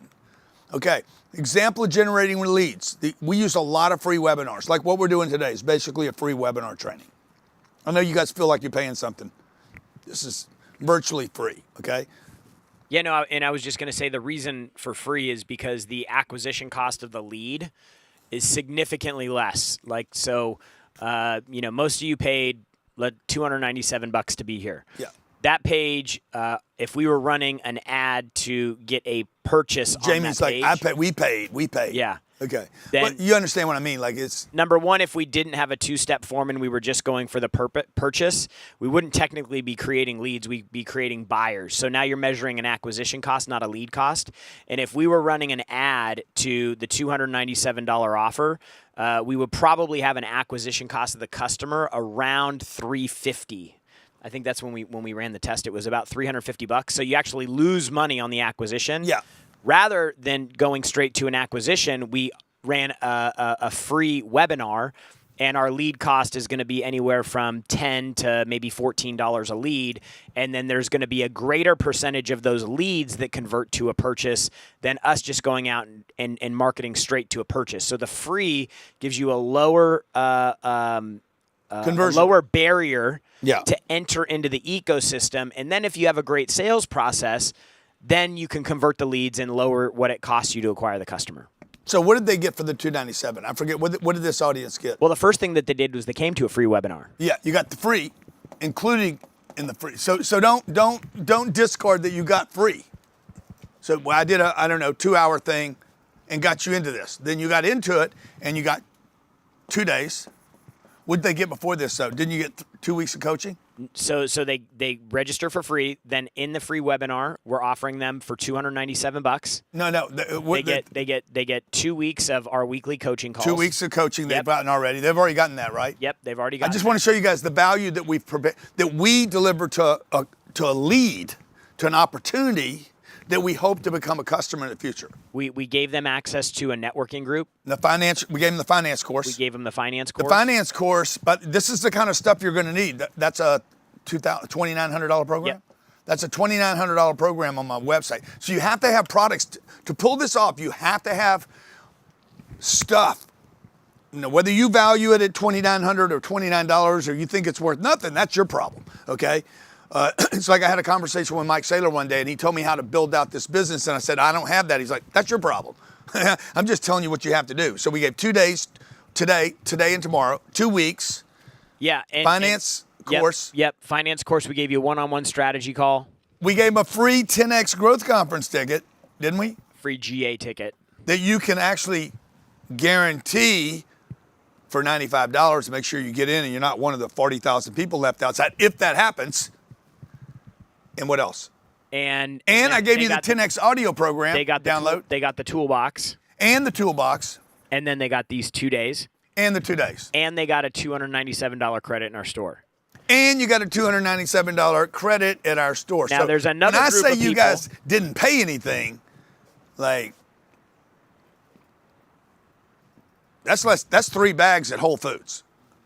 And I'm giving you a way to actually.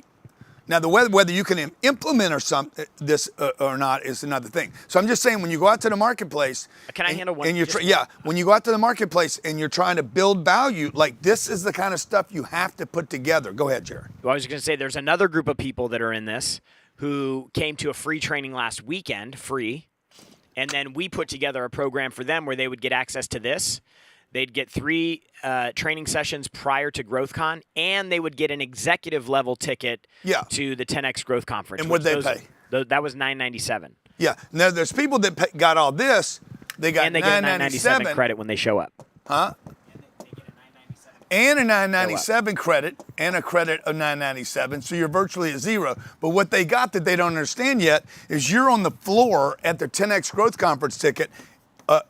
Growth Conference, and that's a $5,000 seat. So don't feel like you're an idiot if you paid $997. You're like, I got the same stuff as all those other people, and you got the credit, and you got a $5,000 seat. So why is that important? Because you can take an audience of 8 billion people,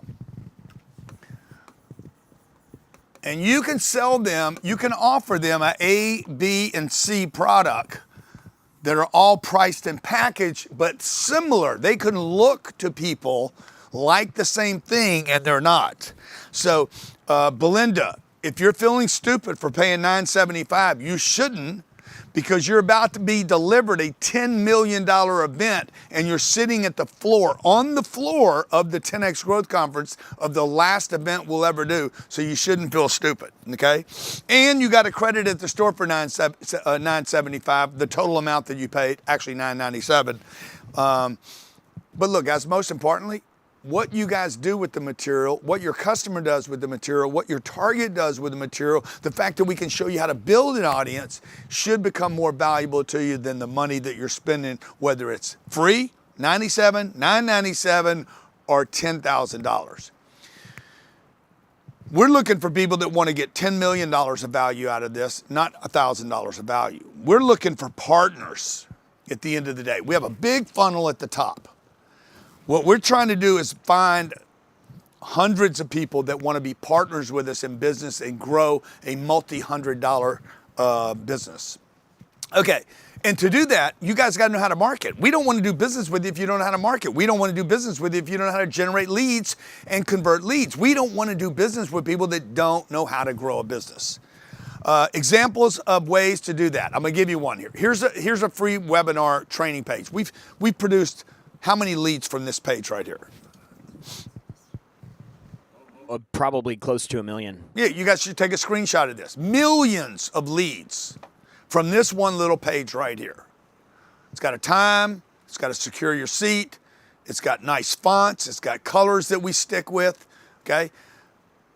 You could use free tools or real estate calculator. Like, that's a free tool. That's an example of something we do. We create this little calculator, we give it to people for free. You can get it right here. Go look at this. I'm gonna show you how to evaluate what your real estate is worth. Ebooks, free ebooks. We did a 401k book. I wrote this little book, how to take your money, convert to a 401k. I think the website's grantcardone.com/401. Check it out. CardoneCapital.com/401k. Or check it out. Be sure it's active. CardoneCapital.com/. If you have a 401k, this was the pitch. If you have a 401k, fucking bullshit. You have a 401k, Keogh, IRA, Roth, and you want to convert it, get it away from Charles Schwab or Fidelity or Vanguard. You want to convert it and cost you no penalty, a no penalty transfer. Go to CardoneCapital.com. What's it look like? It looks just like the screenshot. /401k. Boom, you go there, register, and I'm going to show you how to do that. What does that do? That creates a lead for people that have retirement money. Who's the target here? People that have retirement money could be qualified to invest with me at Cardone Capital. They could also be qualified to do our consulting program that's $40,000 with Cardone Ventures, okay? What we're doing, we're generating leads. People that have money have retirement accounts. People that have retirement accounts have businesses. People that have businesses we can consult with. All right, exercise. I want you to list 3 ideas for content or offers that you can get your leads. Belinda, this should be worth $100,000 to you, the ability to answer this. Now, if you can't answer the question, Houston, we have a problem, okay? List 3 ideas for content to offer leads. The issue is that you don't have ideas. If you don't have ideas, you don't have content. List 3 ideas for content or offers to get you leads. Number 2, which lead generation rules are you violating? I just shared the rules. Back on page 36. Back on page 36. Which ones are you violating? You could circle those, okay? Do that. That'll take 3 minutes.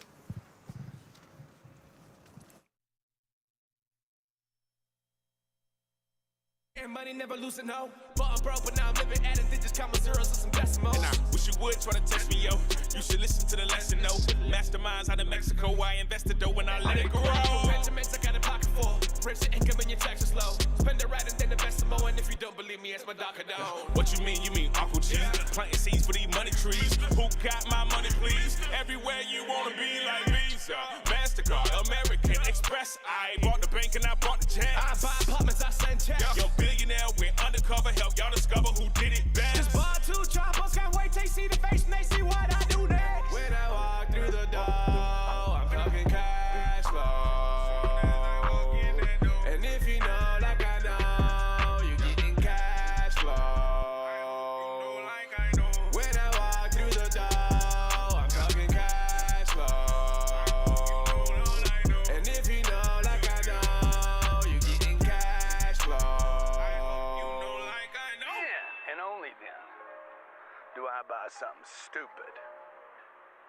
stupid can you go? You can go as stupid as your cash flow. You know what heals all ills? Deals. Look who went from meals to bills. It's eat what you kill when you're in the field. In the pipeline overflowing, I don't drip, I spill. We don't seek talents, nah, we want extraordinary. If you really knew my dreams, it'd be more than scary. We got more to spare, ain't no shortage, baby. Winning by the chopper and another for my lady. Talking about the bird and the strap. Say the word and she handle that. Fully loaded, put it at the target, and you know we letting off every man. Got my money, who got my back? You can never get it if you never ask. Big bags, legendary swag. Only one thing better than cash. When I walk through the door, I'm talking cash flow. And if you know like I know you. This is the great secret of my life. The thing that has made me is one word. Dude, this thing is so big. It's about the 10X movement.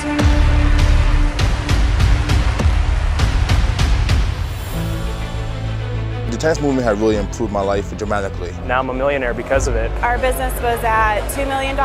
This year we're on projection to do $25 million. Our revenue went up 29%. We've already got our tickets for next. We're back. Okay, look, the questions were 3 ideas for content or offers to get you leads.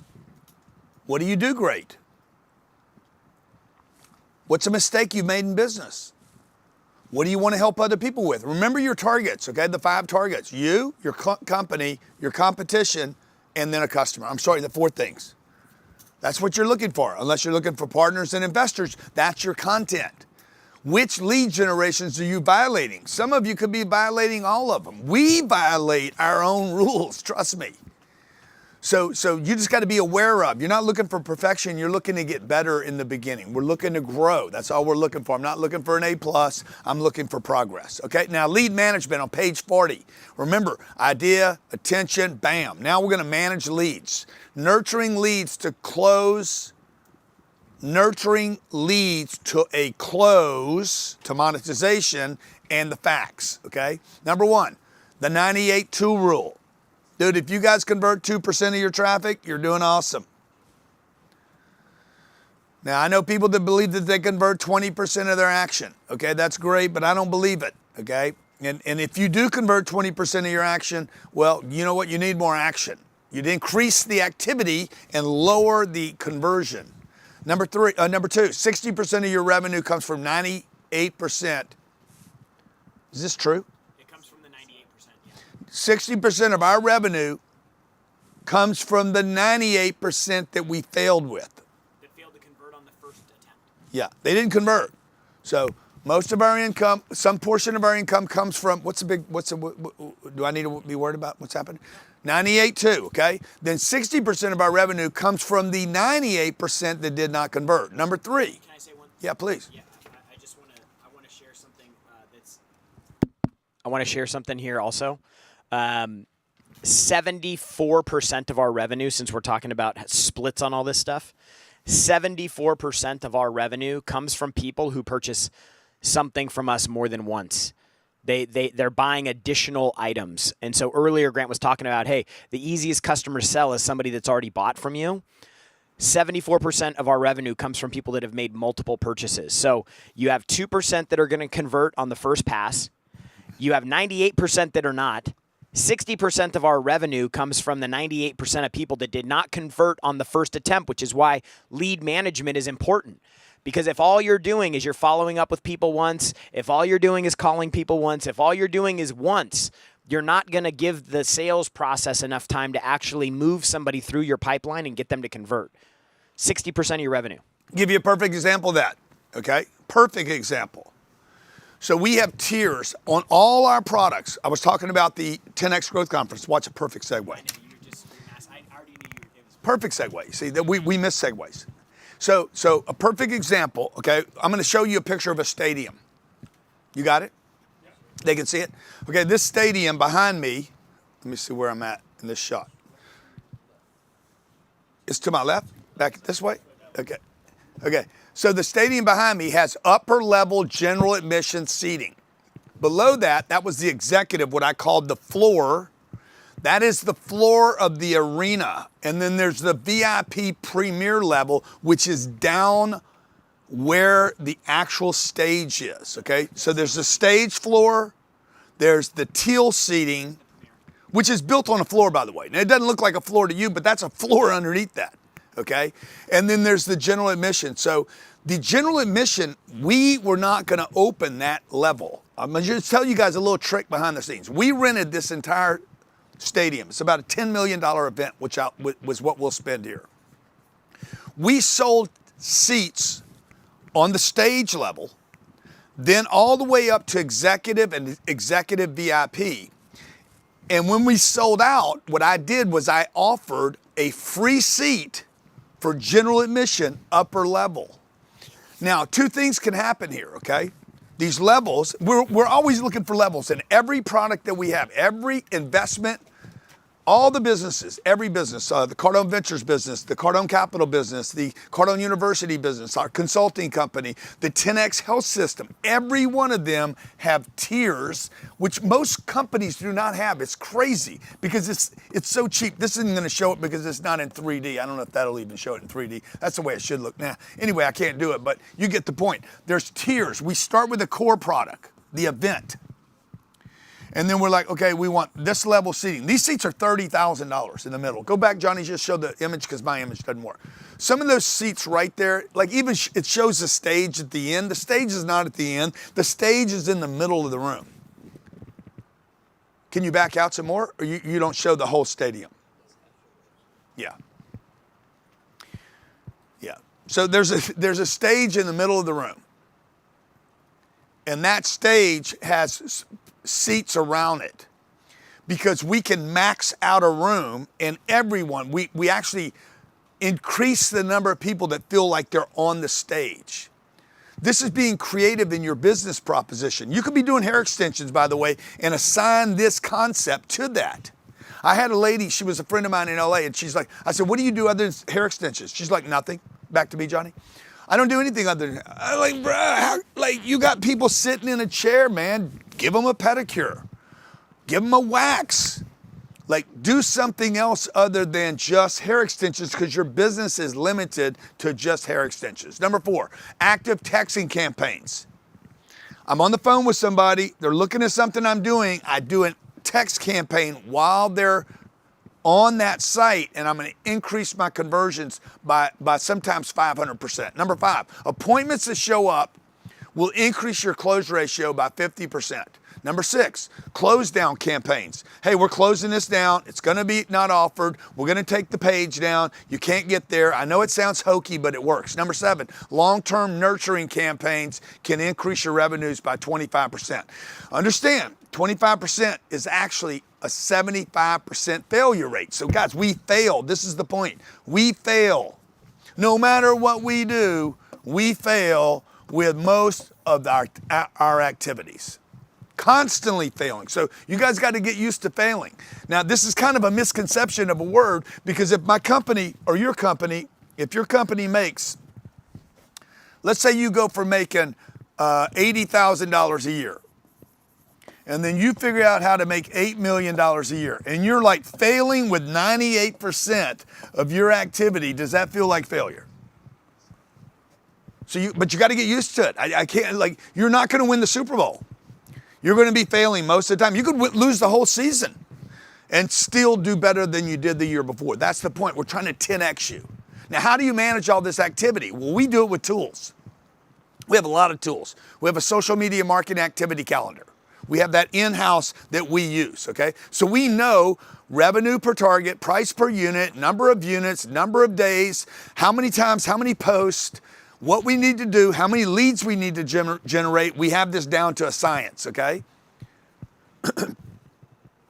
That's our stadium. This is what our stadium is going to look like, by the way. So some of those seats around the stadium itself, those $30,000 seats. 30,000, 20,000, 10,000, okay? All the way up to somebody's going to go there for free.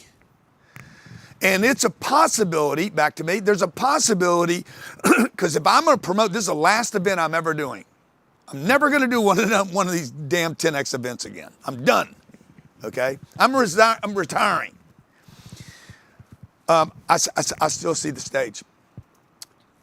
My goal is to have 3,000 or 4,000 people that can't get into the MGM.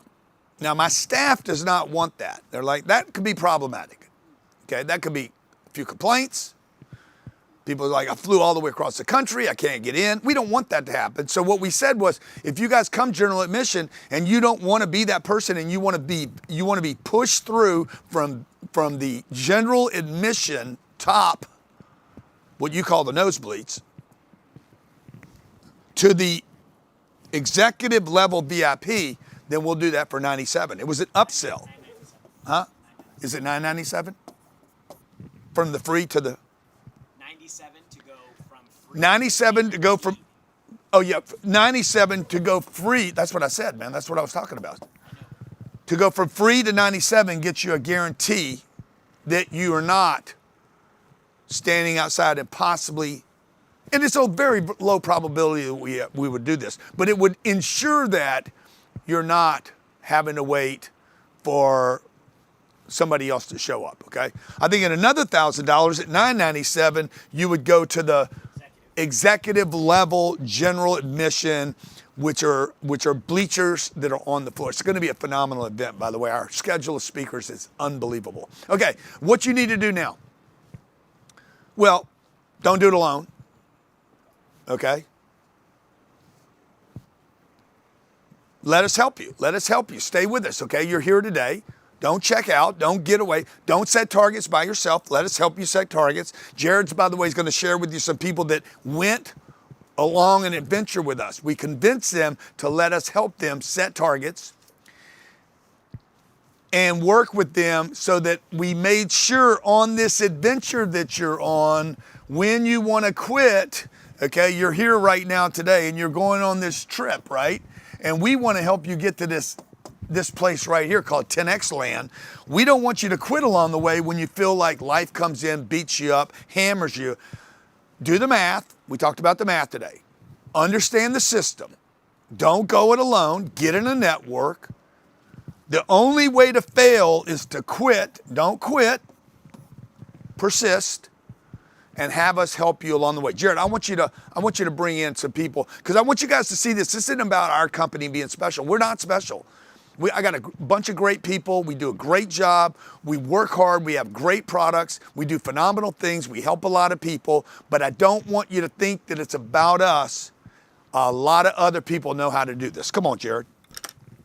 Thank you for that, Grant. Yeah, Jared. So I just Jared wanna, Plant, by the way, genius. I want to go over something with you guys here. Because Grant's been talking a lot about this wheel. And so I want to show you guys what happens to people as they start. See, this is the eraser. I just used the eraser here. Yeah. So, you guys have all seen the wheel, the sales system wheel. Can you pull the wheel up real quick, Johnny, for him?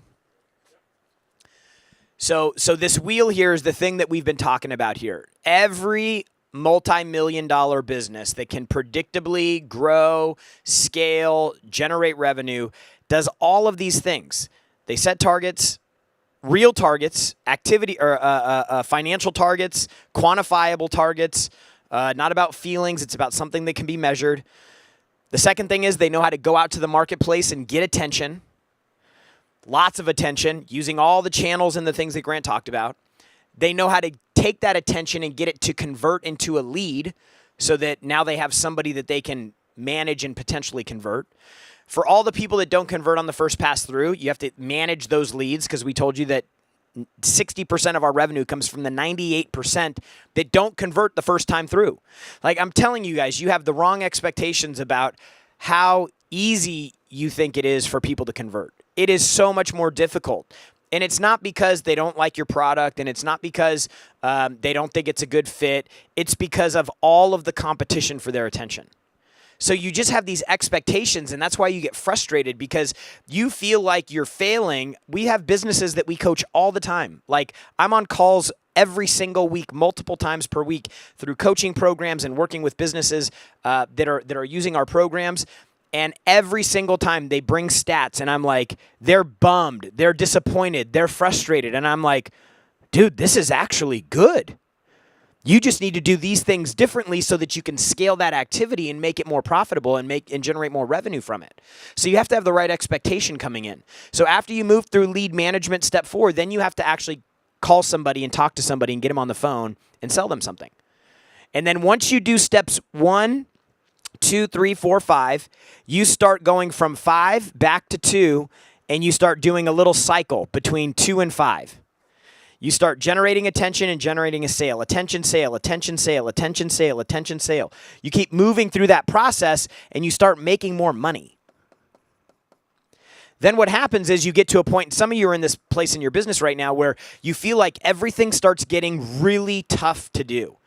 I don't have enough time to do to market enough now because we have customers coming in, and now these customers that bought from us are calling back because they have questions or they need more help or there are these problems. And then you have to hire somebody to fulfill. You got to hire a person to help you fulfill on all these products. And now you've got to manage this person. Every time I see this, I just want to draw a dog. So you hire somebody, and then that person has to be managed, kind of like a dog. The dog needs to be let outside to go to the bathroom. You got to train the dog. You got to feed the dog. You got to give the dog water. You got, you got to clean up after the dog. There's all these things that happen with employees that require time and attention that prevent you from going back and generating more sales, which is why step 6 is so important. Step 6 is when you start managing your sales. So now you start getting into, okay, I have a fulfillment person. I need to hire another salesperson because I'm the only person selling. So if you're in that place in your business where you feel like, number one, you can't delegate because you don't have anybody to delegate to. Number 2, the people that you're hiring they're not able to duplicate what you do to the level that you do, and you start feeling all frustrated because you're like, I can't hire people because they're not going to do what I need to get them to do, and then once I get them in the business, they can't do what I need them to do, and I'm still doing everything, and then your business starts getting extremely difficult to manage. Are you guys in this position right now where you feel like you're trying to do everything? Just let me see me in the chat if you feel like you have too much to do, there's not enough hours in the day, you can't get anything done. And I'm telling you, it's a problem that you have between delegating and managing people. And that's why the sales management piece is so important. We're going to talk more about this and also scaling as well. The sales and sales management become important because now you have to start adding people that can generate revenue and replace the revenue that you were creating on your own. And it will always take more salespeople than you expect to replace the revenue that you generate in your business. Why is that? Well, it's because it's your business. You think about the business 24/7, they clock out at 6 o'clock. You were the one that has this experience. You had this idea. You're connected to it. You know everything about it. You've got this perfect vision in your head about how the business should be, but you haven't translated that and communicated that to your people. They're never going to produce to the levels that you do. Grant can outproduce. It would take probably 10 people to replace the production that Grant has. So rather than just going, screw it, it's too much work, what do? We just hire 10 people, and we train them to do what Grant does. And so now if it takes one Grant to produce X, and we need 10 people to produce the same X, we have to hire those people. And if we want to 10X what Grant can produce, then we need 100 people to produce X. If we'd like, man, what if we had 10 Grants? Imagine if you had 10 of you in your business. Do you think your business would be in a better place than it is right now?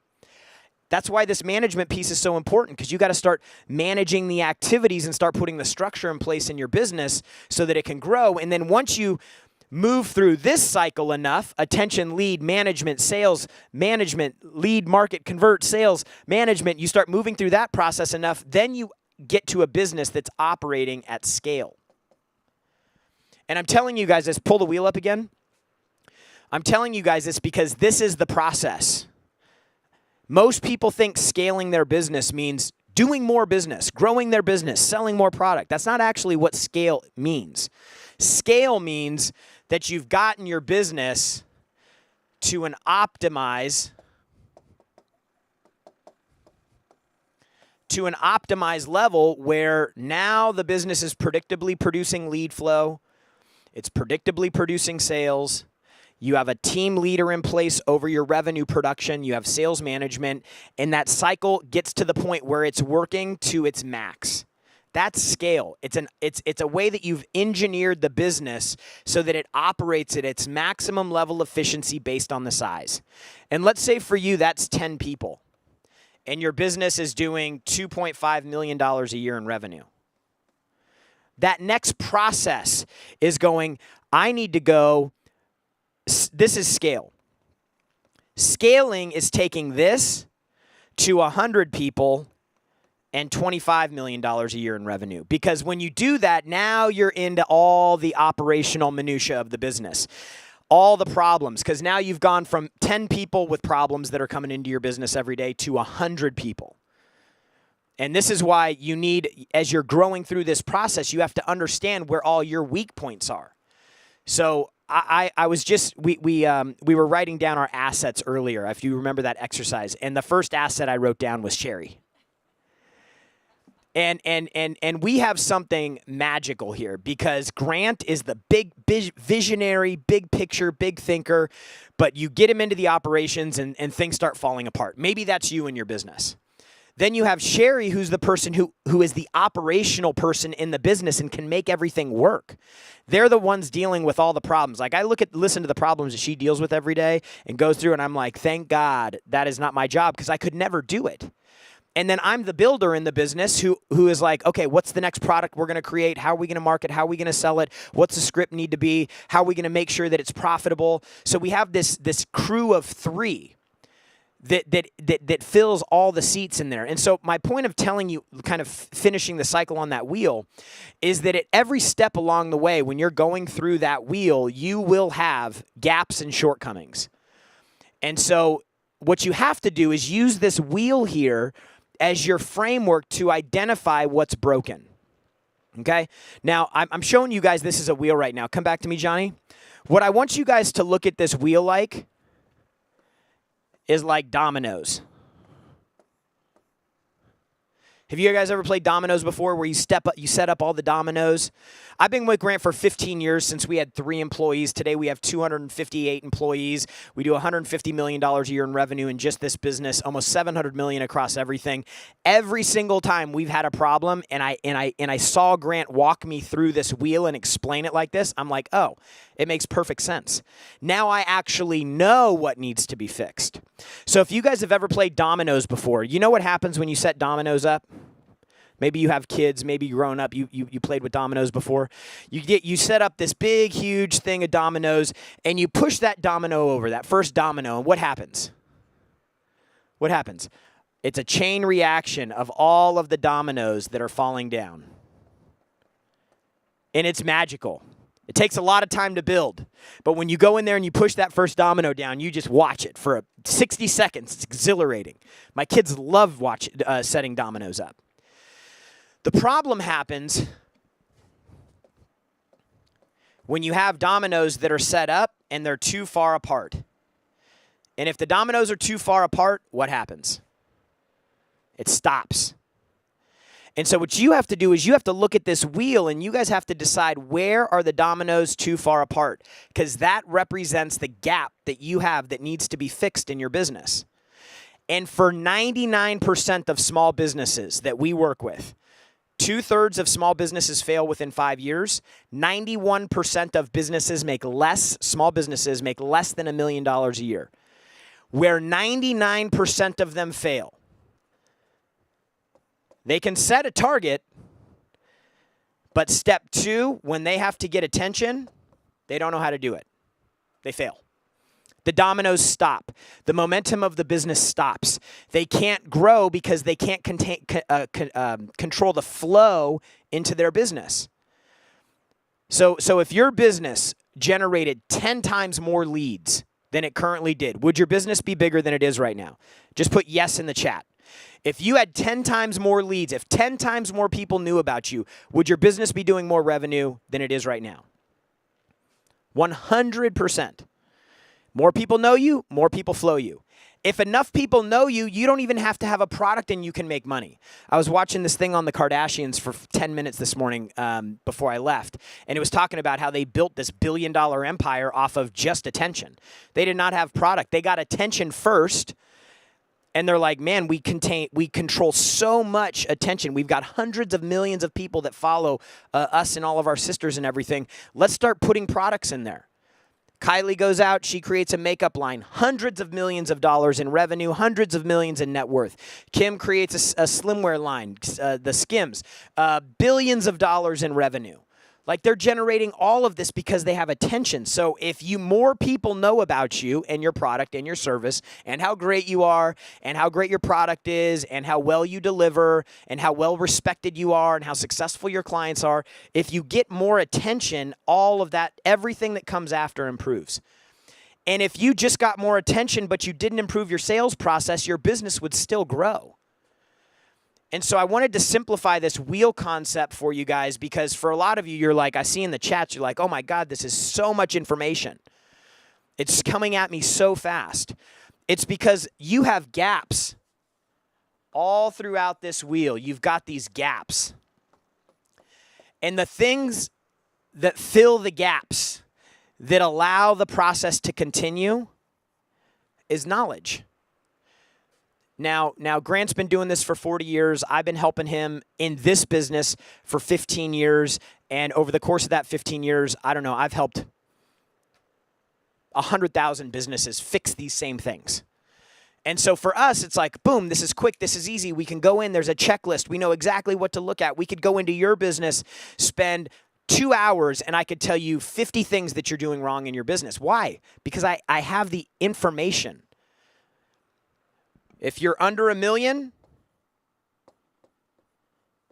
I know exactly what you're doing wrong. If you're between $1 million and $5 million, I can almost guarantee you have a certain set of problems. If you're doing $5 million to $10 million, I know exactly what problems you're having. Why? Because I've gone through all those stages in this business. And so the confidence you have looking back changes everything, and it makes the business fun. Like, once you're like, I know how to generate leads, I know how to manage leads, I know how to close leads, man, this is getting fun. I actually like what I'm doing now. I'm making enough money. I can hire people. I went from working 18-hour days. Now I'm just working 9 or 10 hours, and I don't feel like I'm pulling my hair out all the time. It's when you develop the skill set in the business, it gets fun. And unfortunately, for some of you, for a lot of you, this is the first time you're hearing a good bit of this information. And so, one of the big things that people have to overcome is skepticism. They're just like, will this even work for me? Now, I know, because I'm on my side of the fence, and our job is working with 185,000 businesses a year, helping them fix these things. So my confidence is very high. Your confidence is like, oh man, where do I get started? Is this stuff going to work? Is it relevant to my business? There's not one business that this is not relevant for. Oh, well, we deal with government contracts and it's a long sales cycle. Same thing. You got to have targets. You got to get attention. Somehow you got to generate leads. You got to manage the leads. You got to work through a procurement process in the government agencies or whatever, different levels of leadership in a board meeting. And you got to go out to a bidding process for RFPs. Like, it's all the same. It's just, the process is longer. We have that confidence.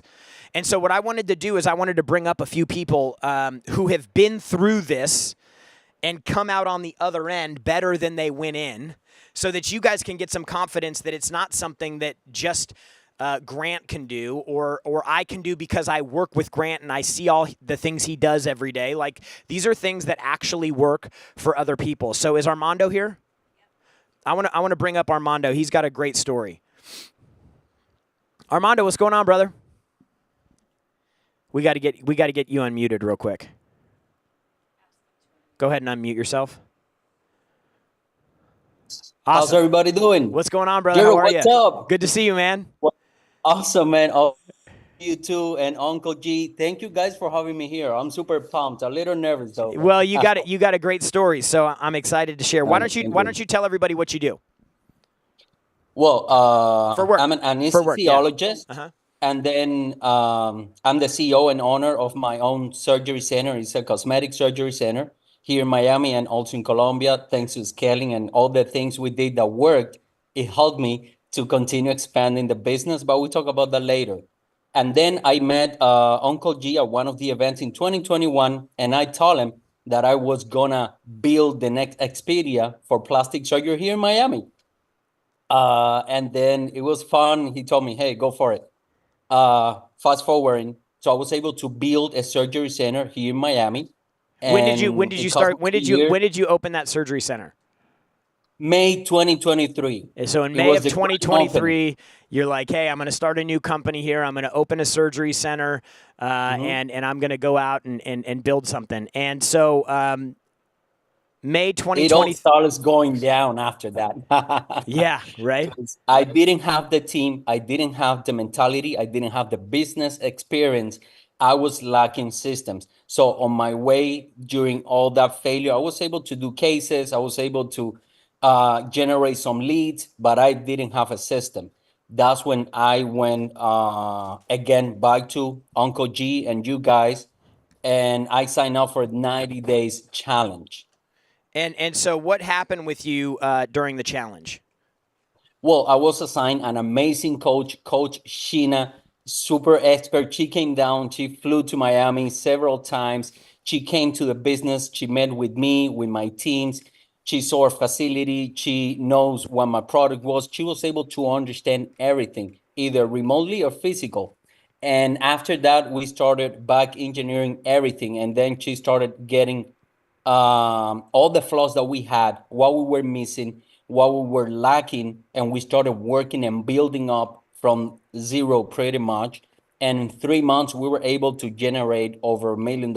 Actually, after only 2 months signing for the 90 days challenge, I was very close to $500,000. It was like 498 or something like that. So you joined our 90-day challenge program, and the note that I have here is in 2 months into the 90-day challenge, you had added $498,000 in new revenue.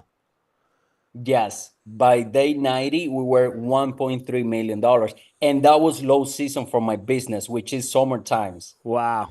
That's amazing, dude. Thank you so much. What would you say? What would you say is the biggest thing you took from working with your coach?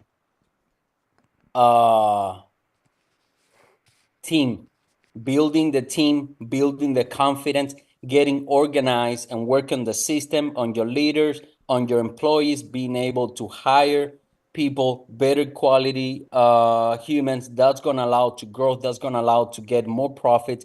That's going to allow to liberate, like you were saying. I was the CEO, I'm the owner, and the anesthesia provider, doing the consults, doing everything. I couldn't do anymore. I needed a solid team. I needed to invest in that. And Uncle G told me, all the money you make, put it on through marketing and social media. You need attention, dude. Go for it. And today we have like over 3 million views in any single month. We're growing exponentially. We're on our way only on year number 2 to 8 million. So year 2 was last year? No, I'm on my year 2. What did you guys finish at in May revenue? 25 is gonna be the end of year 2. And so May 2025, you'll do $8 million in revenue. We're 6.7 right now. Yep. 6.7. That's a remarkable, brother. Thank you so much for being here and sharing your story. I appreciate you guys. it. Yeah. Good luck. We'll see you soon. Okay, next we have Steven Oliveras. Steven, you here? You with us? He looks like he's frozen right now. Go ahead and unmute if you can. There he is. I'm with you. What's going on, brother? How are you? Awesome, man. How are you? Fantastic, man. Great to have you here. Glad to be here. Before we get started, can you tell everybody what you do for work? Yeah, so I'm in the healthcare space. I actually help physicians like Armando add ancillary revenue to their practice so they can provide more comprehensive care, better take care of their patients, improve their outcomes, and also generate revenue, which will increase the value of their practice. So, but we do that specifically in allergy space. We do allergy testing and treatment with immunotherapy. We work with doctors all across the country. Yeah, and so this is a good point that he's bringing up right now. Steve's bringing up is that he works in a niche space. He works just with in the allergy space.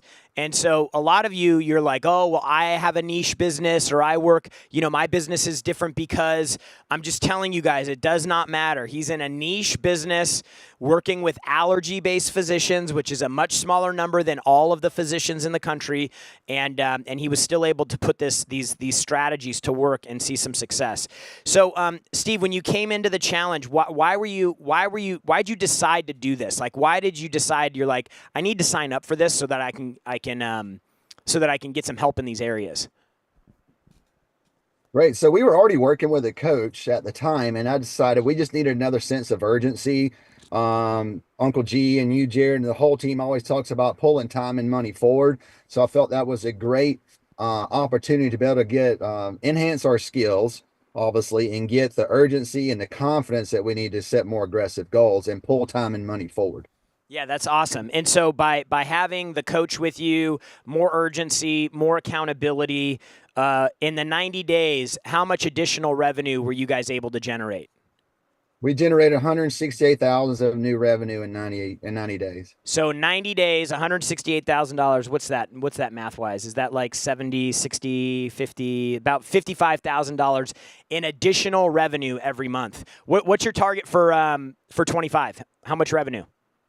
1.5 million. 1.5 million, man. That's phenomenal. Thanks so much for being here, Steve. Really appreciate it. Congratulations on your success in the program and in your business as well.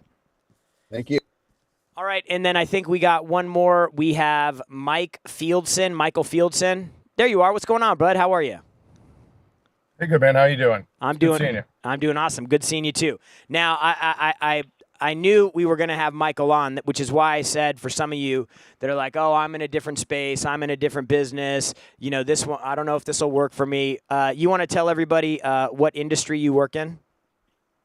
Yeah, sure. So I do military contracting. So I work for the Department of Defense. We do science and technology development using a variety of engineering services. So this is not selling a widget on a website. This is not selling coaching services. This is not selling a roof where customers are easy to get a hold of, and they come out. You send one of your techs out to their house, and you give them an estimate, and then you follow up with them, and they say yes or no. This is a very heavy business. You're working through RFPs, procurement process. You can't even, the person you're trying to sell who's ultimately making the decision, you can't even get to them. Like, it's a very convoluted process that you have to work through. And how long have you been doing that? 7 years now. Yeah, so we started back in 2018. So when you came into the challenge, what were you hoping to get out of it? Yeah, so our business, like I said, we've been doing this for about 7 years. We've been kind of flat over the last couple of years. We did, I think, 2 million the year before. We were about 3 million in. And so really we want to take the business to the next level. We want to be more profit and revenue focused. And so that was the key things that we were looking for. So you wanted to be more profit and revenue focused. I mean, couldn't you just be more profit and revenue focused on your own? Yeah, the good thing about the challenge was it really gave us some discipline working with Coach Jake. He gave us some new tools, some new books to read, ways to think about how to run our business. He told us about a book called Profit First. So we've really taken that to heart. We're actually trying to pull profit out of the company. Another book called Systemology, and that's really just trying to document the systems that we're doing, and that's really germane to the things that we're doing. We write a lot of proposals, and so if you skip steps, you miss some of that stuff, then you're just it's not gonna work. I used to be on the government side, and so I'm used to evaluating proposals, so I understand what that is, and so just having those extra tools were really helpful for us.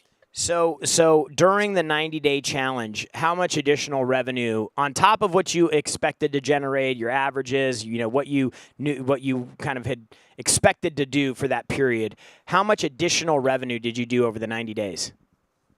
Yeah, we added $118. We also we captured $808,000 during that period that we really weren't expecting. We just kind of pulled time and money forward. So that was hugely helpful from a cash flow perspective. So you had 200,000 in new revenue, plus you did 800,000 in new contracts. So you're knocking on the door of $1 million. That's right. Yeah. And again, that was helping us pull forward revenue, helped us with cash flow, making payroll, and then help us continue to grow and write more proposals. So how would you say working with the coach gave you a new set of eyes on your business? What did the coach help you see? So I'm that the you only weren't- owner. Yeah. Yeah. So I'm the only owner, and the problem there is there's really not someone who I can talk to a lot of times for mentoring. And so it was good to bounce ideas off of Coach Jake. He was pushing me to do things that I was uncomfortable with. We were talking about revenue per employee and whether or not we had the right enough revenue to support the employee base that we had. So that was good just to have some probably uncomfortable conversations that I wouldn't have internally to my company. Yeah, that's amazing. And so, I just want to congratulate you. You crushed it. I remember hearing about your story after you finished, and was super proud of you and what you were able to do. So congratulations, not just for yourself, but also for being a great example for everybody that's here on the call right now in this workshop, because it's folks like you and Steven and Armando that give people the hope that, like, oh, wow, hey, this actually can work. I can go from frustrated and uncertain to feeling more confident and feeling more satisfied and gratified with the business, and ultimately generating better outcomes for you and for your staff. So congratulations again, and thank you so much for being here, Michael. Really appreciate your time. So look, like what this wheel will do for you, like I said, is it should essentially be a checklist for you.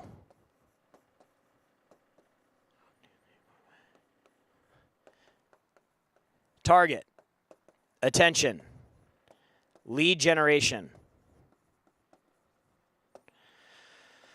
lead management, sales management, and then scale. I want you guys to do something really quick in the chat. Is if you looked at all of these categories, okay? 1, 2, 3, 4, 5, 6, 7. Okay.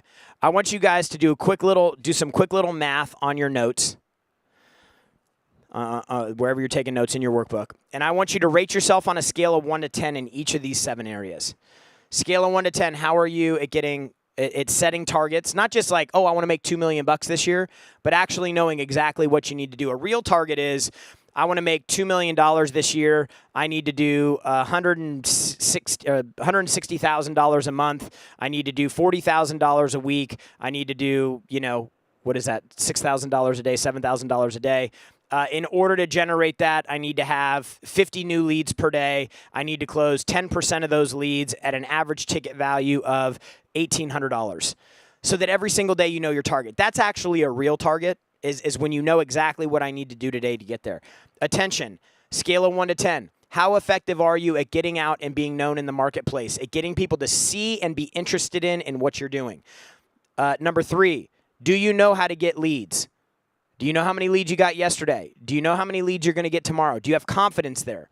Number 4, do you manage your leads? Do you use a CRM? Are you using lead engagement campaigns? Are you using text message in your lead engagement? Do you have long-term sequences? Do you have short-term sequences? Do you have recurring sequences that are ongoing? Sales, do you have a consistent sales process? Do you have the steps of a sale documented out?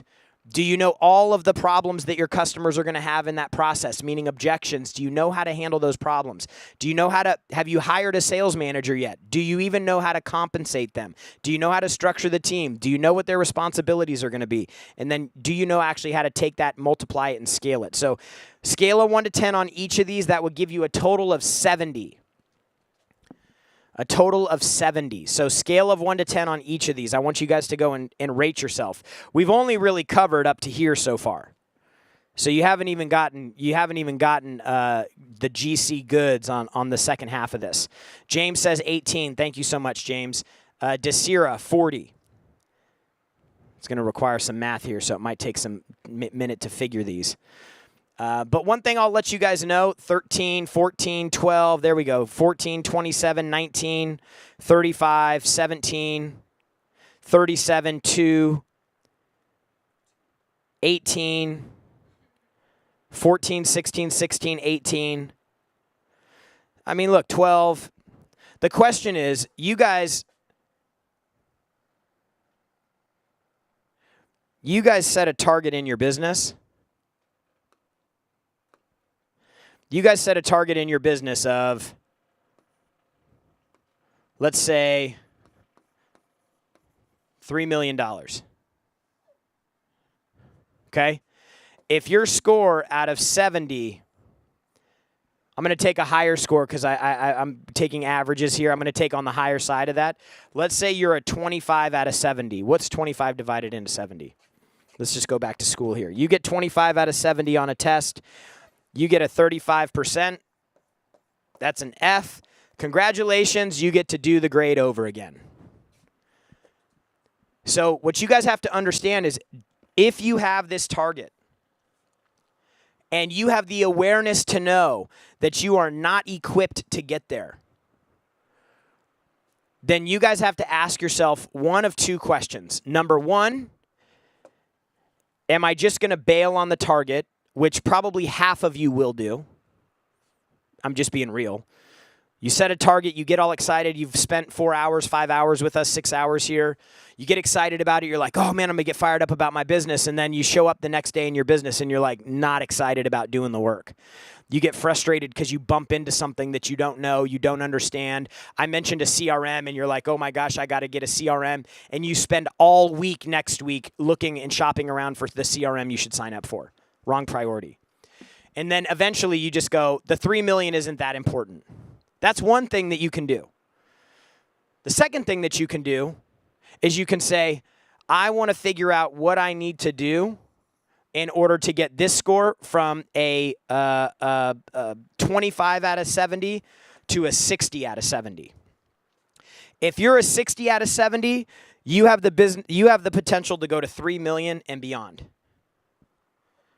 If you're being self-aware, if you're being honest, a 60 to 70 is really where you need to be in order to start having a business that works. So then the question you guys have to ask yourself is, okay, am I going to go out and do all the work on my own? Am I going to figure this out? Or would it be more beneficial for me to find a quicker way to do it? Now, the quicker way to do it is to have somebody like Grant come to you and work in your business for a year and fix everything that's wrong with it and just hand you back a business that's working. The problem with that is that you don't actually know any of the stuff that he did to do it, to fix the business. And so what's going to end up happening is your business is going to start falling back again. The other alternative that you have is you can go, hey, I want to work with somebody who knows how to do this so that I can learn while I'm doing it, so that after that mentor or that coach leaves, I am moving forward and able to continue to drive the business forward. And that's exactly why we created the 90-Day Revenue Challenge. We created the 90-Day Revenue Challenge so that you guys would have an opportunity over 90 days to have a compressed period of time so that you guys would have an opportunity to work with a coach who knows the next steps that need to be taken in the business for you to get unstuck and grow.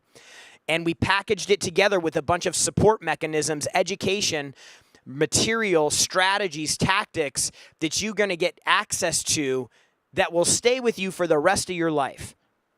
And so basically the way that this program came about is Grant said, I want to show people a way that they can attempt to do what I did in Pueblo, Colorado, which was go build a $5.5 million business in 90 days. That's where he ended up. No name, no phone, no money, no resources. They shaved his head. They shaved his beard. And, he grew a beard. He grew a beard. They tried to make him unrecognizable. They took everything away from him, except the knowledge and the skills. And based on that, that's why I said earlier, those are the most valuable assets that you have, are the things that people can't take away from you. And they can't take away your knowledge and your skill. So what we want to do is we want to accelerate you guys so that you're focused on the right target, you're learning the right things, you're applying them the right way, you're executing on, and you know the next right step to take. And so how we're going to do that is over the next 90 days, we're going to give you guys access to a one-on-one coach. These are our 10X performance coaches. They've been certified, trained. They're training multiple times per week with us and our executive staff. They're coming into certification events. They're coming into training programs throughout the year. They know our material better than most. And we're going to give you a coach that you can work with one-on-one. This is not cookie cutter. It's built for you, whether you're Michael in government, defense, DOD contracts, or you're Armando working in cosmetic surgery. You're going to be working with a coach who's going to be helping you apply these concepts to your business. The next thing that we're going to give you guys is we're going to give you access to our 7-figure accelerator calls. You're going to get 12 weeks of this program. Every Tuesday, we meet at 5 p.m., and myself, the president of the company, Todd, our vice president of sales, and Jeremy, the chief revenue officer of Cardone Ventures, all come together. The only thing that we talk about on these 7-figure calls every week is revenue. We talk about marketing, we talk about revenue, and we talk about managing salespeople. A lot of people asking about compensation plans and all these things. We cover all of that. All of the elements of generating revenue in your business. We do live coaching calls every week where we teach, and then we open it up to Q&A. Sometimes I'm on these calls for 2.5 hours. Like, we start the call at 5 o'clock. I don't leave the office till 7:30 because people keep asking questions, and I have a rule, no question left behind, okay? And by the way, I'm also at the same time running a $150 million a year business. So it might be valuable, the things that I'm looking at in this business every day, and you having access to that. Same thing with Todd, same thing with Jeremy. We're going to give you access for life to our money and finance course, because until you get your financial indoctrination right, you got to get out of the financial literacy. You got to get out of what you've been taught. Everything that I thought about money was wrong, by the way, until I got around somebody who had a lot of it. And then I was like, oh my gosh, I've been playing by the wrong rules. We're going to fix that with this program here. You're also going to get access to Cardone University, which is the #1 business training platform in the country for small businesses. There's thousands and thousands of segments of content that you can access 24 hours a day, 7 days a week, so that if you have a question at 11:30 at night, you can log into Cardone On Demand and you can watch a segment of content that's going to help you. Grant mentioned that we have a lot of tools that we use as well to grow our business. So we're going to share with you guys these tools. We're going to give you access to our 90-day onboarding. This is basically the exact process that we use to hire salespeople into our organization that have very little skill and gives us the ability to turn them into a 6-figure sales producer in 90 days. 6 figures meaning they're earning over 6 figures in income. And in order to do that, they need to produce hundreds of thousands or millions of dollars in revenue. So if you're like, I need to hire salespeople, you've got to train them the right way when they come in, because if you don't do that, you're going to end up churning salespeople. Lelia earlier was like, oh yeah, we're having a problem with salespeople right now because we keep losing them. She's in our 7-figure program. And when she was telling me about that problem and she told me that she had salespeople that were getting paid hourly, I'm like, no great salesperson is going to go get paid hourly. If you don't have a good comp plan, you're not going to get great salespeople. If you guys aren't great as business owners, you're not going to get great people to come work for you. So if you're like, I'm not great, then you need to figure out how to start developing your skills so you improve and get better. And then you go from good to great. So you're going to get access to our 90-day onboarding for salespeople. We're also going to give you our sales KPI tracker. If a CRM and the idea of a CRM is just like completely out of this site, overwhelming, you can't even confront it, we built a very simple KPI tracker where you can track your key performance indicators on a daily basis. It automates a graph that comes to each of them, so now you can see your graphs for your business. We have graphs all over our office. It's one of the most valuable things you can have is your statistics graph, because if that's a revenue graph, I don't need to look at the numbers. If that's a revenue graph, that's good. If that's a revenue graph, that's bad. But the problem is all these numbers are floating around in your business and you've got no way to look at them. I don't trust the people in the organization. They're great, but I don't trust them. I trust the numbers. I trust what was the lead cost, how many did we get, what was our cost per acquisition? How many calls did the team make on the lead, or lead penetration? How many times did they, how quick did they respond to the lead? How many appointments did they set? I'm tracking all of those things on a daily basis because those are the metrics that I can control that drive the business forward. Based on deficiencies in all of those statistics, I know what to fix in the business. And after the 90-day revenue challenge, you'll know what to fix on them too. We're going to give you our 7-figure sales scripts. Most businesses have no scripts for sales. We're going to give you the scripts that we use in our business so that you guys can model them, mimic them, and master them so that you can install them in your business so that you can generate predictable sales in your business rather than guessing What am I going to do on this call? What am I going to say on this call? Is it going to work or is it not going to work, or am I going to get a customer? We're going to give you our profit planning calculator. This is a super cool tool that basically you input 5 or 6 pieces of data about the business as it exists today, and it goes through a calculator that we already have pre-built and templated. All you got to do is plug in the data, and it spits out a plan for you to get to your profit target. So you input 5 pieces of data about where your business is at now. Let's say you're doing $1 million a year and you're making $100,000 a year, and you input some more data points, and you're like, I want to make $1 million a year. We go over to the profit planner, we put in the $1 million income target, and then the profit planner basically goes through and tells you how many people you need to have, how many salespeople. It will tell you also how many leads you need to get in order to support those salespeople, how many calls they need to make per day. It's an incredible tool that really helps with laying out your targets. So we're going to give you guys access to that for free as well. We're going to give you our marketing swipe file, which is essentially...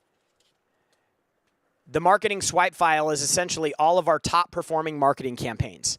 So our best performing emails, open rates, click-through rates, our best performing ads, our best performing landing pages, our best performing webinar pages, our best performing book funnels, literally the best assets that we have of everything that we do.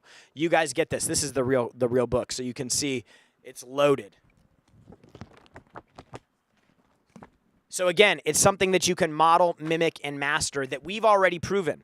We spend $25 million a year on marketing and advertising. All that is an opportunity for you to get access to the knowledge that we gain from doing that so that you can bypass having to figure out all of that stuff on your own. We're going to give you access to our social media marketing activity calculator, which basically will allow you to back into how many posts and how many platforms you need to post on based on engagement rates in order to actually get the revenue or the lead output that you're looking for from your social media pages. We're going to give you our activity target calculator, which is going to help you understand for salespeople how to set targets for them so that they know exactly what they need to do to hit their targets for revenue and for income.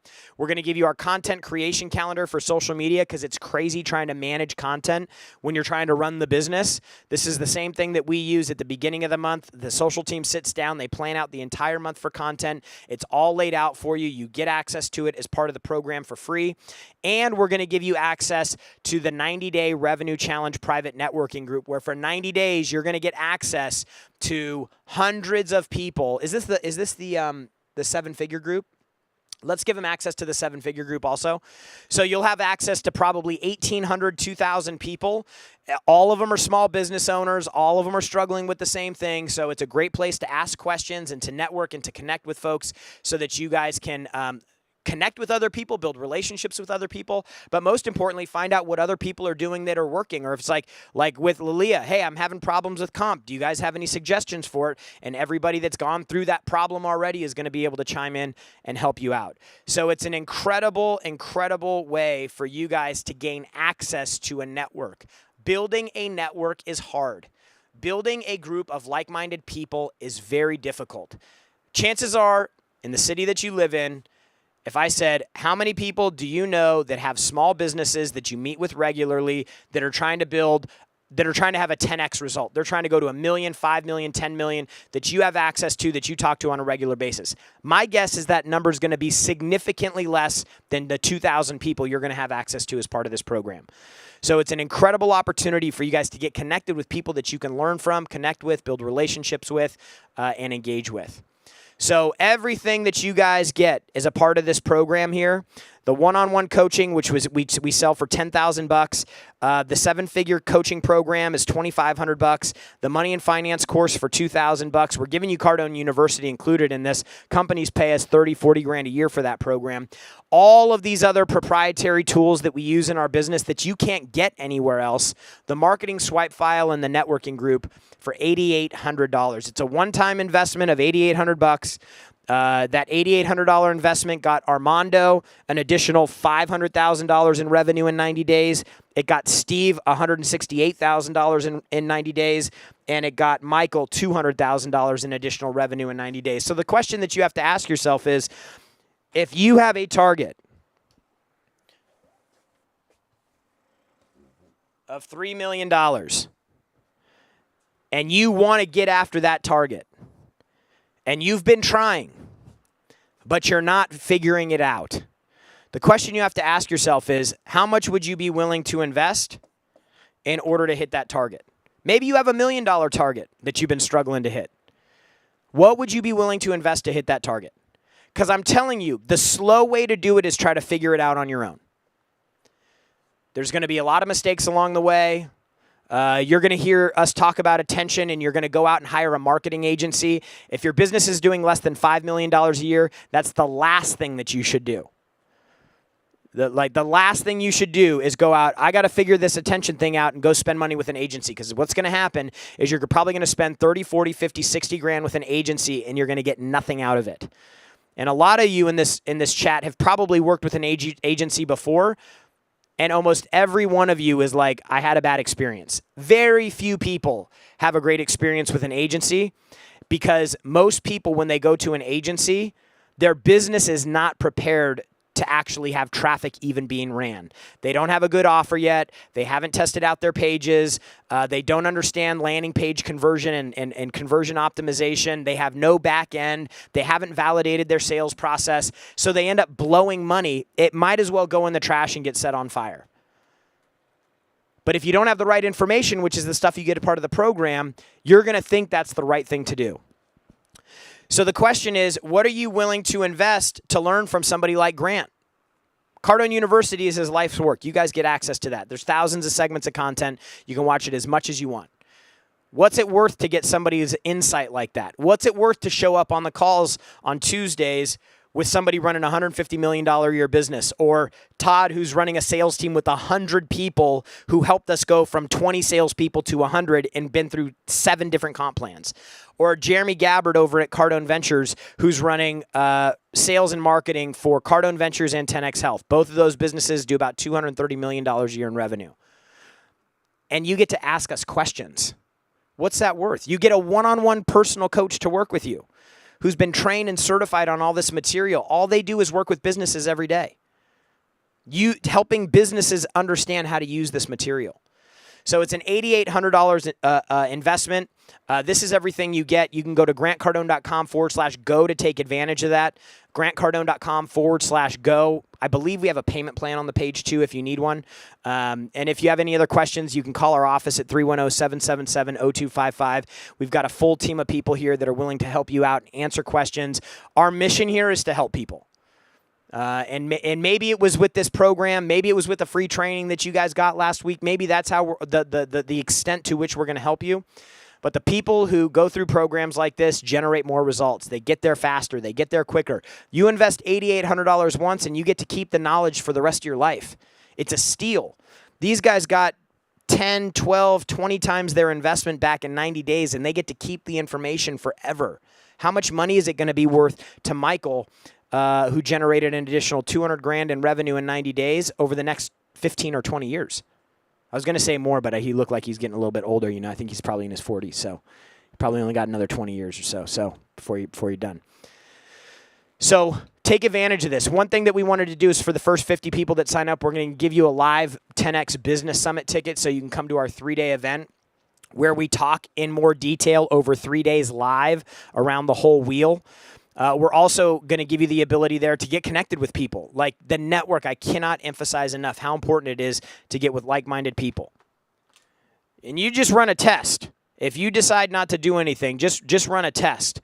Go to the 5 people you're closest with and just tell them, I just invested $20,000 in a program with a guy named Grant Cardone to grow my business. It's only $8,800, but just say $20,000. See what they say. Oh my God, that sounds so much. Are you sure? I hope you don't get ripped off. These are not people you want around you. I'm just telling you. They're negative people.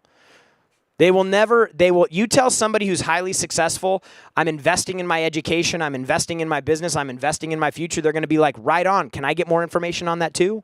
Those are the type of people you need around, and that's who you'll meet at our event. So grantcardone.com/go. You can call the office at 310-777-0255, 310-777-0255. This is Daniel. After the 90-day challenge, Daniel's business went from generating $255,000 in a year to generating $144,000 in just 90 days. This is Ian. He started the 90-day revenue challenge in August and grew his business from $600,000 in revenue to $950 during the 90 days. They added $350,000 in new revenue. Carolina, in the 3 months before the challenge, her business revenue was $55,000. I think that's a month. Yeah, a month.